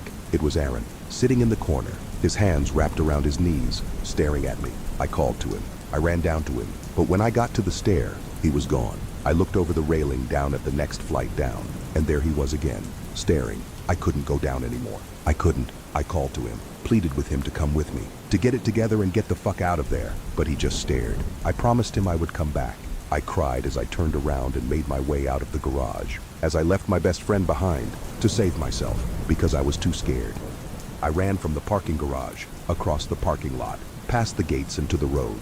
Finally, my phone had a signal, and I called the police. They came out, and I tried my best to explain what happened. I knew it sounded crazy, but I told them the truth. They went and checked out the parking garage. They searched the entire thing, as well as the mall and surrounding area. Nothing. In fact, they told me there were no subfloors in that garage, like I dreamt it all up. How the fuck could that even be? I was tested for alcohol and drugs, and fined for trespassing. When my brother arrived to pick me up, I tried my best to explain what happened, but if it couldn't get any weirder, he swore to me he didn't know who Aaron was. They've known each other since we were kids. He's been my best friend for 20 years, but he swore, his wife too, and kids. None of them remembered him. After that, I looked for any evidence of Aaron I could finf. All the pictures on my phone were gone. My camera was still in the car, and there was no proof of his existence online. Anywhere. I didn't dream him up. I don't do drugs. I don't drink. I don't have any history of mental illness. I didn't make up 20 years of friendship. I've been seeing a therapist and started some meds. It hasn't helped. Nothing has. Something doesn't feel right. This world doesn't feel right. Like I came out of that parking garage into a life I didn't own. I feel I don't belong here. Every day it becomes more and more clear to me that I have to go back. I don't know what I wanted to get from this post. Maybe just to tell my story, for people to know I existed, Aaron existed. Maybe to find someone who knows what happened to us, who knows something about the Holly Hills Mall, who can make any sense of it. Either way, I have to go back. I have to find Aaron. We have to get back in the car. A few years back, I decided to go camping with about 10 other friends at Snively Hot Springs in eastern Oregon on Friday the 13th. Also a full moon. The trip was only a little over an hour, and I had work the next day. So I decided I wasn't going to drink much so I wouldn't be hungover in the morning. Anyways, we arrive, set up camp in a lovely spot away from everyone else, drink a little, and head to the springs where we have an amazing time together, laughing, smiling, and making best friend soup while watching the sunset. Truly one of the most lovely experiences of my life. The majority of us decided we wanted to go on a night walk and enjoy the mountains illuminated by the full moon and the stars. We get out, head back to camp, put on some warm clothes and start to get ready to head out. Well, half of us are ready to go, and the other half are lollygagging around. Some of us are drunk, high, and distracted. So overall, it was actually pretty difficult to get all of us in a spot where we were ready to go. It was really dark at this point and people dipped out. So only a few of us ended up actually going on this night walk. Side note, the 3 of us that went had all been microdosing mushrooms pretty much the majority of the night. Things were slightly trippy, but I don't like to get super glonky and or unaware of my surroundings. So, it's the 3 of us, myself, my friend girl, and my friend boy, and friend boy's dog. We did have a flashlight, but most definitely should have had a headlamp for all of us. We're walking uphill for about 10 minutes, and we take a right onto a trail. In front of the trail, though, was a cattle guard, aka a stock grid. We pick up the dog and cross it, and start walking this trail. The cattle guard, adjacent to a couple barbed wire fences, should have been the very first sign not to cross it. But we crossed it. We didn't even make it 3 minutes without hearing some very loud, close by rustling in front of us. We stop in our tracks and homeboy in the front of the line starts scanning the area with his flashlight. When I tell you I have never been so scared in my life, have you ever seen a cat's eyes in the dark? The way they glow is chilling, especially when the cat is bigger than you. So, we're face to face with a big old mountain lion. It's not more than a few yards in front of us. Instinct kicks in for all of us, and we just back away slowly. We back away, back away, back away. The dog, on the other hand, had an instinct of its own and ran off to the side. We could see her running alongside of us, but a couple yards away. Well, we back away until we can't back away anymore and hit the barbed wire fence. And sure enough, we see the dog is right next to us. So what was that running alongside of us? We shine the flashlight and holy shit, another mountain lion. How lucky were we to run into mama and baby together? On the other side of the fence was someone else's campsite. We had no choice but to turn around and jump it. We got the dog over first and then jumped it and ripped all of our clothing in the process. And friend boy cut his leg pretty bad. So we're in someone else's campsite on Friday the 13th, under a full moon, in the mountains, tripping on some mushrooms, and completely lost. We don't know where the people are, but we don't care. We got into their unlocked car and honked the horn for about a minute to scare off the cougars. We made sure to clearly yell and let any and everybody around us know that we weren't robbers and that there were cougars close by. We got out after a couple mins and were pretty weirded out that nobody came out to check on their campsite. My friend girl swore she could hear someone screaming or trying to scream, but her boyfriend, aka friend boy, insisted that we needed to leave the campsite. Part of me believed her, even though I didn't hear any noises, but I was also ready to GTFO away from the area. We found the exit of their campsite, and on the way back to ours, I said my final prayers. I'm not even religious.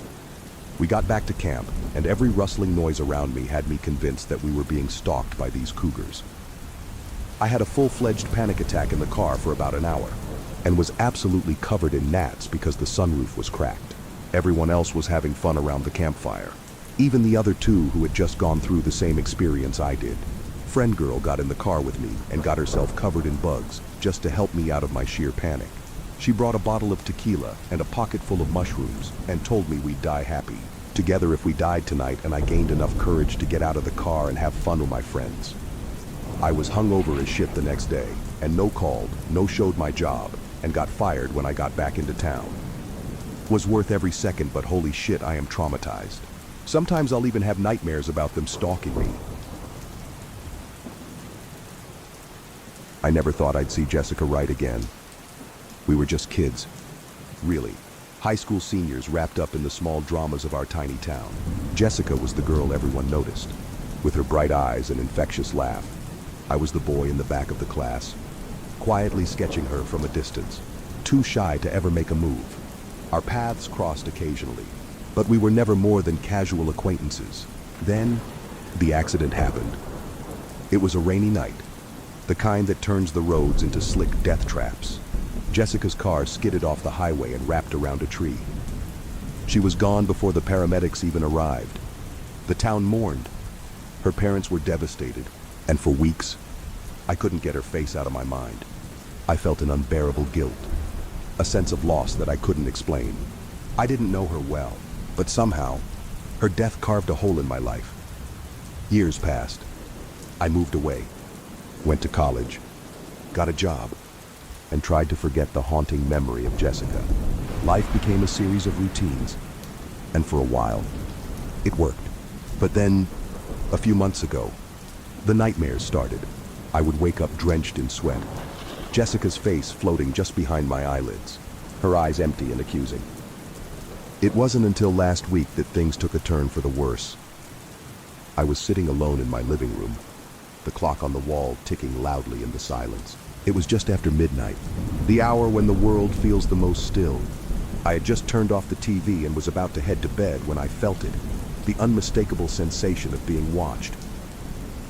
My skin prickled, and I turned slowly, my eyes scanning the room. At first, I saw nothing, just the familiar contours of my furniture, the soft glow of the streetlight filtering through the curtains. But then, in the corner of the room, something shifted. My heart stopped. There she was, Jessica Wright, sitting in the old armchair by the window. Her skin was pale, almost translucent, and her eyes were black pits, void of any life. She was dressed in the same clothes she wore the day she died, soaked and torn. I blinked, hoping she would vanish, but she remained, staring at me with those empty eyes. I couldn't move, couldn't breathe. My mind raced, trying to rationalize what I was seeing. Maybe it was a trick of the light, a figment of my overactive imagination. But deep down, I knew it was her. I wanted to scream, to run, but my body refused to obey. All I could do was sit there, paralyzed with fear, as she continued to stare. Finally, after what felt like an eternity, she stood up. Her movements were slow and jerky, like a puppet on strings. She took a step towards me, and I could hear the squelch of her wet shoes on the carpet. I bolted upright and stumbled backwards, nearly tripping over the coffee table.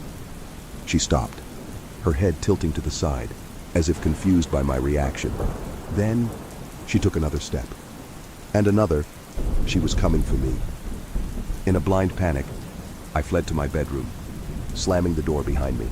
My hands shook as I locked it, the metallic click echoing in the silence. I pressed my ear to the door, listening. Nothing. No footsteps. No movement. Just silence. I spent the rest of the night huddled on my bed, every creak and groan of the house sending chills down my spine. When the first light of dawn finally crept through the window, I dared to open the door.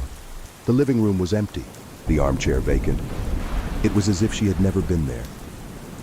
But I knew better. The next night, she came again. And the night after that, always at the same time. Always sitting in that same chair, staring at me with those hollow eyes. I stopped sleeping, stopped eating. My life became a blur of fear and exhaustion. I couldn't escape her, couldn't understand why she was haunting me. Desperate for answers, I reached out to an old friend from high school, Sarah, who had been close to Jessica. She was skeptical at first, but when I described the apparition in detail, her voice trembled. She admitted that she, too, had been having nightmares about Jessica, dreams so vivid they felt real. We decided to meet and try to figure out what was happening. Sarah suggested we visit Jessica's grave, thinking it might bring us some closure. That evening, we drove to the old cemetery on the outskirts of town. The air was heavy with the scent of damp earth and decaying leaves. As we approached Jessica's grave, a chill settled over us. The headstone was simple, adorned with fresh flowers. We stood in silence for a while, lost in our thoughts. Then, Sarah spoke up, her voice barely above a whisper. I never told anyone this, but the night Jessica died, we had a huge fight. I said some terrible things I can never take back. I think she's trying to tell us something, to make us understand. I nodded, feeling a sense of dread wash over me.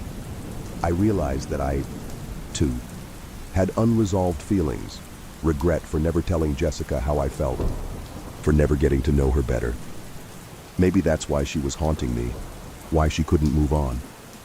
We decided to hold a small ceremony, a way to say goodbye and ask for her forgiveness. As we lit candles and spoke our apologies, a strange sense of peace settled over the graveyard. I felt a presence, a warmth that hadn't been there before. That night, for the first time in weeks, I slept soundly. Jessica didn't visit me, and when I woke up, I felt lighter, as if a weight had been lifted from my shoulders. I hoped that we had finally given her the closure she needed. But my relief was short-lived.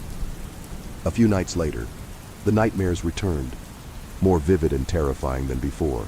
Jessica wasn't just sitting in the chair anymore. She was moving, coming closer, her eyes burning with an intensity that made my blood run cold. I could hear her voice now, a faint whisper that grew louder each night. "Help me!" I knew then that something was horribly wrong. Jessica wasn't at peace. She was trapped, and somehow, I was the key to her release.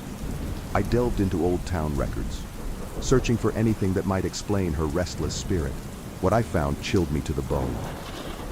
The night of Jessica's accident, she hadn't been alone. There was another car, another driver who had fled the scene. The police had never found the culprit, and the case went cold. Jessica's death was more than just a tragic accident. It was a murder. I shared my findings with Sarah, and together we dug deeper. We uncovered a name, someone who had a history of reckless driving and a known grudge against Jessica. Confronting him was our only option. We tracked him down, a shadow of his former self, living in a dilapidated house on the outskirts of town. When we confronted him with the evidence, he broke down, confessing to everything. He had been drunk, angry, and when he saw Jessica on the road that night, he lost control. He had been haunted by guilt ever since. but fear kept him from coming forward. We persuaded him to turn himself in, to finally face justice. The relief in his eyes was palpable, as if a dark cloud had been lifted. That night, as I sat in my living room, I felt a shift in the air. The clock struck midnight, and for the first time in weeks, Jessica didn't appear. Instead, I felt a warmth, a sense of peace that I hadn't known in years. I knew then that we had done the right thing, that Jessica could finally rest. But as I turned off the lights and headed to bed, I couldn't shake the feeling that this wasn't over. The shadows in the corners of my room seemed darker, the silence heavier. As I lay down, I heard it, a faint whisper, barely audible but unmistakable. "Thank you." I closed my eyes, hoping for a dreamless sleep. But deep down, I knew that some ghosts never truly leave us. They linger, waiting for the right moment to remind us of the past, of the things we can never change. And in the dead of night, when the world is silent and still, I can still feel Jessica's presence, watching over me, a reminder of the love I never had the courage to confess, and the girl who will forever haunt my dreams. A few months ago, my friend Ria got a call from an unknown number. Her security app said that it was from someone named Sarah. That number was not flagged as spam, so she received the call. But on picking it up, the person on the other side was asking her questions as if they were a telemarketer or something like that. She was called by that number before too, when she couldn't just pick it up. But after the conversation that night, she blocked the number. As you read further, you will know that this was literally her grave mistake. The person on the other side tried to call her after getting blocked too. But after some times, they realized that they have been blocked from Ria's side. Ria told me about that incident on the night that happened. Since she received the call at nighttime, probably even the telemarketer's shifts are over by that time. It was about 9 p.m. So she told me how she even heard the other person giggling in between as they spoke. But she let go of it. While we were talking about it, we both got a call from the same number at the same time. Except, the number was international. She sent me the number, and I was astonished how it was the same number. Then I received a message from that other number which asked, "Do you have a friend?" It was late at night and alone in my dorm room, at the end of the building. I was scared but thought to myself that this is just an online thing, and this will go away if I just keep my phone away. I could ignore it if something doesn't seem right.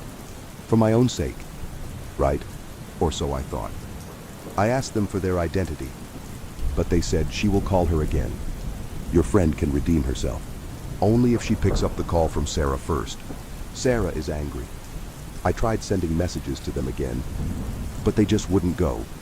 I thought someone must be playing a prank, so I thought of not bothering Ria with those messages. A few days after, I tried calling Ria, but she just wouldn't pick up. At that point I was frightened, because I still hadn't forgotten the creepy call at midnight and the message too. So, I called her mother and was shocked to see her reply. She said that Ria went crazy and wouldn't stop saying, "Save me from Sarah," and "She is coming for me," repeatedly. They asked her who Sarah was, what was her full name, anything about her. They searched her contacts, but there was no Sarah in it. A couple days later, Ria was found dead, and the walls of her room were smeared with her blood.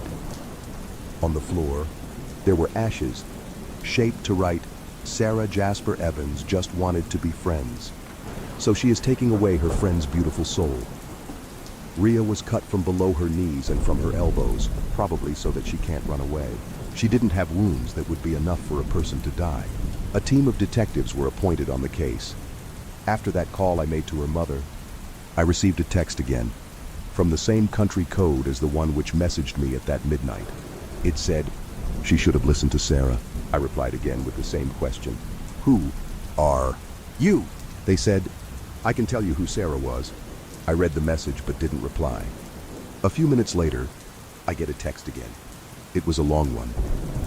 Sarah was my best friend. I met her online.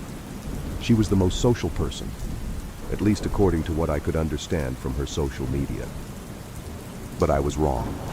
I had met her when I was in the easier semester, so I naturally couldn't find equal time to talk to her as I did before, once the other semester started.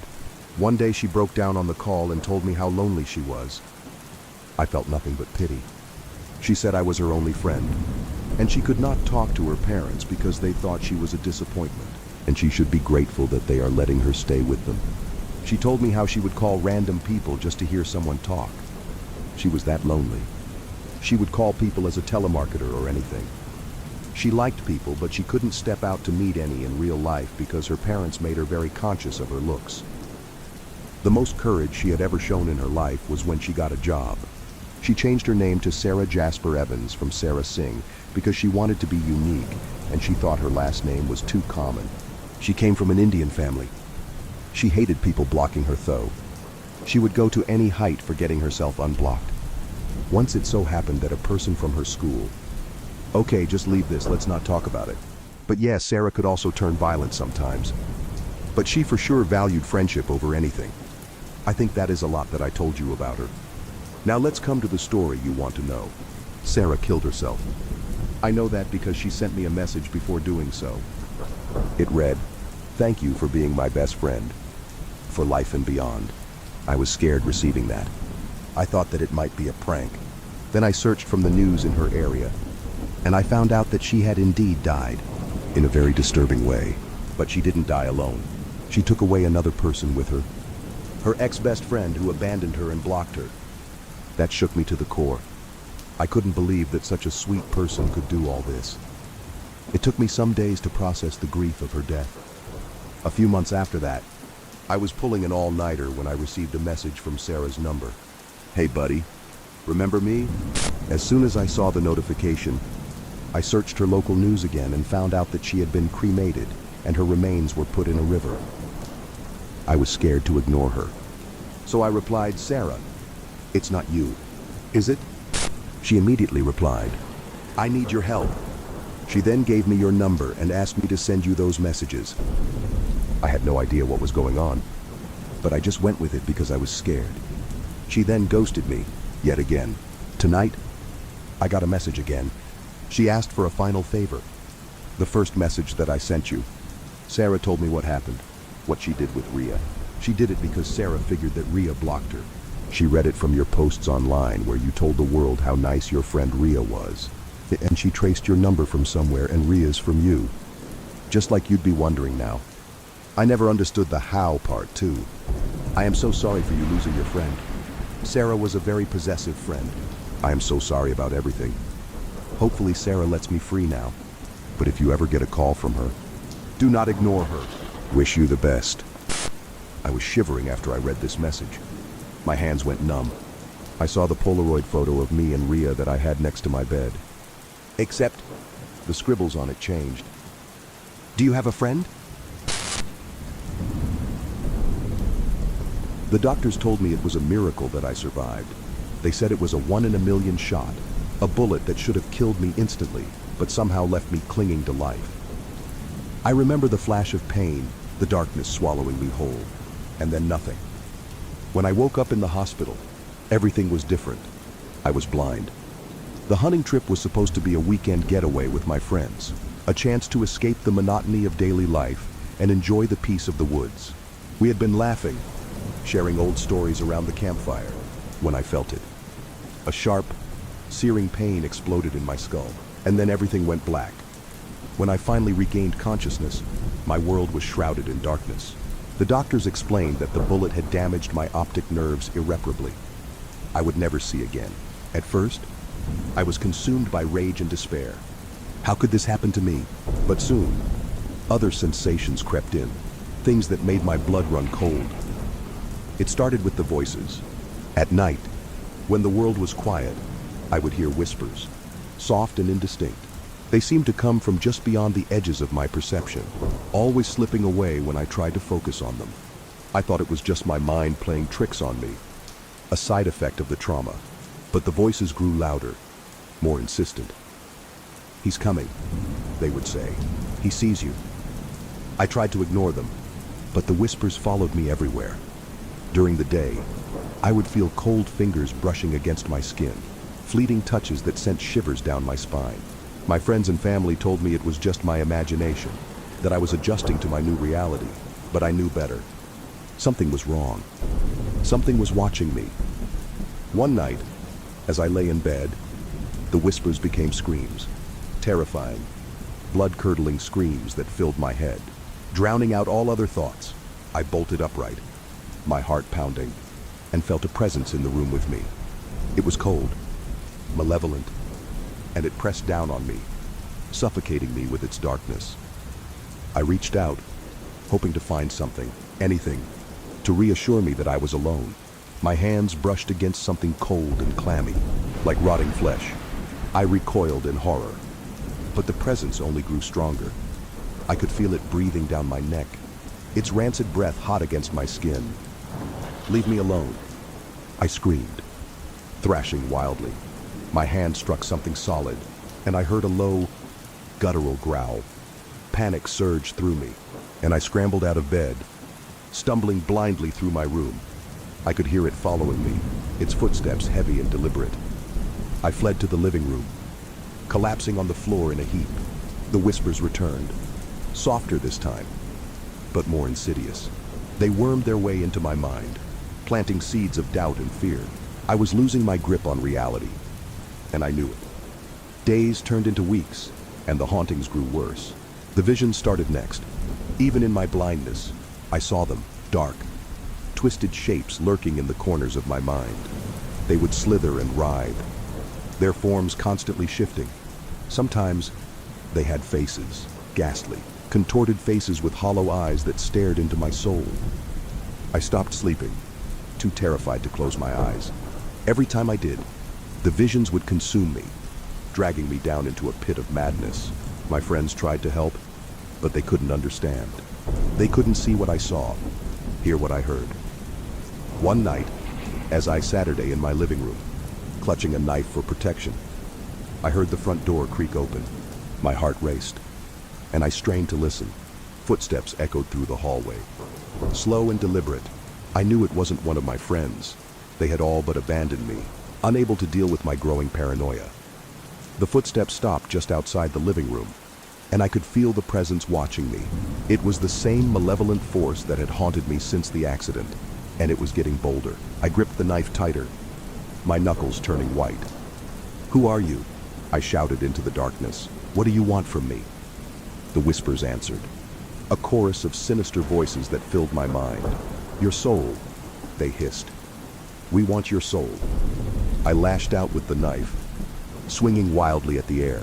I felt it connect with something solid, and a terrible, inhuman scream filled the room. The presence recoiled, but it didn't retreat. It was toying with me, enjoying my fear. Suddenly, I felt something cold and sharp press against my neck. I frowned, my breath catching in my throat. The whispers grew louder, more frenzied. They were chanting now, a dark, ritualistic incantation that made my skin crawl. "He's here," they said. "He's coming for you." I could feel the blade digging into my skin, drawing a thin line of blood. Panic surged through me, and I thrashed wildly, trying to break free. The presence held me down, its strength inhuman. Just when I thought I couldn't take it anymore, the pressure vanished. I collapsed to the floor, gasping for breath. The whispers faded, leaving me in a silence that was somehow more terrifying than the noise. I don't know how long I lay there, but eventually, I mustered the strength to crawl back to my bedroom. I locked the door behind me and huddled in the corner, clutching the knife to my chest. Sleep was impossible, but I closed my eyes, hoping for a moment of peace. Instead, the visions returned, more vivid and terrifying than ever. I saw a figure standing over me, its eyes glowing red in the darkness. It reached out, its fingers long and clawed, and touched my face. I could feel its cold, clammy skin against mine, and I screamed. When I opened my eyes, the figure was gone, but the fear remained. I knew it was only a matter of time before it came back, before it claimed me completely. I was trapped in a nightmare, and there was no escape. The next day, I called a priest. I was desperate, willing to try anything to rid myself of the darkness that had taken over my life. He arrived that afternoon, a kind, older man with a gentle demeanor. He listened to my story without judgment, and then he began to pray. As he recited his prayers, I felt a strange sensation, a warmth spreading through my body, pushing back the cold. The whispers grew louder, more frantic, but I could feel their grip on me loosening. The priest sprinkled holy water around the room, and the darkness recoiled, hissing in anger. For the first time in weeks, I felt a glimmer of hope. The priest assured me that the presence was weakened, but he warned me that it was not gone. It would return, and when it did, I would need to be strong. That night, I slept for the first time in what felt like an eternity. My dreams were still haunted by the visions, but they were less intense, less real. I woke up feeling more rested than I had in months. But the reprieve was short-lived. The next night, the whispers returned, more sinister and malevolent than ever. The darkness was angry, vengeful. It wanted me to suffer, to pay for daring to defy it. I knew then that I couldn't fight this battle alone. I reached out to my friends, begging for their help. They were reluctant at first, but eventually, they agreed. We devised a plan, a way to confront the darkness and banish it once and for all. We gathered in my living room, candles lit, the air heavy with tension.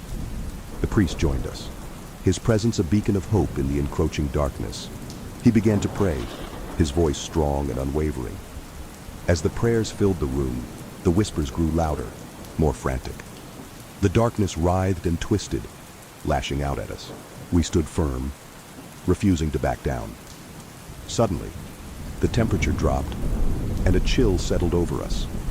The presence was back, stronger than before.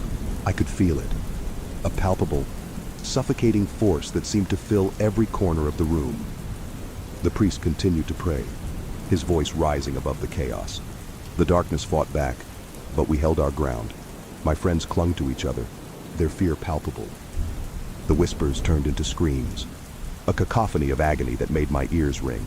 I felt a cold hand grip my shoulder, and I knew it was the presence, making its final stand.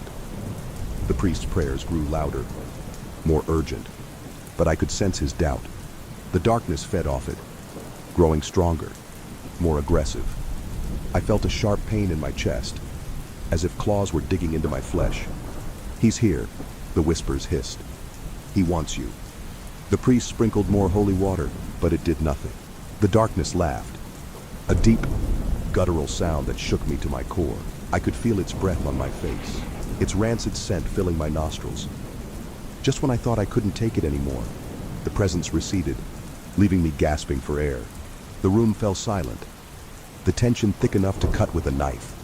I could hear my friends' ragged breaths, their fear mirroring my own. The priest's voice trembled as he spoke. "I have done all I can. The darkness is strong, and I fear it will not leave you." I felt a wave of despair wash over me. The priest had been my last hope, and I felt a wave of despair wash over me. The priest had been my last hope, and now even he seemed powerless against the darkness. My friends left reluctantly, each one casting sympathetic, frightened glances my way. I was alone again, trapped in my perpetual night. The days blurred into each other, a continuous stream of torment. The whispers never ceased, their hissing voices a constant companion.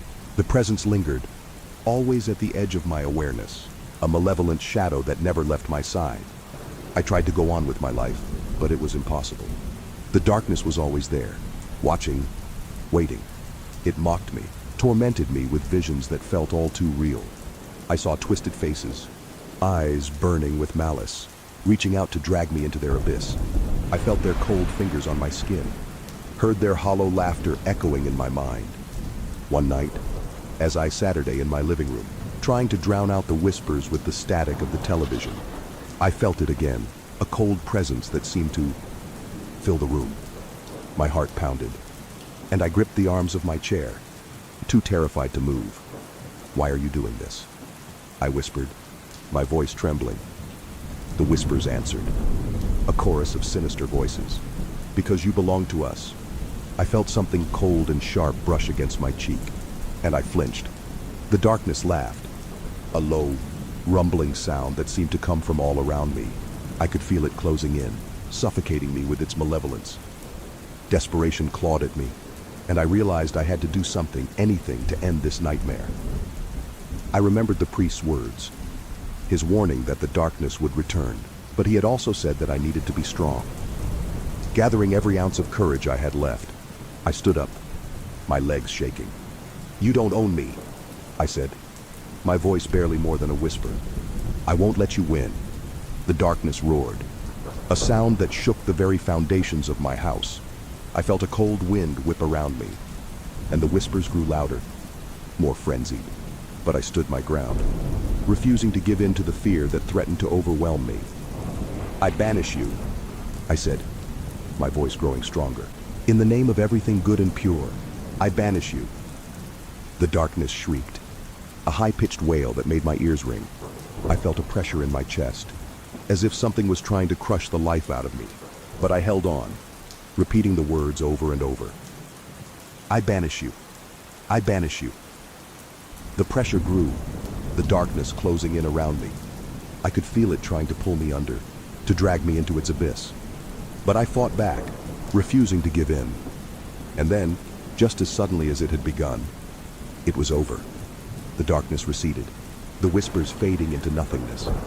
I collapsed to the floor, gasping for breath, my body trembling with exhaustion. I lay there for what felt like hours, too weak to move. But gradually, I realized something had changed. The darkness was still there, lurking at the edges of my awareness, but its grip on me was weaker, its presence less oppressive. I knew then that the battle was far from over. The darkness would never truly leave me. It would always be there, a shadow lurking in the corners of my mind. But I had faced it, and I had survived.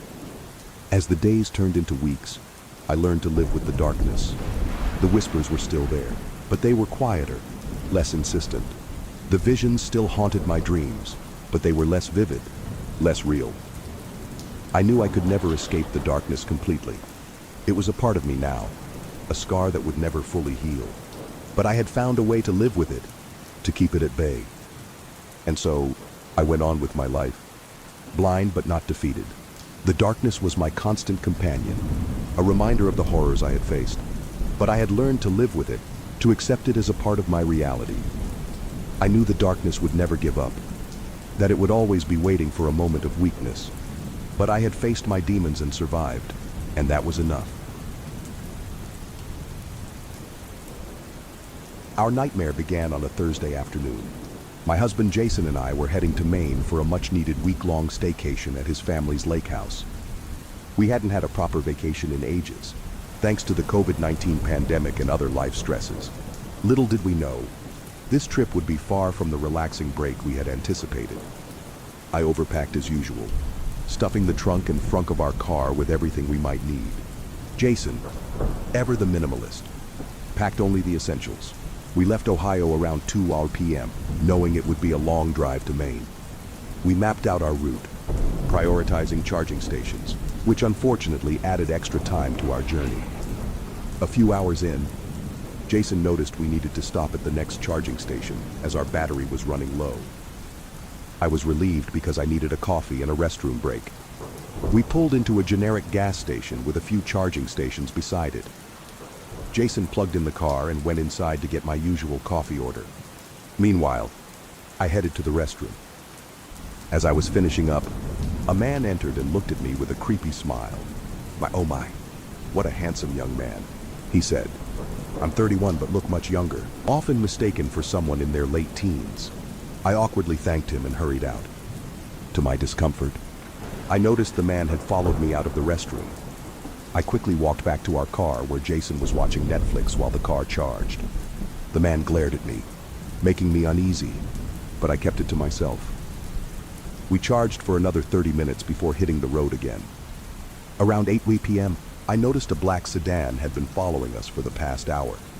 Feeling paranoid, I mentioned it to Jason. He reassured me, reminding me we were on a highway, which calmed me down a bit. I tried to shake off the feeling and eventually fell asleep. When I woke up, we were in New York. I was surprised we hadn't stopped to recharge in Pennsylvania, but we needed to find a charging station soon. I glanced in the mirror and saw the same black sedan still behind us. My anxiety spiked, but I convinced myself it was just a coincidence. Jason suggested we find a hotel with a charging station since he was exhausted and I couldn't drive due to my medication. We found one in Massachusetts, after a quick stop at a gas station for coffee and snacks. We headed to the hotel. Jason dozed off again as I watched some Netflix, trying to keep my nerves in check. The hotel turned out to be more of a motel, old yet modern. Jason collapsed onto the bed the second we entered our room. I went out to the balcony to admire the night sky and get some fresh air. From there, I could see the parking lot. 4 vehicles were parked, presumably the receptionists, the caretakers, our car, and a black sedan. My heart sank. It was the same car. Fear gripped me, but I tried to convince myself I was being paranoid. I went back inside, locked the balcony door, and lay down next to Jason. I woke up to violent banging on our door, far from a housekeeping knock. Terrified, I shook Jason awake. He immediately went into protective mode, instructing me to call 911. The man outside shouted, "I know you're in there." "Handsome." My blood ran cold. I frantically explained to the 911 operator while Jason held the door back. I told him about the man from the gas station. Jason fought to keep the door shut, but the man was relentless. Suddenly, the door burst open, and the man charged in. Jason tackled him, yelling for me to lock myself in the bathroom. I didn't want to leave him, but knew I had to. The operator tried to calm me as I heard the struggle outside. Then, I heard Jason cry out in pain, followed by a heavy thud. My worst fears seemed to be coming true. Fueled by adrenaline, I grabbed the nearest object for a weapon. I wouldn't let this man hurt Jason or escape. I burst out of the bathroom and saw the man trying to flee. I attacked him with everything I had, blinded by rage and fear. The police arrived just in time, pulling me off him and securing the scene. Jason was alive, though badly hurt. We spent the rest of the night giving statements and at the hospital. We later learned the man was a sexual predator with a history of stalking and harassment. His primary targets were young men. Thankfully, he was caught and put behind bars indefinitely. Jason and I didn't get our staycation, but we did survive to tell the tale. A tale that still sends shivers down my spine every time I recount it. A few weeks ago, I woke up in hell. I know this might sound dramatic, but once you'd been in my shoes, you would have thought the same thing. I really hope you never have to endure even a fraction of what I had experienced. I'm currently in a hiding spot and away from any real danger, so I thought it was the ideal time to write down the past weeks, in hopes someone can understand my situation. Last month, I woke up lying on a cold concrete floor, my head pounding like an elephant had trampled on it, and I felt like I was barely wearing anything. My hands only felt a skimpy patient gown. It smelled horribly of excrement, which someone had tried to conceal with disinfectant instead of washing the gown thoroughly. I sat up and screamed in panic as everything went black. I really thought I was blind at that moment, until my vision cleared and I could see a bright crack under the door. I was in a room with no lights. I leaned over the gap and tried to see anything that would tell me where I was, because I had no idea how I got here. My memories went back to a time when I was sitting calmly in a diner, my girlfriend Flo and her little brother Benny across from me. That was all I knew, but wherever I was, I didn't belong here. Not a single soul deserved to be here. Through the gap, I could see a lit corridor surrounded by several dark doors. Mine was one of them. Had I been accidentally locked up in a prison or a mental institution? That couldn't be possible. In my whole life, I've only had several bouts of depression, like any person in their 20s, and frequent sleep problems. But I've never been the kind of person who bangs their head against walls or plucks out their hair in a manic episode. After spending the next 2 or 3 hours, I completely lost track of time. Calling for help and exploring the empty room, I suddenly heard a voice coming from the other side of the room. It was a deep, male voice with a croaking aftertone. Screaming won't do you any good, brother. It'll just ruin your vocal cords. Then everyone's gonna think you're a chain smoker. I couldn't believe my ears. My panic and despair dropped by half when I heard his voice. It was the first time since I woke up that I found some sense of normality in my terrible situation. "Who are you?" I said out loud, pressing my head against the wall, hoping he would answer and confirm that I wasn't imagining him. "I'm locked up here just like you, brother," I heard him smirk. "How long?" I asked. "Maybe a few days. It could be a few weeks or months. I bet even you don't know how long you've been here." How right he was. He seemed very confident and relaxed as he spoke, which made me think he had probably spent a long time here. "Do you know where we are?" "Definitely not the Radisson Blu. I think they're keeping us here for some sick experiment. I swallowed loudly when I heard the word experiments. I've read many books and seen many films where people were involuntarily or voluntarily put in situations where their psyche was put to the test. I think one of those works was about the Stanford prison experiment or something like that, but I knew it was based on true events. In any case, I shuddered at the thought that I could possibly be part of a human experiment, given the conditions I had to spend time in. I suspected the worst. What kind of experiment could this be? I asked my neighbor. I don't know. They haven't done anything to me yet. At least I don't think so. I waited, spellbound. When I sleep, I often have nightmares about people in protective suits poking around on my body. It always feels so real and painful, but dreams are always real, right? And every time I wake up, I feel around my body and find nothing. I think I'm going crazy, brother. But doesn't anyone come to feed us? You can't be here the whole time without eating or drinking anything. Only when I'm falling asleep. They put a tray in the room, right next to the crack in the door so I can see it. On the tray is always the same disgusting food. A dry piece of white bread, a spoonful of porridge and a piece of fruit. Usually a couple of slices of pear that are really mushy, and a cup full of water. Then you always have to push the tray through the crack at the end. Only think about leaving the tray with you, and you can bite the dust. I sank to the ground and listened to his words with a mixture of despair and hopelessness. I didn't know what would happen to me if I kept doing what my neighbor had been doing the entire time. Sitting in the dark forever, losing track of time, eating only the bare minimum to avoid starving, slowly but surely going mad, and not getting any answers. We'll definitely find a way out, I said determinedly. They can't just keep us here like this and never let us out. At the first chance we can... I've tried everything. Brother, I'm sorry I gotta take away all your hope, but we're at their mercy. The only way out of here is to not touch the tray and just go to sleep. His words hurt my soul. Fear rose up inside me again. Have you tried? I asked cautiously. Like I said, I've tried everything, but the survival instinct can be a real asshole. I don't know why, but the way he expressed his words was the height of the blackest humor and didn't fit my current state of mind at all, so I just had to laugh. I laughed so loudly and ugly that I couldn't stop.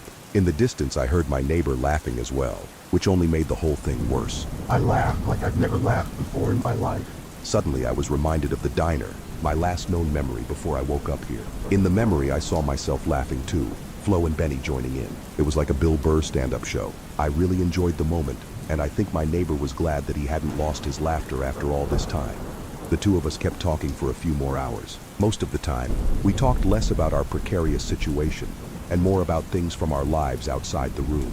I told him about Flo, how I met her, and how we spent our time at college together before I dropped out. I also told him about my brother Charlie, who I lost in a car accident. As I talked about him, I realized how the pain of losing him hurt way more than anything that had happened to me since I woke up in the room, or that I feared could happen in the future. Nothing came even close to the gravity of his death. I loved Charlie more than anything. My neighbor listened carefully and then told me a bit about himself. How he dropped out of school at the age of 15 in order to work and support his sick mother. She suffered from multiple sclerosis and only made it until he turned 20. He then slipped into drug addiction and, in his words, spent the last 5 years simply cracking up. It went on like this until he announced that he wanted to sleep. You should lie down too, brother, he said sleepily, especially when you're hungry. They don't let anything inside till you're dozed off. I was about to tell him that I didn't feel like sleeping at all, but then I heard snoring from next door. I lay down on the hard floor and cursed those who hadn't even thought about putting a mattress, or at least a pillow in there. I didn't like doing it, but if I wanted to at least try to sleep, I just had to. I took off my gown so that I was stark naked and folded it into a pillow, which I put under my head. I'm always very picky about my pillows, because for me that's the most important material for a safe sleep. At home, I could only sleep on an orthopedic neck pillow. My sleeping issues could sometimes be that bad. I lay on my back and stared at the ceiling, which could also be the wall. An endless darkness without any light or warmth. My neighbor appeared in front of me. I heard his voice, which had probably become so croaky from all the screaming, and I imagined what he might look like. I imagined how we would have crossed paths in another life, both of us at our lowest point and each other's support. I would help him with his withdrawal, and we would become best friends. Flo and her brother Benny appeared in front of me, sitting in the diner. Each of us was drinking a chocolate milkshake. Benny wasn't taking the ice cream very well, as he was holding his head and waiting for the brain freeze to wear off. I laughed at his funny expression, but Flo suddenly slapped me on the shoulder, looking all worried.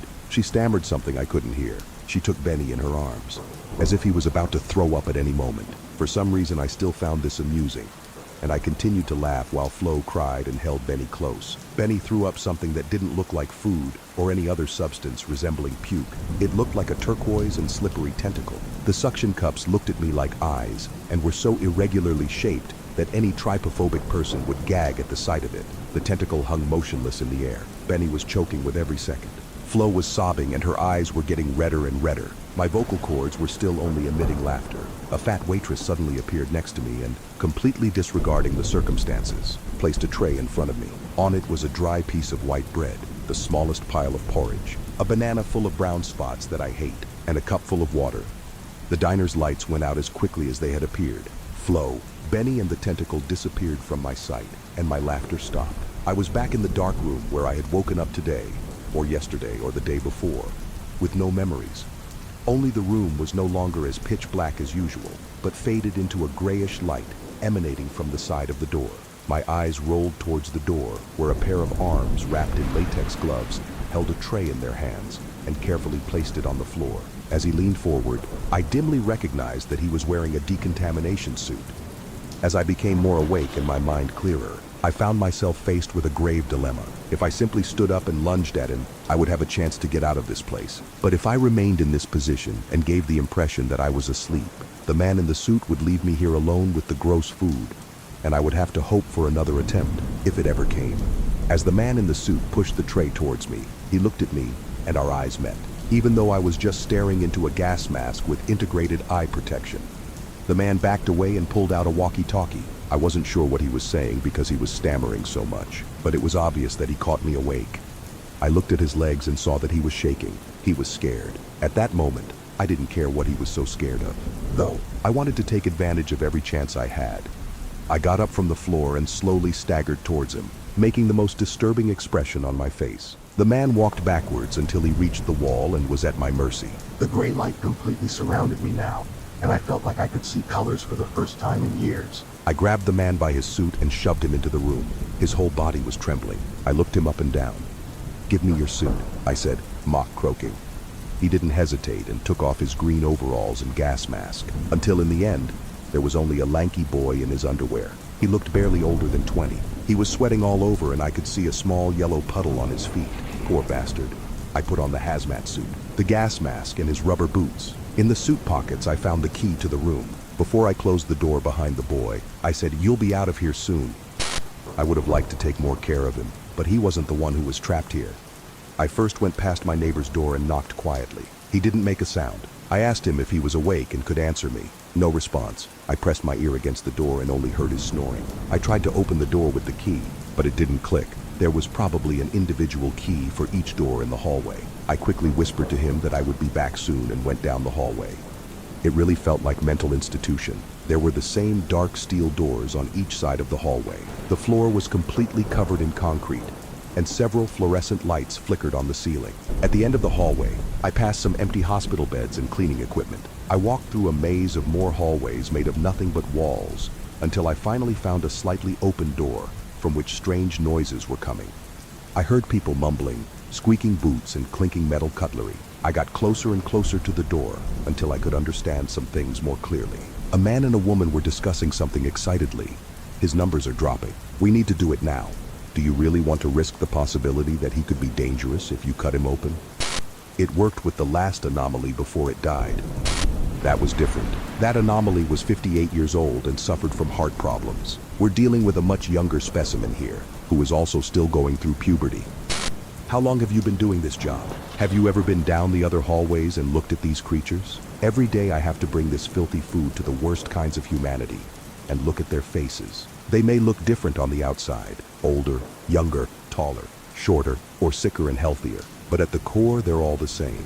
We are only doing them a favor. There was silence after that, which made me think that the woman had given in. Curiously, I dared to look into the room as inconspicuously as possible.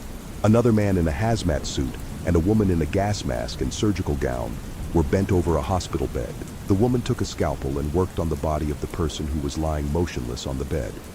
I leaned closer to get a better look, when suddenly the hinges of the door squeaked and exposed me. The man in the suit looked at me in surprise, but the woman seemed to have been startled by the noise because she frantically cut into the patient's chest before turning around too.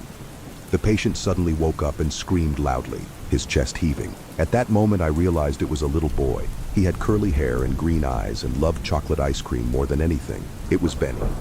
The man in the suit acted quickly and pulled out a knife and approached Benny. I lunged at him and knocked it out of his hand. We struggled for a while, with him having the upper hand. He was very strong and punched me pretty hard, but I fought back as much as I could. I did everything to stop him from picking up that knife again.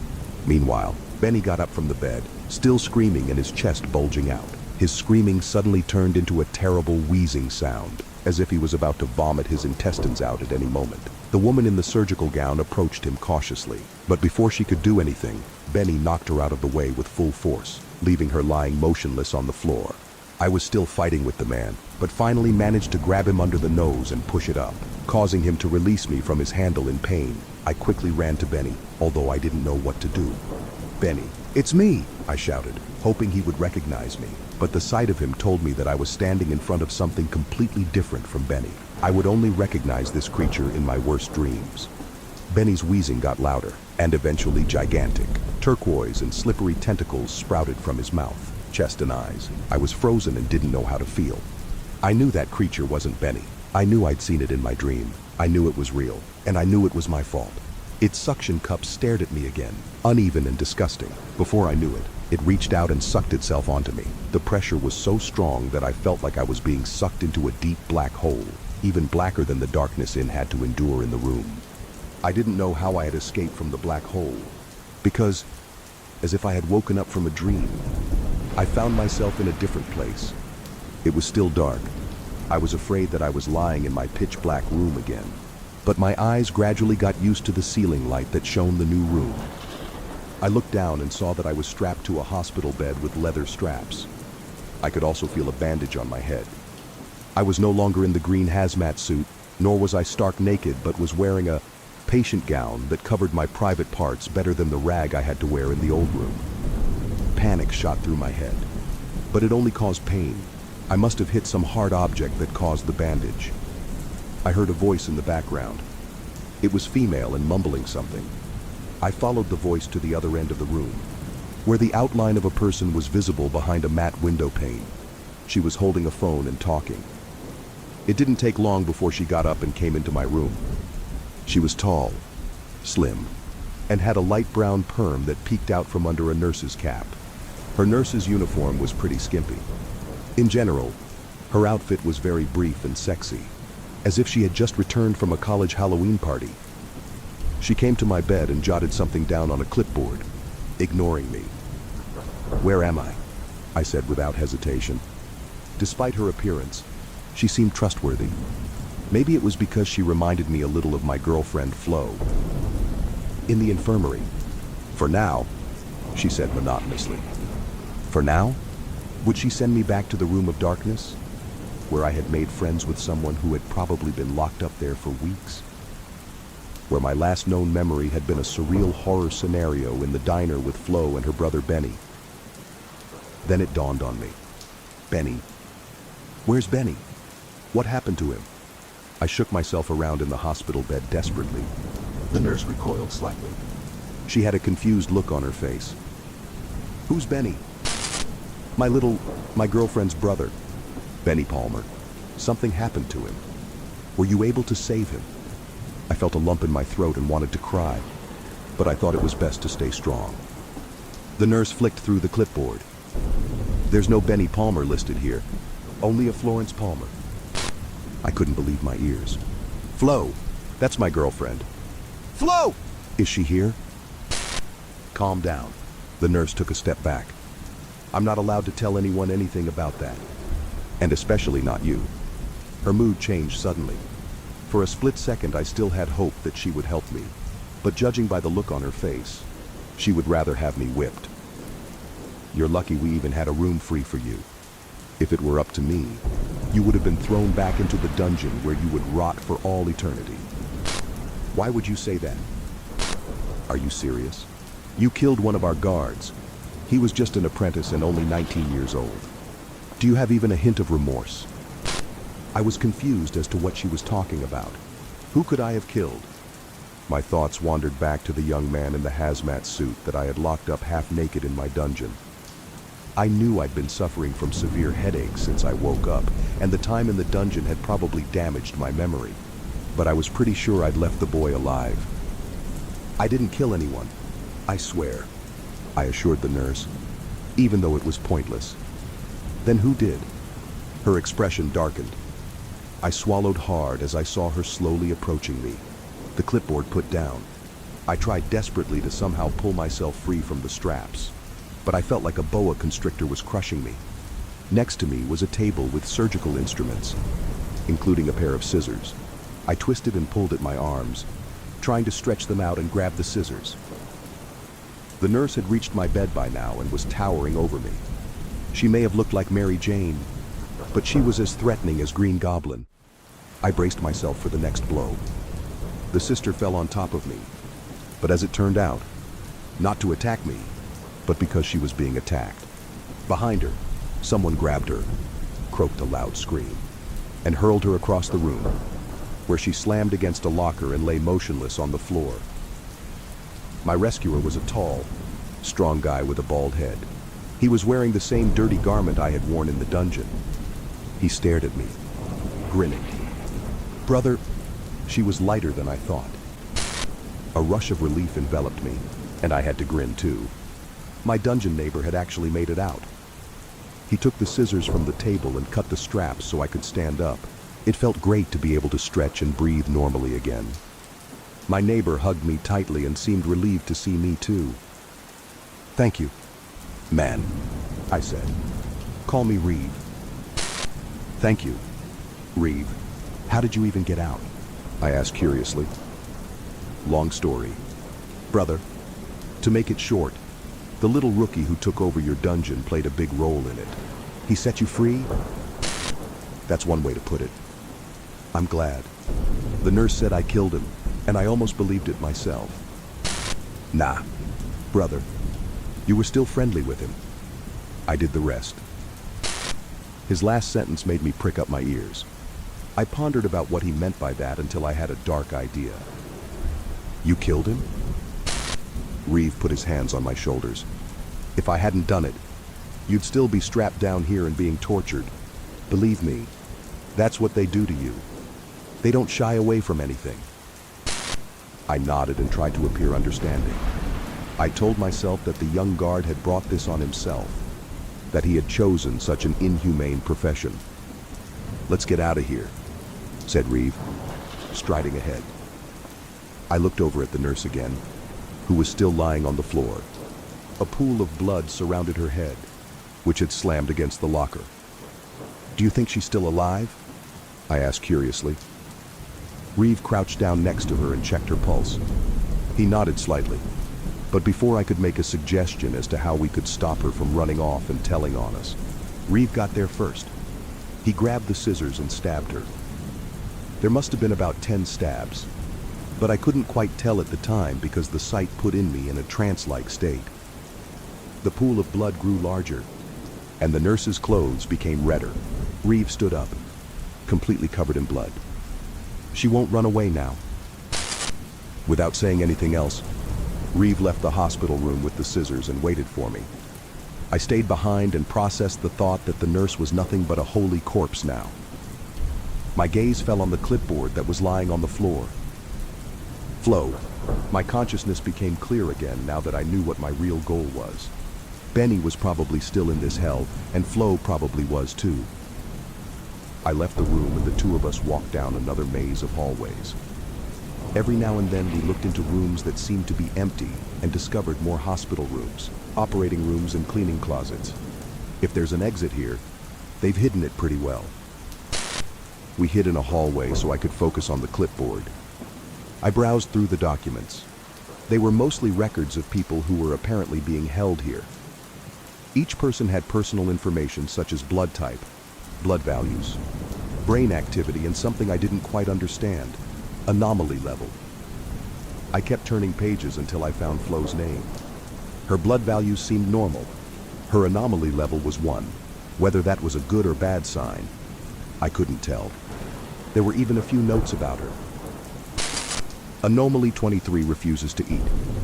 Anomaly 23 exhibits self-harming behavior. Torn fingernails are found in food. Anomaly 23 repeatedly insists on meeting with Anomaly 24. I kept flipping through until I found the record for Anomaly 24. The documents were very disorganized. I thought it was me, because the nurse said Benny was not listed, but I was wrong. Anomaly 24 did not have a real name. The anomaly level was 100. He also had notes. Reading them made my neck hair stand up. Anomaly 24 exhibits overreactions to medication, tantrums, fidgeting, screaming fits. Anomaly 24 is regularly sedated and force-fed. Anomaly 24 does not respond to treatment methods. Tentacle arms appear at irregular intervals. Last known appearance on Nov 10th at 6:36 p.m. during Anomaly 25 attack on staff. I shuddered to turn the page and find my record, because it was certain that I had one, and it was certain that Anomaly 25 was me. But it was necessary to find out everything, so I could understand what had happened to the three of us. My record showed my name and my anomaly level, which was 55. I also had some notes. Anomaly 25 is the first anomaly to show signs of possession by tentacle arms. Anomaly 25 escapes dungeon by murdering a guard on Nov 10th at 6 p.m. Anomaly 25 is cared for in infirmary after fainting. Are you nearly done with this? Reeve asked impatiently. I'd really like to get out of here. Brother. I stopped reading and we left.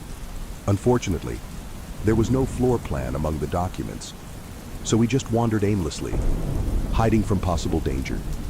Eventually, we reached a door at the end of a hallway that seemed different from other doors. It was larger and had 2 handles.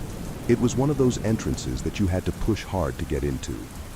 We approached the door and saw a note attached to it. It said, "Next showing on deck first at 10:30 a.m. Brother, is this a movie theater?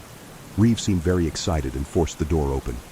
I thought it was a bit reckless that he just walked in without considering that someone might be inside, but he was already gone. I followed him. We were now in a room that actually resembled a small movie theater. There were comfortable seats lined up everywhere, and in the front was a large white screen. In the center between the seats was a device that looked like one of those ancient movie projectors. While we're dying in the dungeon, these asswipes are enjoying themselves at their finest, Reeve muttered angrily as he studied the projector. He fiddled with the buttons until suddenly the film reels started to spin, and a beam of light shone out of the device, projecting an image onto the screen. Jackpot! Reeve shouted. I was still a little suspicious, fearing that hazmat people might storm in at any moment. The film that was being shown was apparently a training video for the staff. In this building, I'm keeping the name of this company secret for legal reasons. It was fairly new, although the sound and picture quality had seen better days. I finally focused on the content, because at some point a narrator's voice reported on something other than the training of the staff. Simultaneously, stock images and videos were shown to support the content. Now you are probably wondering what the reason for this induction is, what the reason for the construction of this building is. As you already know, the current pandemic is in full swing. Since Day X, as we call it for the sake of simplicity, several formerly human beings have been possessed by an extraterrestrial creature that, to the layman, appears to be a tentacle monster. In fact, our best scientists are still studying this creature in more detail, so that they are fully aware of what humanity is dealing with. The origin of the creature is not yet known. We also cannot say what abilities this creature possesses. The possessed probably know that best, but we will come to that now. We call the hosts possessed by the creature, who were formerly human, anomalies, and your biggest task is to keep these anomalies in the dungeons until a possible release can be guaranteed. The meantime, our researchers and doctors can use the opportunity to study the anomalies, operate on them if necessary, and, if in doubt, eliminate them once and for all. In this case, we primarily include anomalies that have reached a level of over 50. But even though this is a task that comes with a lot of responsibility and has the highest level of secrecy and security, I ask you to freak out. Just don't forget one thing: you are still human. They are not. Now let's move on to the safety instructions. I pressed the button that stopped the projector.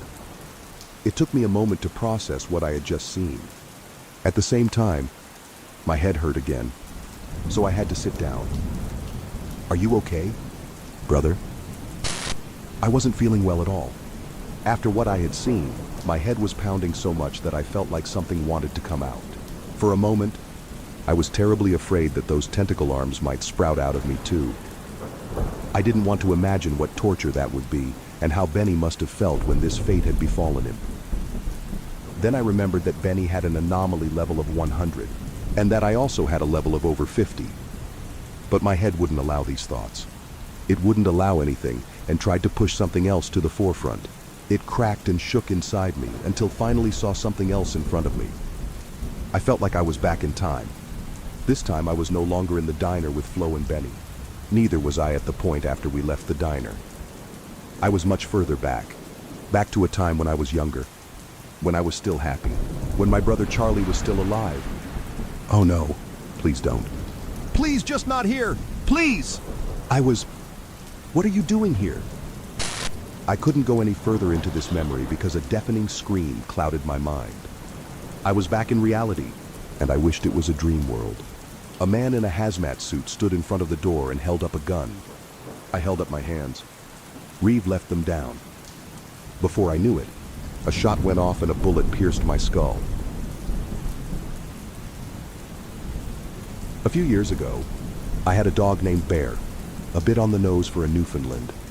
I know, but the day I found him wandering around the street, I was more concerned with helping him than coming up with something clever. As such, the name started out as a joke, but when I was sure that I was going to officially adopt him, and the time came to actually give him a name, I had been using it so consistently that he responded to it. So, Bear it was. He was a good dog. I never figured out how old he actually was. He didn't look very big when I found him. But I'm not privy to dogs, especially ones this big, so I never could pin down an age.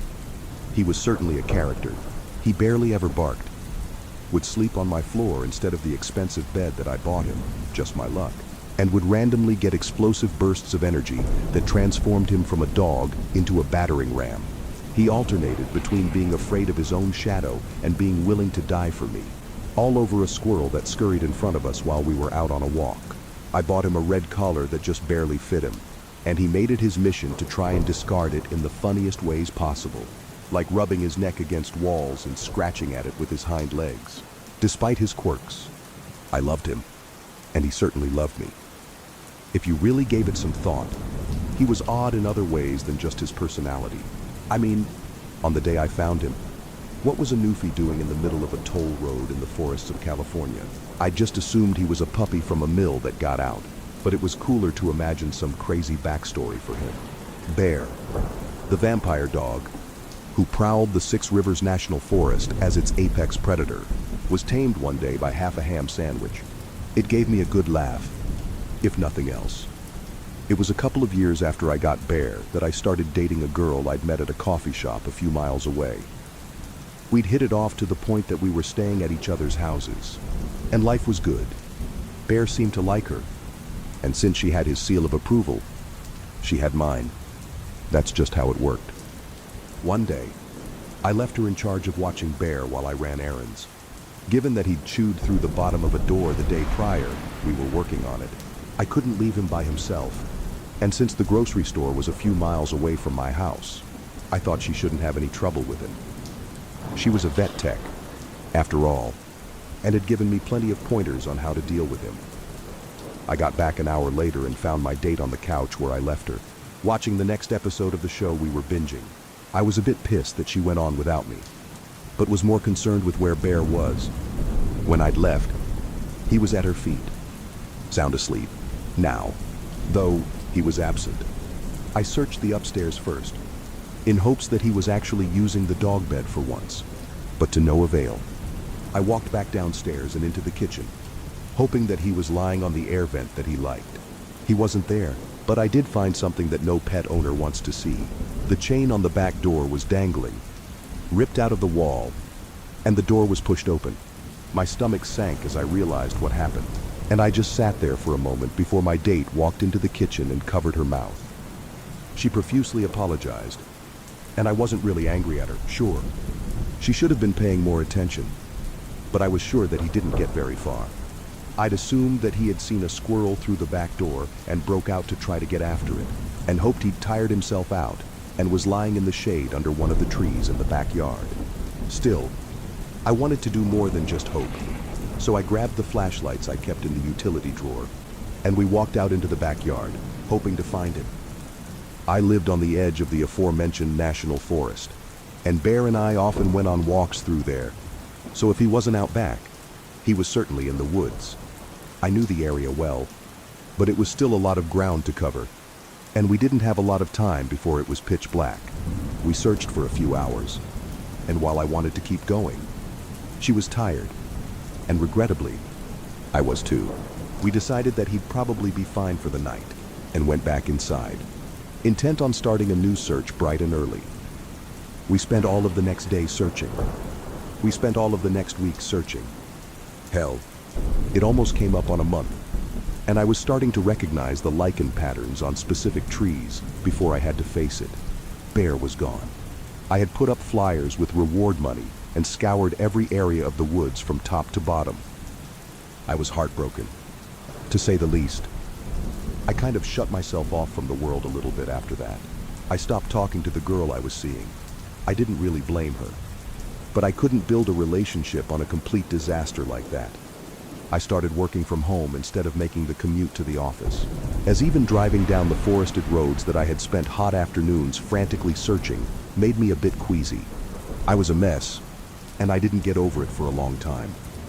This all happened a little over 3 years ago, and I was mostly over it by this point. I'd since met and married my wife, and we were expecting our first child in a few months. We were still living in the same house, even if it had some sad memories attached to it. It was still a nice place, and I wasn't willing to give up on it. I had hoped that my new life with my family would help drown out some of the sadness that still stained the place. Part of me still wished that Bear was there to see it with me.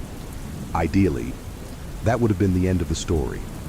Or better yet, I wouldn't even be writing this right now. But 3 weeks ago, everything changed.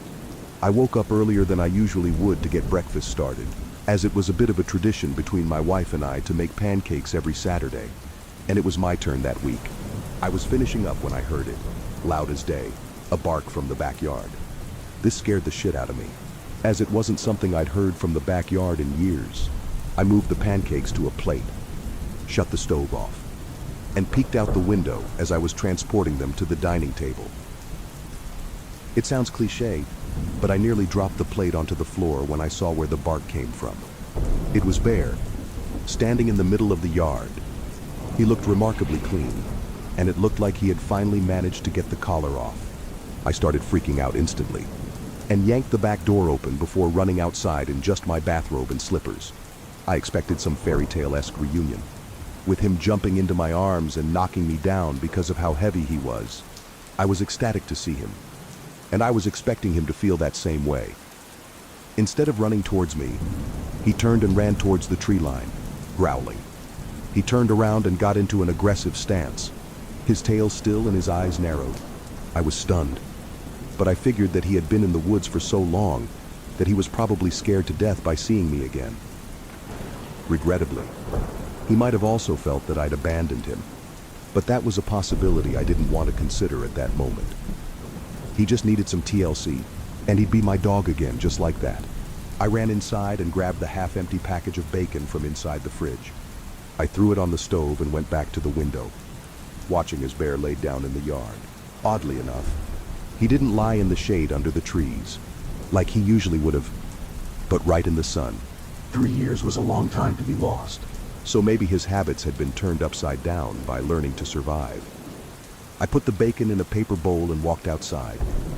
I shook the bowl, calling his name from the concrete porch. He didn't budge, still lying in the middle of the yard, I figured I'd leave it sitting out, and he'd come get it when he felt more comfortable. My wife was up by this point, justifiably confused by me calling my lost dog's name from the back of the house. I excitedly showed her that he'd returned, but she seemed less enthusiastic than me. She smiled upon seeing him, but she didn't have the same connection to him that I did, so I couldn't blame her for her deluded reaction. I went to the store right away to grab new dog food, water and food bowls, and most importantly, parts for a doggy door. We lived in a safe enough area that I could install one without fear of a break-in, and I wanted to ease Bear back into our house by letting him come in at his own pace. I spent the whole day installing it, glancing over my shoulder every few seconds to make sure he wasn't getting into trouble. He just laid in the sun, presumably napping. The next morning, I walked into the kitchen to see if there were any signs that Bear had been in the house. Sure enough, there was a clump of black fur stuck in the corner of the doggy door, and the dry food I'd put in the bowl looked to be partially eaten. I told my wife as such when she got up, and she wasn't fazed by it, instead grabbing my hand and leading me upstairs back into our bedroom. I hadn't noticed when I got up, but one of the dog bones I'd left on the back patio was on our bedroom carpet, implying that he'd been in there last night, probably guarding us while we slept. My wife seemed a bit disturbed by this, but I was thrilled. To me, this just served as proof that part of my old Bear was still in him. He used to do that all the time. After all, I sat down with my wife that night and started to discuss how we could make Bear feel more comfortable in our home, but she stopped me. She tried to reason that he had spent years presumably lost in the woods and had probably become feral and unpredictable. As much as I wanted to cast those doubts aside and override her, she had a valid point. You don't just spend years stranded and come back the same. Human, dog, or otherwise. We met in the middle. If Bear was still hanging around the house in a month and showed signs of improved friendliness, we could try and reincorporate him into our lives. I would do anything to have him back, but I did have a pregnant wife to worry about, so I agreed. In the meantime, we agreed that I'd install a lock on the doggy door so that he or anything else couldn't get inside. I made a mental note to go to the hardware store sometime next week, as the next day was a national holiday and it was closed.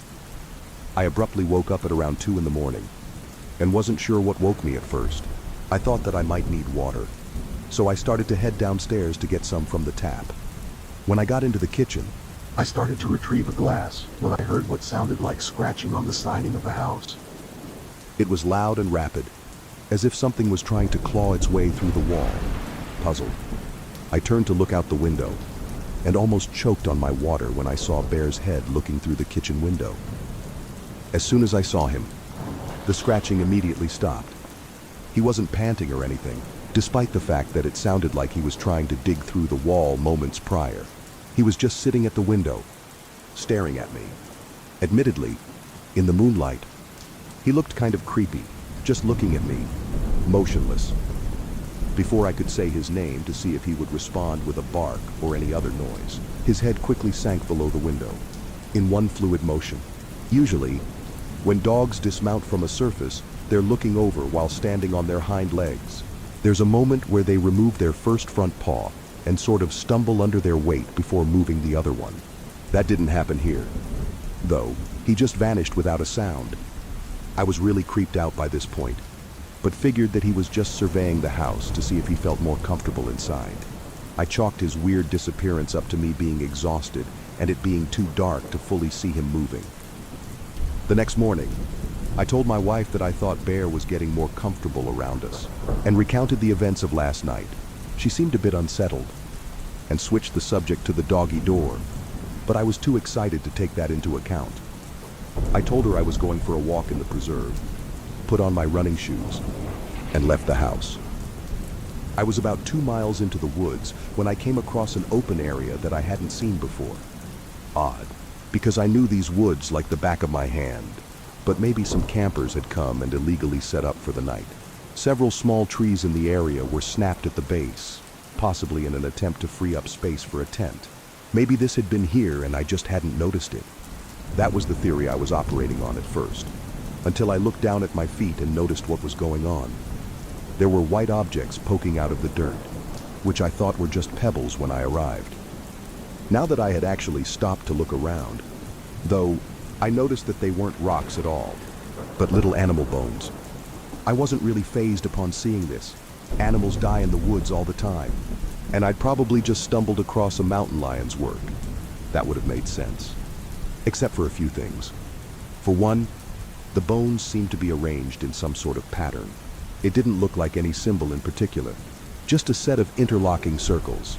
There was no way that an animal would arrange the bones of their prey like this, so I was already weirded out.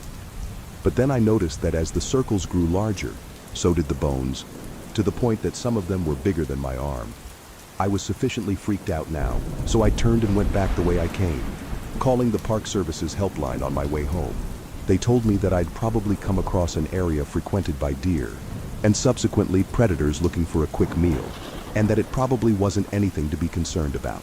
After I badgered them for a bit and explained the whole pattern thing, they agreed to send someone out to take a look at it, just in case. I was satisfied with that, so I continued home and tried not to think about it. I caught glimpses of Bear in the backyard for a few weeks, but didn't see him for a prolonged period of time until yesterday.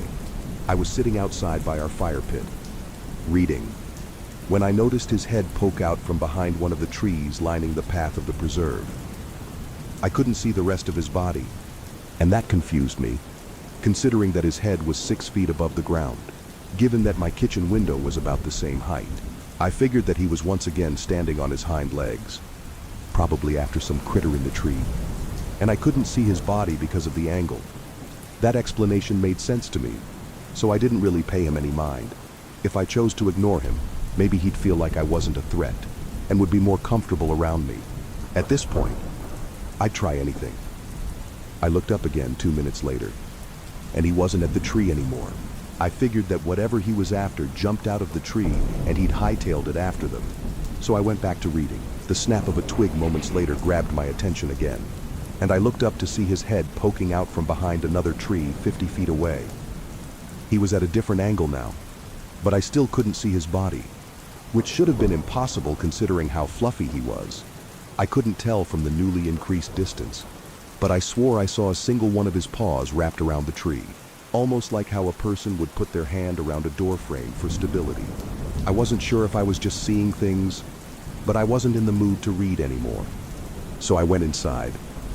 It hurt me to admit this, but at this point, I think I was accepting that Bear was too far gone, and I couldn't really blame him for that. He was an animal who had been thrust into the cold, dark wilderness, and to expect him to be unchanged by that would be unfair. Still, I was building a family, and it was my duty to protect them. The next day, I got my opportunity to do just that when I spotted Bear once again lying in the center of the back lawn. I grabbed 2 baking sheets and walked outside, slapping them together and yelling. This loud display apparently worked. As he shot up and darted towards the tree line, I felt like absolute shit after doing this, but it was what needed to be done. I thought that would be the end of it. I spooked him away, and now I could focus on getting our lives back to normal. Today was a Saturday morning, and instead of making pancakes, I intended on surprising my wife with breakfast from her favorite local donut shop, as she told me that she'd been craving them the night prior. I'm no dummy when it comes to hints, so I hopped into the car and peeled out onto the road, hoping I'd get there before all her favorite flavors sold out. As I was speeding down the road, I saw it, or at least, I thought I did.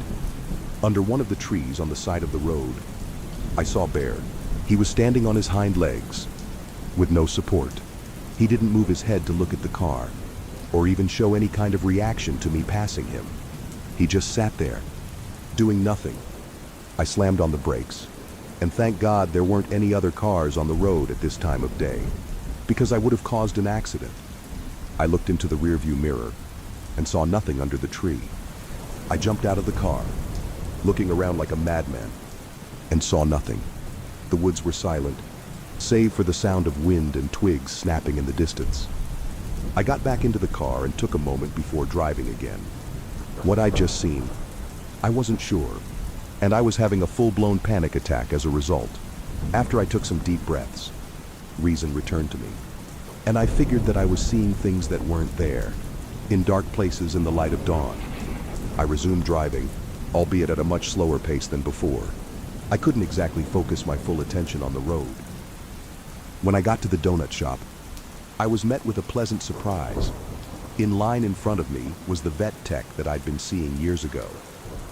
Even though we'd stopped seeing each other, we ended on fine terms and didn't harbor any bad feelings toward each other, as evidenced by the smile and hug we greeted each other with.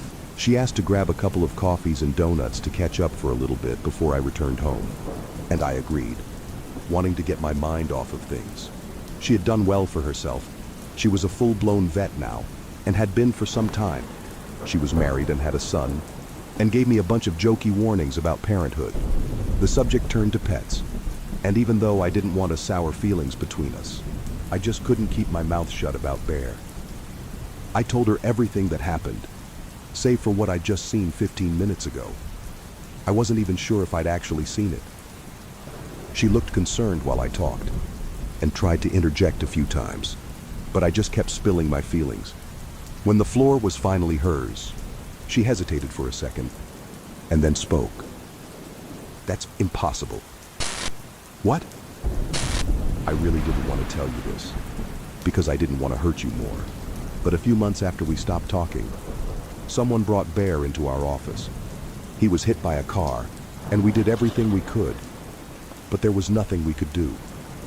I didn't call you about it, because I didn't think you wanted to hear that your dog was dead. I asked her how she was so sure. It couldn't be. I'd seen my dog alive. His collar. He had his collar on when he came into the office. The red one with his name tag on it. I left the shop after that. I didn't leave the parking lot. Though, not because I was afraid to go home, even if I was, but because I was ashamed. I'm a bad husband. I forgot to get a lock for the doggy door. My wife, Lynn, and I have been together for 6 years and married for 11 months. Our entire history together has been very normal, and never once have I noticed any weird behaviors or red flags. I can't stress enough how out of character this whole thing is for her. Lynn is very kind, intelligent, and thoughtful. She's always been the no-nonsense type of person. Being childish or trying to scare me is not something she'd normally do. She doesn't even like watching horror movies. When we first started dating, she agreed to watch The Shining with me because she knew how much I loved horror. She was so scared that she didn't even make it through half of the movie before we had to turn it off. She isn't into anything creepy and has never been into pranks. It's just not her cup of tea, and that's fine. But that's what was so strange about this. It's just so unlike her. I should also add that she never had any mental health issues, and as far as I'm aware, it doesn't run in her family. I know some people are able to hide their mental health problems, but in the 6 years we've been together, I think I'd have seen some sort of sign. 2 months ago, I was in the kitchen making myself some coffee before work. I was running a bit late that morning and knew I wouldn't be able to make it to Dunkin' Donuts for my usual morning fix. I took a sip of my coffee as I hurried down the hall towards the front door, when I happened to notice Lynn peeking at me from around the corner ahead of me. I could only see her eyes, and a strand of her long dark hair hanging against the wall. The rest of her body was concealed behind the corner.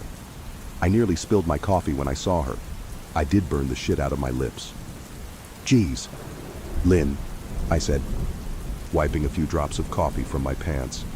"You scared the shit out of me." She immediately popped out of view like a little kid that had been caught. I heard her scurry off towards the living room, and by the time I got to the front door, she was out of sight. It was really weird, and just totally out of character for her, like I said.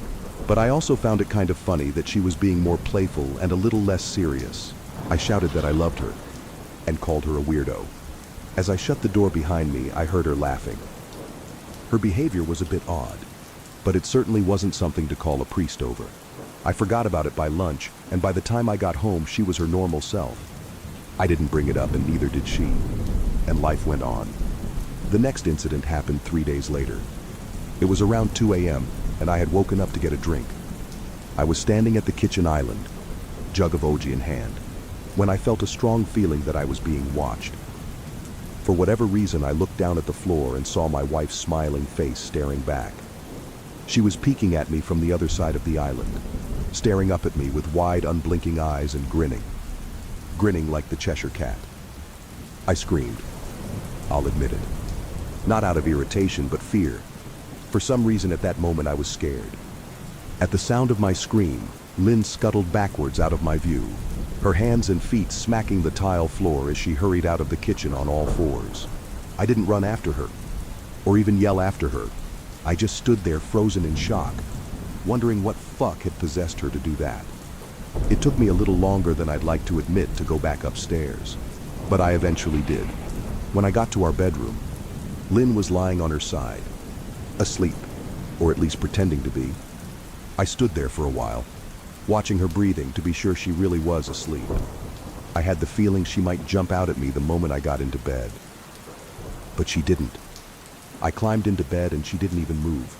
Her breathing was soft and deep, and I was starting to wonder if I'd dreamt the whole thing. The next morning I waited for her to come down for coffee, and after handing her a mug and kissing her cheek, I decided to ask her about it. "What was that about last night?" I asked, keeping my tone light so I didn't offend or embarrass her. She frowned over her cup of coffee, shaking her head like she had no clue what I was referring to. "You were peeking at me again. From over there," I said, pointing to the spot on the floor by the kitchen island. She followed my gaze, and when she looked back at me, she burst out laughing. She laughed so hard that I couldn't help but join her. "You creep me the fuck out sometimes. You know that?" I said.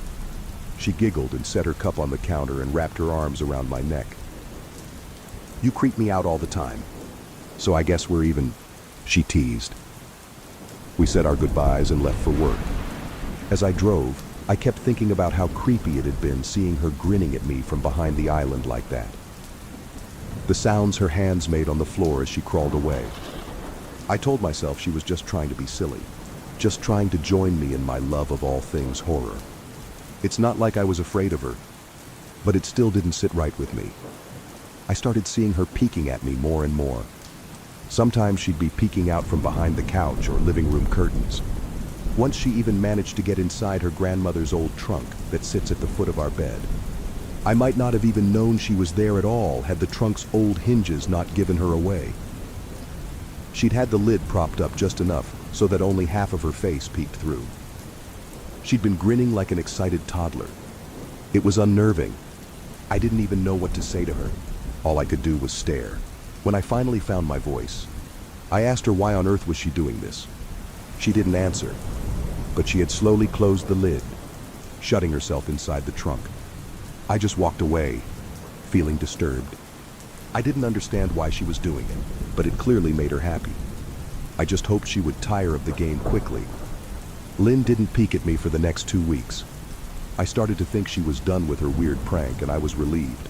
We were watching a show on Netflix one night, and I jokingly said that I hadn't seen her peeking at me lately, and that she must have given up on her spy game. She looked up at me with a small smile and said, "Maybe I've just gotten better at it." I didn't say anything, but I wondered whether or not she was joking. For the next few days, I couldn't stop thinking about what she'd said. Was she still peeking at me when I wasn't looking and I just hadn't noticed? And if so, what the hell was she getting out of this? I started to feel paranoid, constantly checking whether she was watching from around the corner or behind a door. I was jumpy whenever I was home and she wasn't in full view of me. I felt stupid and a little crazy. But after a few weeks without another incident, I began to relax. I stopped checking behind furniture and walls and told myself it was just a bad memory. Then a few days ago, things got so much worse. Lynn left to go to a friend's, and I lounged on the couch and played a couple games on my laptop. Around 9 p.m., I hopped in the shower, and as I was washing the soap from my hair, I felt that awful feeling that I was being watched. I slowly opened my eyes and almost had a fucking heart attack. Lynn was peeking from behind the shower curtain. Her entire head stretched into the shower, leaving just her body outside. Her long dark hair hung against the curtain, the ends dripping with water. Her mouth hung open in a terrible grin, eyes wide and red. as if she hadn't blinked in a while. I screamed and jumped back against the wall. She didn't move, nor did her smile waver. Her makeup ran down her cheeks in 2 black streaks. She looked giddy and completely deranged. I was fucking terrified. We stood like that for a few moments, neither of us saying a word. Finally, after what felt like forever, she slowly pulled her head back out of the shower, and I watched her blurry figure through the curtain as she moved backwards towards the bathroom door. A second later, the bathroom door slammed shut, hard enough to rattle the mirror. I screamed again and jumped out of the shower to lock the door. I stayed inside the bathroom for over an hour. Maybe I overreacted to some of you. But joke or not, I wasn't going to put up with the crazy shit anymore. That's what I kept telling myself as I paced in my bathroom, stopping to listen at the door every few minutes. Suddenly I heard a muffled sound, and I pressed my ear against the bathroom door, straining to listen. I couldn't hear anything, but I envisioned Lynn standing on the other side of the door, giggling at her joke. I felt a surge of anger. I was beyond pissed at being made to feel scared in my own house, and made to hide in the bathroom for an hour. All for what? Some joke? If it was a joke, it was an awful one. What the fuck, Lynn? I snapped. This shit is getting really fucking annoying. I waited for her to apologize, or to call me a jerk. But instead I heard a faint moan, so quiet I wondered if I heard it at all, and then complete silence. Lynn? I called out, not able to even hide the shakiness in my voice. I got no response, just my own heavy breathing. I swear to God, just fucking stop it, I yelled, pounding my fist on the door. I waited for her to cuss me out, something I would expect from me talking to her like that. I never screamed at her before, but there was nothing, just the occasional drip from the shower head. I won't deny that I was scared, too afraid to open the damn door and face my own wife. I waited another 30 minutes or so, which feels like a fucking lifetime when you're scared. Finally, I decided I wasn't going to spend the night hiding in my bathroom, so I got down on my knees and peered under the door. I almost expected to see her face peeking back at me, but thankfully I didn't. I could see straight down the hallway to the top of the stairs. But no Lynn. I didn't know if I should be happy about that or not. I looked for a few minutes, waiting to see her head pop up over the top step, but it never came. I stood up, my hand hovering over the door, and mentally prepared myself to open it. I slowly turned the lock with shaky fingers, and was about to yank it open when I heard a sound that still makes me feel nauseous when I think about it. A moan, louder than before, but this time I was able to tell just where it was coming from. I turned my head to the closet door as if in slow motion, and locked eyes with my wife, who was peeking out at me from the slight gap. Her eyes were still wide as ever, and her mouth was hanging open in the most grotesque, gaping smile I'd ever seen. I didn't even scream. I was too scared for even that. Her hands were clasped to her chest, body trembling with sheer delight, as if she could barely contain her excitement. A short, raspy moan bubbled up from her throat, deep and raw, sending a shiver through my entire body. Somehow, I found the ability to pull the bathroom door open and ran as fast as I could all the way down the steps, snagging my keys and phone from the table in the living room before running outside to my car. I could hear her shrill laughter behind me, but I didn't hear her getting closer. I didn't bother shutting the front door. I drove away from the house faster than I legally should have, shivering the entire time, either from fear or the cold, maybe a little of both. I hadn't grabbed a coat or even a pair of shoes. I was still in my boxers and my hair was still damp. I drove straight to my brother Chris's house about 40 minutes away, ignoring any and every call and text I got. I didn't check my phone until I was safely parked in my brother's driveway.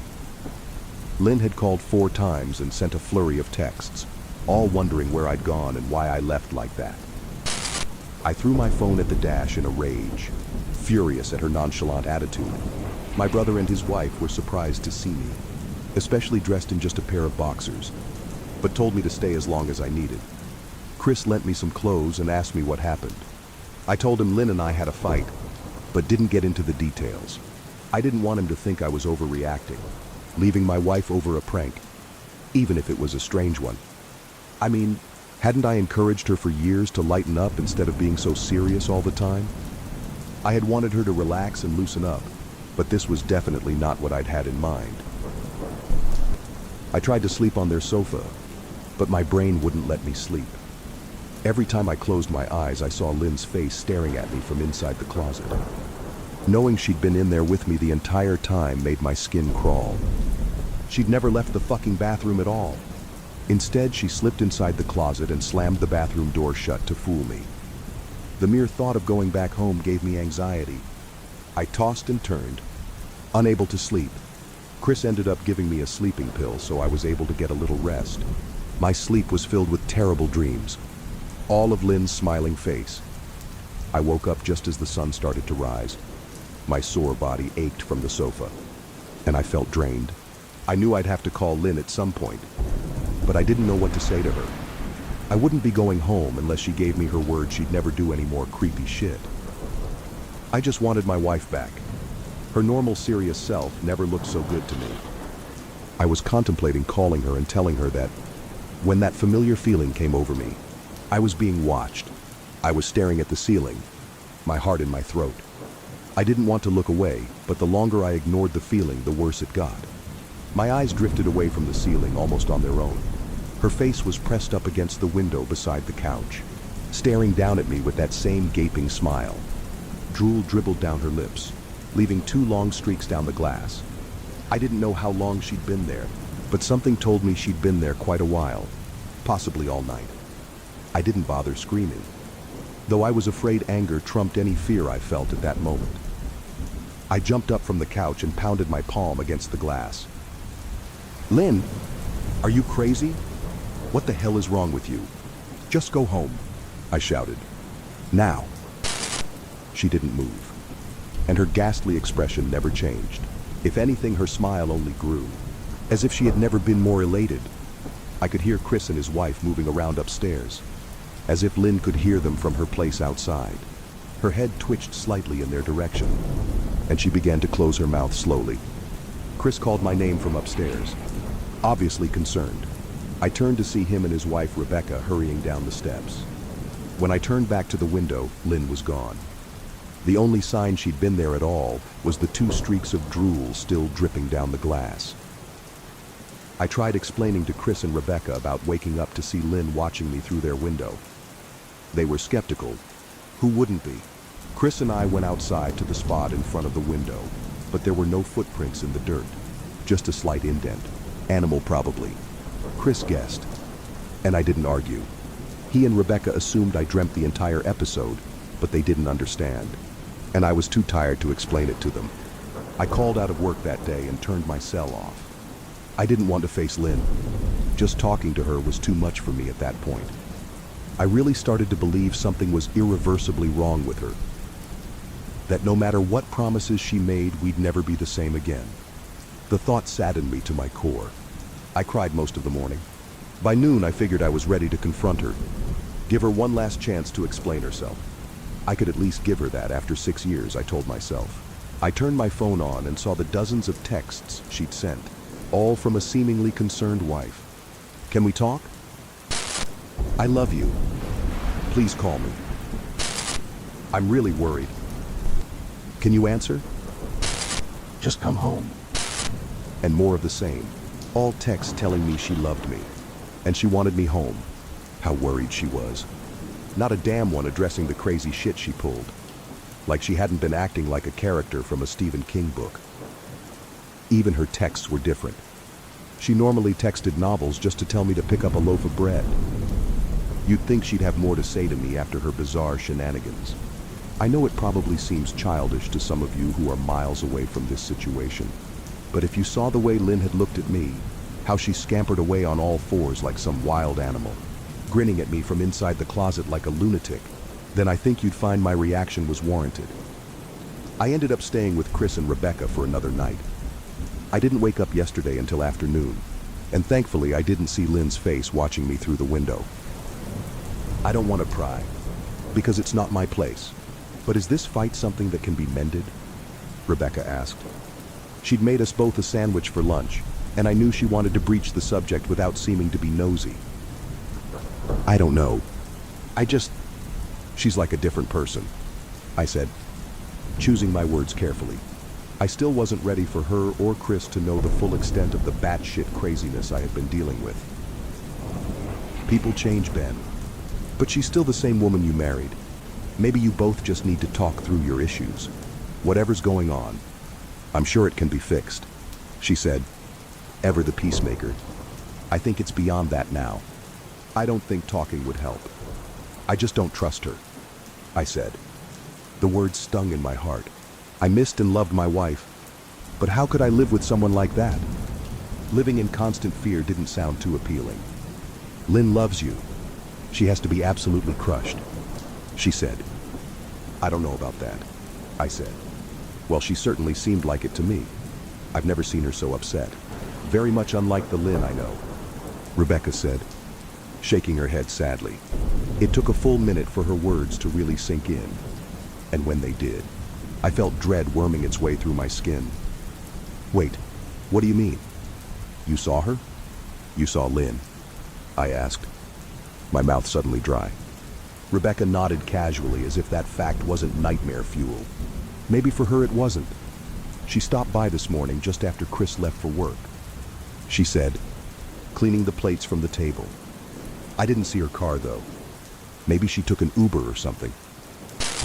Beck, what did she say? Did she come inside? I asked, sweat starting to break out on my forehead. I began looking around, examining corners as though a predator lurked behind them. No, she just asked if you were awake yet, and I said that you weren't. I asked if she wanted me to wake you, but she said no. Just said to let you sleep, she said as she washed the dishes. That's all? She didn't say anything else? I asked. No. She looked awful though, like she hadn't slept in days. I think you should call her. I got up from the table and thanked Rebecca for lunch. I felt a little bit better at the knowledge that at least she hadn't come inside. Still, I needed to double check that the doors were locked. I sat for a while trying to figure out what to do next. I didn't want to go home, but I felt that I owed it to Lynn to help her if I could. Hadn't I swore an oath to love and honor her through sickness and in health? Clearly she was very sick. If she was sick, which I truly believed she was, I had to try and get her the help she needed. But I didn't even know where to start. I didn't want to call the police. And besides, what the hell was I going to tell them? That my wife was peeking at me? That she was being creepy? As bizarre as she'd been, she still hadn't committed any crime. Not yet anyway. The police would have probably said that I was overreacting, but this wasn't some prank. It felt wrong, dangerous even, like something sinister lurked beneath her smile. I knew as her husband I was well within my rights to have her committed, but what if she simply acted normal in their presence? She'd obviously been able to fool Rebecca into thinking she was just a concerned wife. As long as the doctors didn't find her a danger to herself or others, they'd have no choice but to release her after 72 hours. I felt lost and overwhelmed, so I did what any husband in my position would do. I called her mother. I didn't want to, believe me, her mother, Marianne and I were never on the best of terms. We'd never fought or anything like that. She just wasn't a very warm person, and wasn't really easy to get along with. She hardly ever smiled, and when she did, only her lips would move into a thin-lipped smile, leaving her eyes as blank as before. She gave off this aura that felt like she was permanently on the offensive. I'd only met her twice, and both times were for such short visits. I got the impression she didn't approve of me for her daughter. Lynn always ushered us out quickly, as she didn't want me to feel uncomfortable, which I was grateful for. Being in her mother's company felt almost unbearable, like walking on glass. I was glad when we moved 3 states away so we didn't have to see her often. I was happy to avoid the woman, but I needed her help. I really didn't want to talk to her at all, but I had to talk to someone, and someone who knew Lynn better than I did. So I grit my teeth and did what I had to. Yes, she answered, already sounding irritated. Marianne, it's me, Ben. Do you have a minute to talk? I asked.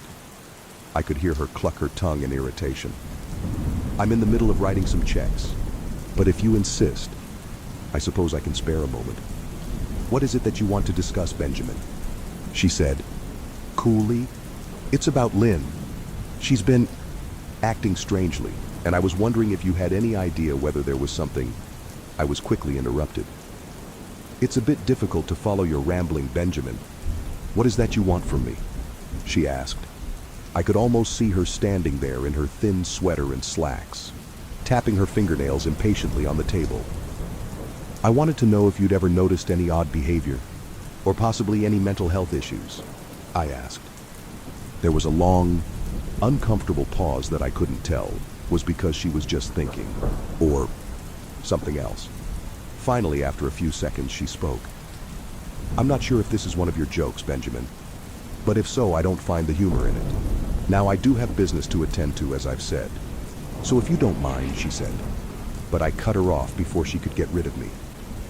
Marianne, it's not a joke. I'm sincerely concerned about Lynn's mental health. Her behavior has been very erratic lately.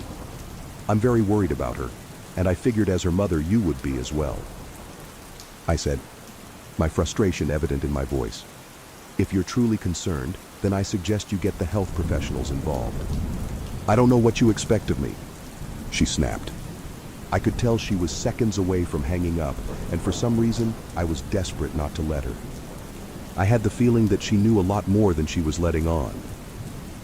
Please, if not for me, do it for Lynn. I tried. I heard a faint, shaky intake of breath, as if she were trying to hold her steely persona together but failing. Marianne? I started. Benjamin, I don't know what to tell you. My only advice would be to seek professional help. Do not call here again. Goodbye. I tried to call out to her, but she'd hung up. I tried to wrap my head around the call and her refusal to help me. Even if she didn't like me, why wouldn't she want to help her own daughter? I couldn't understand that. I tried to replay the conversation, desperate to find something I missed. After a while, I almost gave up, until I remembered her last words to me. Seek professional help. She'd said those words with a bit of urgency. I could have just been grasping at straws, but no. I was sure her voice had changed ever so slightly when she'd said that, as if they were very important. What had she meant? I assumed she'd been referring to medical professionals, but maybe she was referring to someone else. Someone that she didn't, for some reason, feel comfortable saying directly. Or maybe I was just desperate. I waited for Chris to get home, and after a very long and exhausting conversation with him and Rebecca, I convinced them that Lynn truly needed psychiatric help. I didn't tell them everything. I wasn't prepared to go into it yet. But I told them about our last encounter. How she'd hidden in the bathroom, peeking at me from the closet. They were obviously shocked, but thankfully they believed me. They too just wanted to help her. Still, they didn't think it was all that serious. Weird. Maybe, but not dangerous. They just kept saying that Lynn had to be playing some kind of weird joke. Maybe for YouTube? Rebecca offered, if only half-heartedly. Chris didn't think we should involve the police just yet. He offered instead to go with me, and I readily accepted. He reasoned that calmly talking to her, trying to coax her into going willingly, was the best recourse. I agreed to do it his way. At least I wouldn't be going into that house alone. We drove over this morning, just after breakfast. There was no way I was going at night. When we pulled into the driveway, my stomach began doing somersaults. Her car wasn't there, but I still didn't let my guard down. The front door was ajar, and for a split second I thought we'd see her eyes staring through the gap. I was shaking and starting to sweat. Chris, however, was fine. He waited for me to open the door, his hands in his pockets like he was going on a fucking stroll through the park. I envied his ignorance. I pushed the door open and was immediately hit with the stench of rot. Chris smelled it too, and he walked in the house behind me with his nose scrunched up. What do you guys use to clean the floors around here? Shit? Chris mumbled. Shut up, I said, my eyes darting around for any signs of Lynn. The house was deadly quiet and dark, despite being 10 in the morning. All the curtains were closed up tight, refusing to allow any sunlight inside. If I hadn't left it just 2 days prior, I'd have thought the house to be abandoned. We moved through each room, carefully checking any place that she might hide, occasionally calling her name. Why the fuck are you looking under the couch? Chris asked eventually. Aren't we looking for your wife? He was looking at me like I was a moron. Let's just go upstairs, I whispered. He shook his head, but followed me up the stairs to check the bathroom and spare bedroom. On the way up, my shoes crunched over pieces of glass that looked to be littered over a few of the steps. I noticed that one of Lynn and my wedding portraits that hung on the wall along the staircase had been smashed. The frame hung crookedly, all the glass removed. I stared at the picture, a lump forming in my throat. We had taken the photo just after leaving the church, after saying our vows. She looked so beautiful in her white gown. I looked at Lynn's beautiful face. I never dreamed her face would ever be a source of terror for me.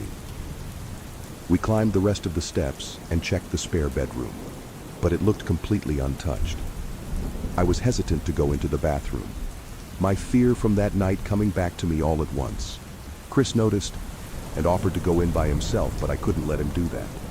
So we walked in together, checking the closet and the shower. The bathroom looked as if it hadn't been touched since the night I left. I don't think she's here, Ben. Why don't you pack some clothes and we'll try coming back tomorrow or something, Chris said. I nodded and went into our bedroom and shoved some clothes into a duffel bag. When I checked inside our closet, I came across the source of the smell and gagged. Chris took one look and lost all color in his face. He had to go stand by the stairs to get away from the sight and smell. I gazed down in shock at what lay inside my bedroom closet. Soaking into the rug were at least a dozen eyeballs, all carefully laid out in pairs. Some were as large as a quarter, while others were as tiny as a marble. I stared down at the eyes she'd collected from small animals, and I wondered how she'd gotten them, and shuddered at the thought. Man, I thought I had it bad with Becca's shoe addiction. But fuck me. Your wife's in here collecting eyeballs, Chris said, gagging. Ben, I think we should go, he called from the hall. I'm getting nauseous. All right. I grabbed my duffel and shut the closet door on my new nightmare. I stepped out into the hall and took a deep breath of air.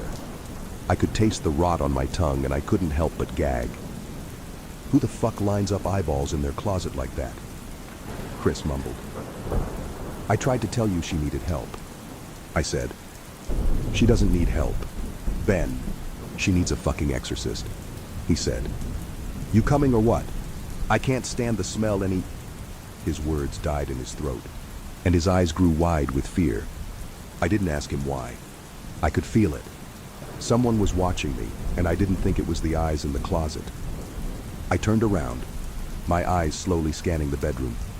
Christ, I whispered, as I finally saw what we'd missed. Under the bed, curled on her side, watching us with the excitement of a kid on Christmas morning, was my wife. She held her hands together just under her chin, and they were shaking eagerly.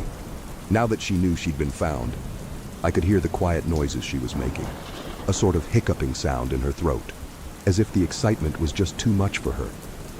It was unnerving to say the least. Wide eyes, and that same huge smile. Everything in me told me to run, but I forced it away. This was my wife. No matter how twisted, she was still the woman I married. I had to help her. Lynn, I said softly. She didn't respond, but her head bobbed back and forth in two quick little movements, as if she were nodding. Baby, I just want to help, okay? Can you let me do that? I asked. I had taken a single step forward, approaching her like some kind of dangerous animal. I love you, Lynn, I said softly, taking another step closer. She let a tiny moan escape her wide open mouth, and I had to resist the urge to run. Her shoulders were starting to quiver, and her eyes grew as large as saucers. I crouched down so I could see her better, and immediately saw the blood. Her hands were covered in it. They trembled more the closer I got, as if she was barely able to contain herself. Lynn, are you hurt? You're bleeding, I said. She bobbed her head again, her bloody fingers moving up and down as if playing an invisible piano. They occasionally grazed her chin, leaving smears of blood on her skin. I wanted to recoil in disgust. The smell that was coming off of her was revolting. I could feel the vomit trying to climb up my throat. Her lips were dry and stretched thin, blood seeping between the cracks. I knew she wouldn't come out on her own, but I didn't want to leave her in the state she was in. I scooted closer and reached out to her. The excited hiccuping sounds got louder and her hands shook, fingers flexing. It was then that I could see the blood oozing from in between her fingers. "Oh my God!" "Lynn, you're bleeding," I said. Instinctively, I reached out to take her hand. But before I could even touch her hand sprang out towards me.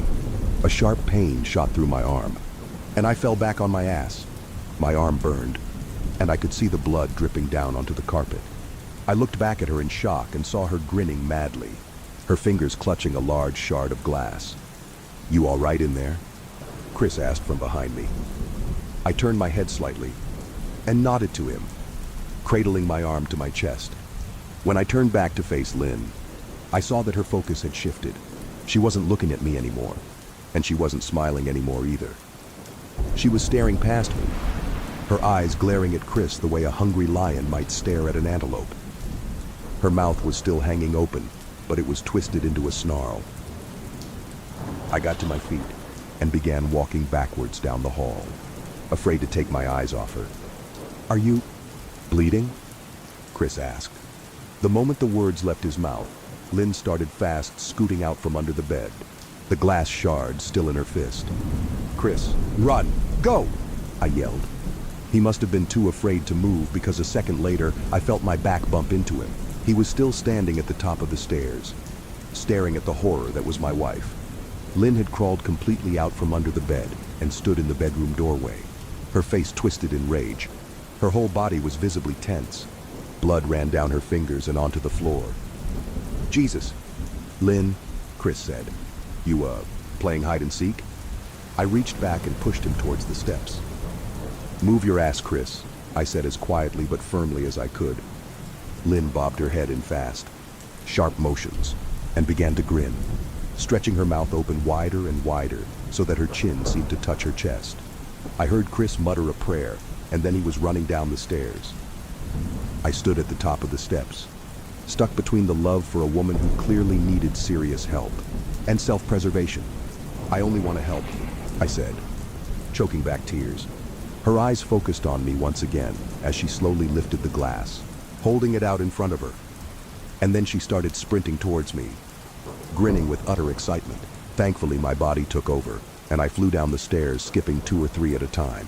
I made it to the front door before I felt her leap onto my back, wrapping her arms around my neck, her open mouth next to my ear so that I could hear those terrible hiccuping sounds up close. I shook her off me, knocking her to the floor. I felt a searing pain in my back as she went, but I tore open the front door and bolted to my car. Chris was standing in the front yard, talking on the phone with the police. I didn't say a word.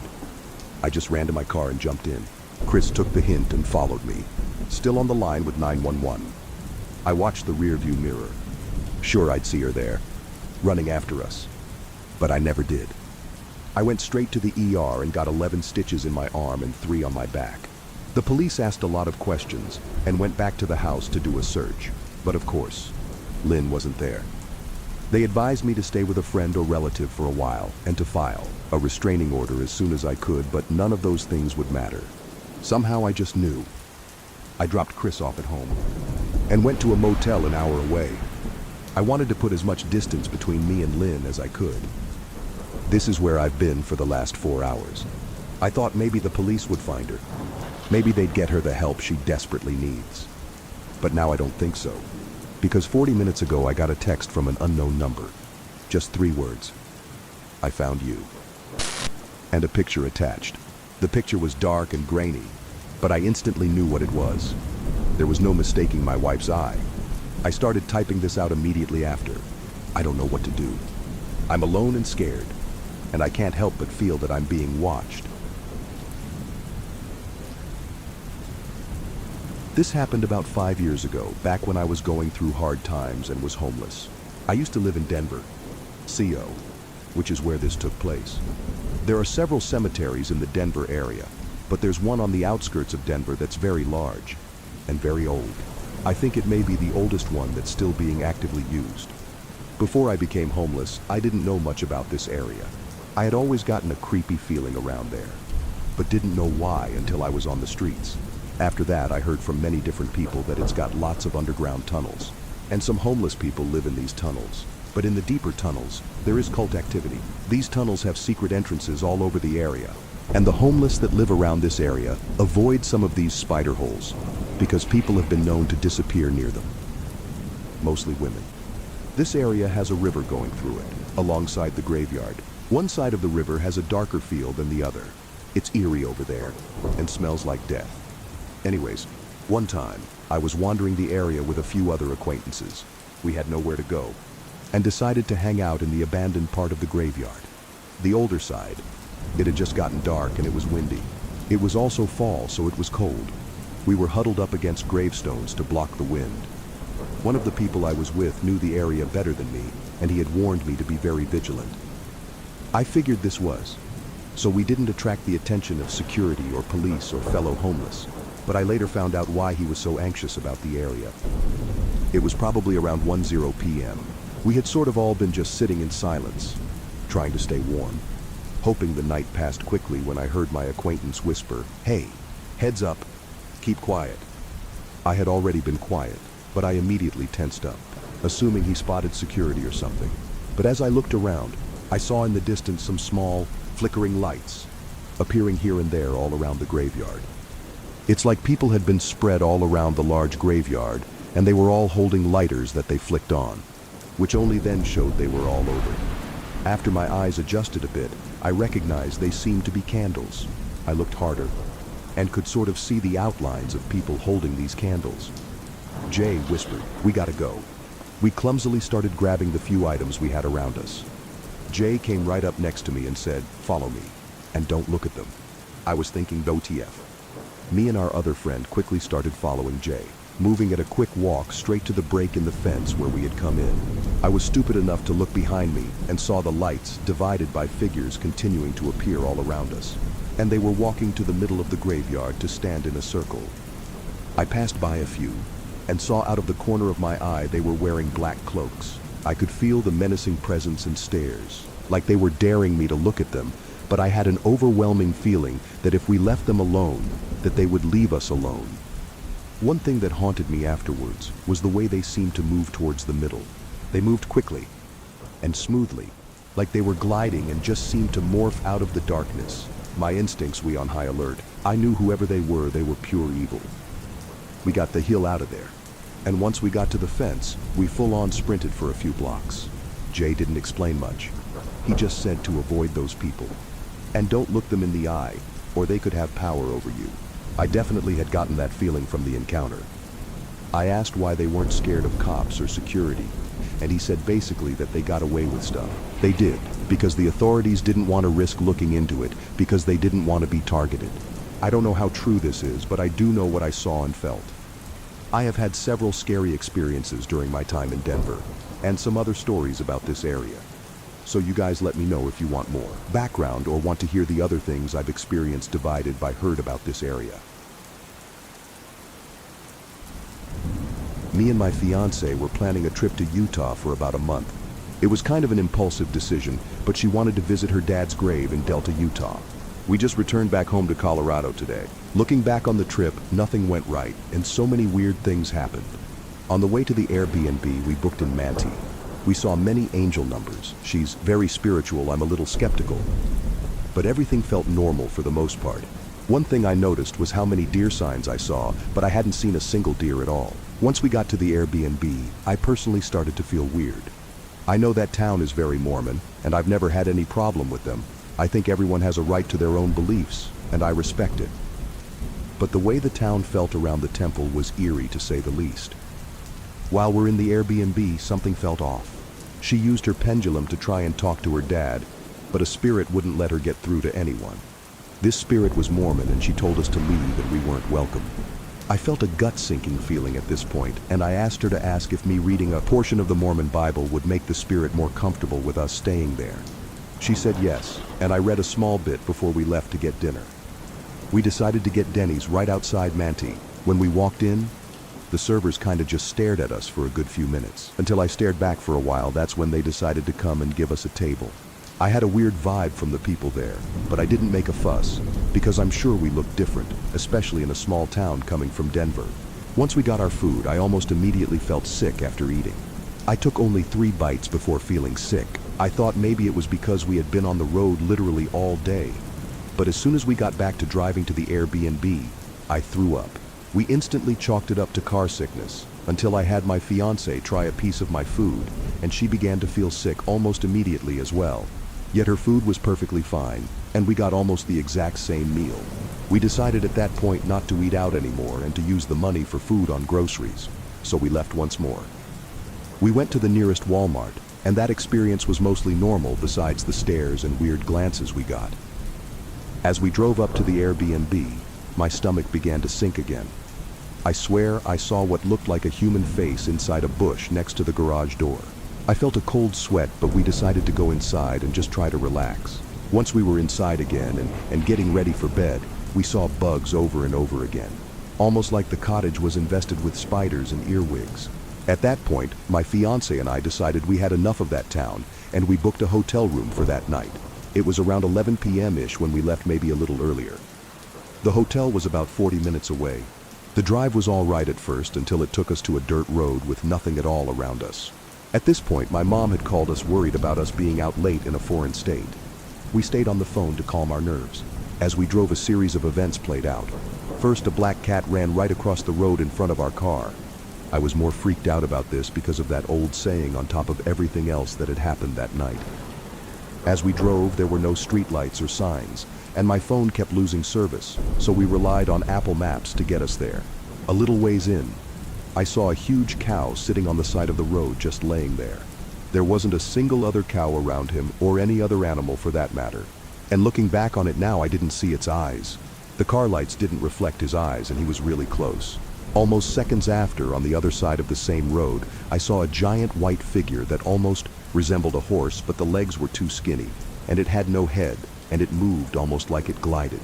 Come to find out, my fiancé saw what looked like a man walking to our car as soon as we got on the dirt road, and didn't say anything because she was scared. I didn't say anything about the figure I saw either because I know speaking it out is a bad idea, especially at night, and I didn't want to scare my fiancé. Once we got to the hotel, the gut sinking was gone and we felt better. But I had a horrific nightmare about my mom dying and crawling around the ceiling like something out The Grudge. And when I woke up, my fiancé blamed the road for my dream. I think she was mostly joking, but I'm starting to think she was right. Even as I'm trying to write this out, I'm having problems with my keyboard lagging, or Reddit closing me out of it. I switched to my notes app to write this, but it makes it so much more eerie. This just happened a few days ago, so it's still fresh in my mind, but I wanted to share this because I want to know if anyone knows WTF happened that night, or if that town has something wrong with it, literally anything.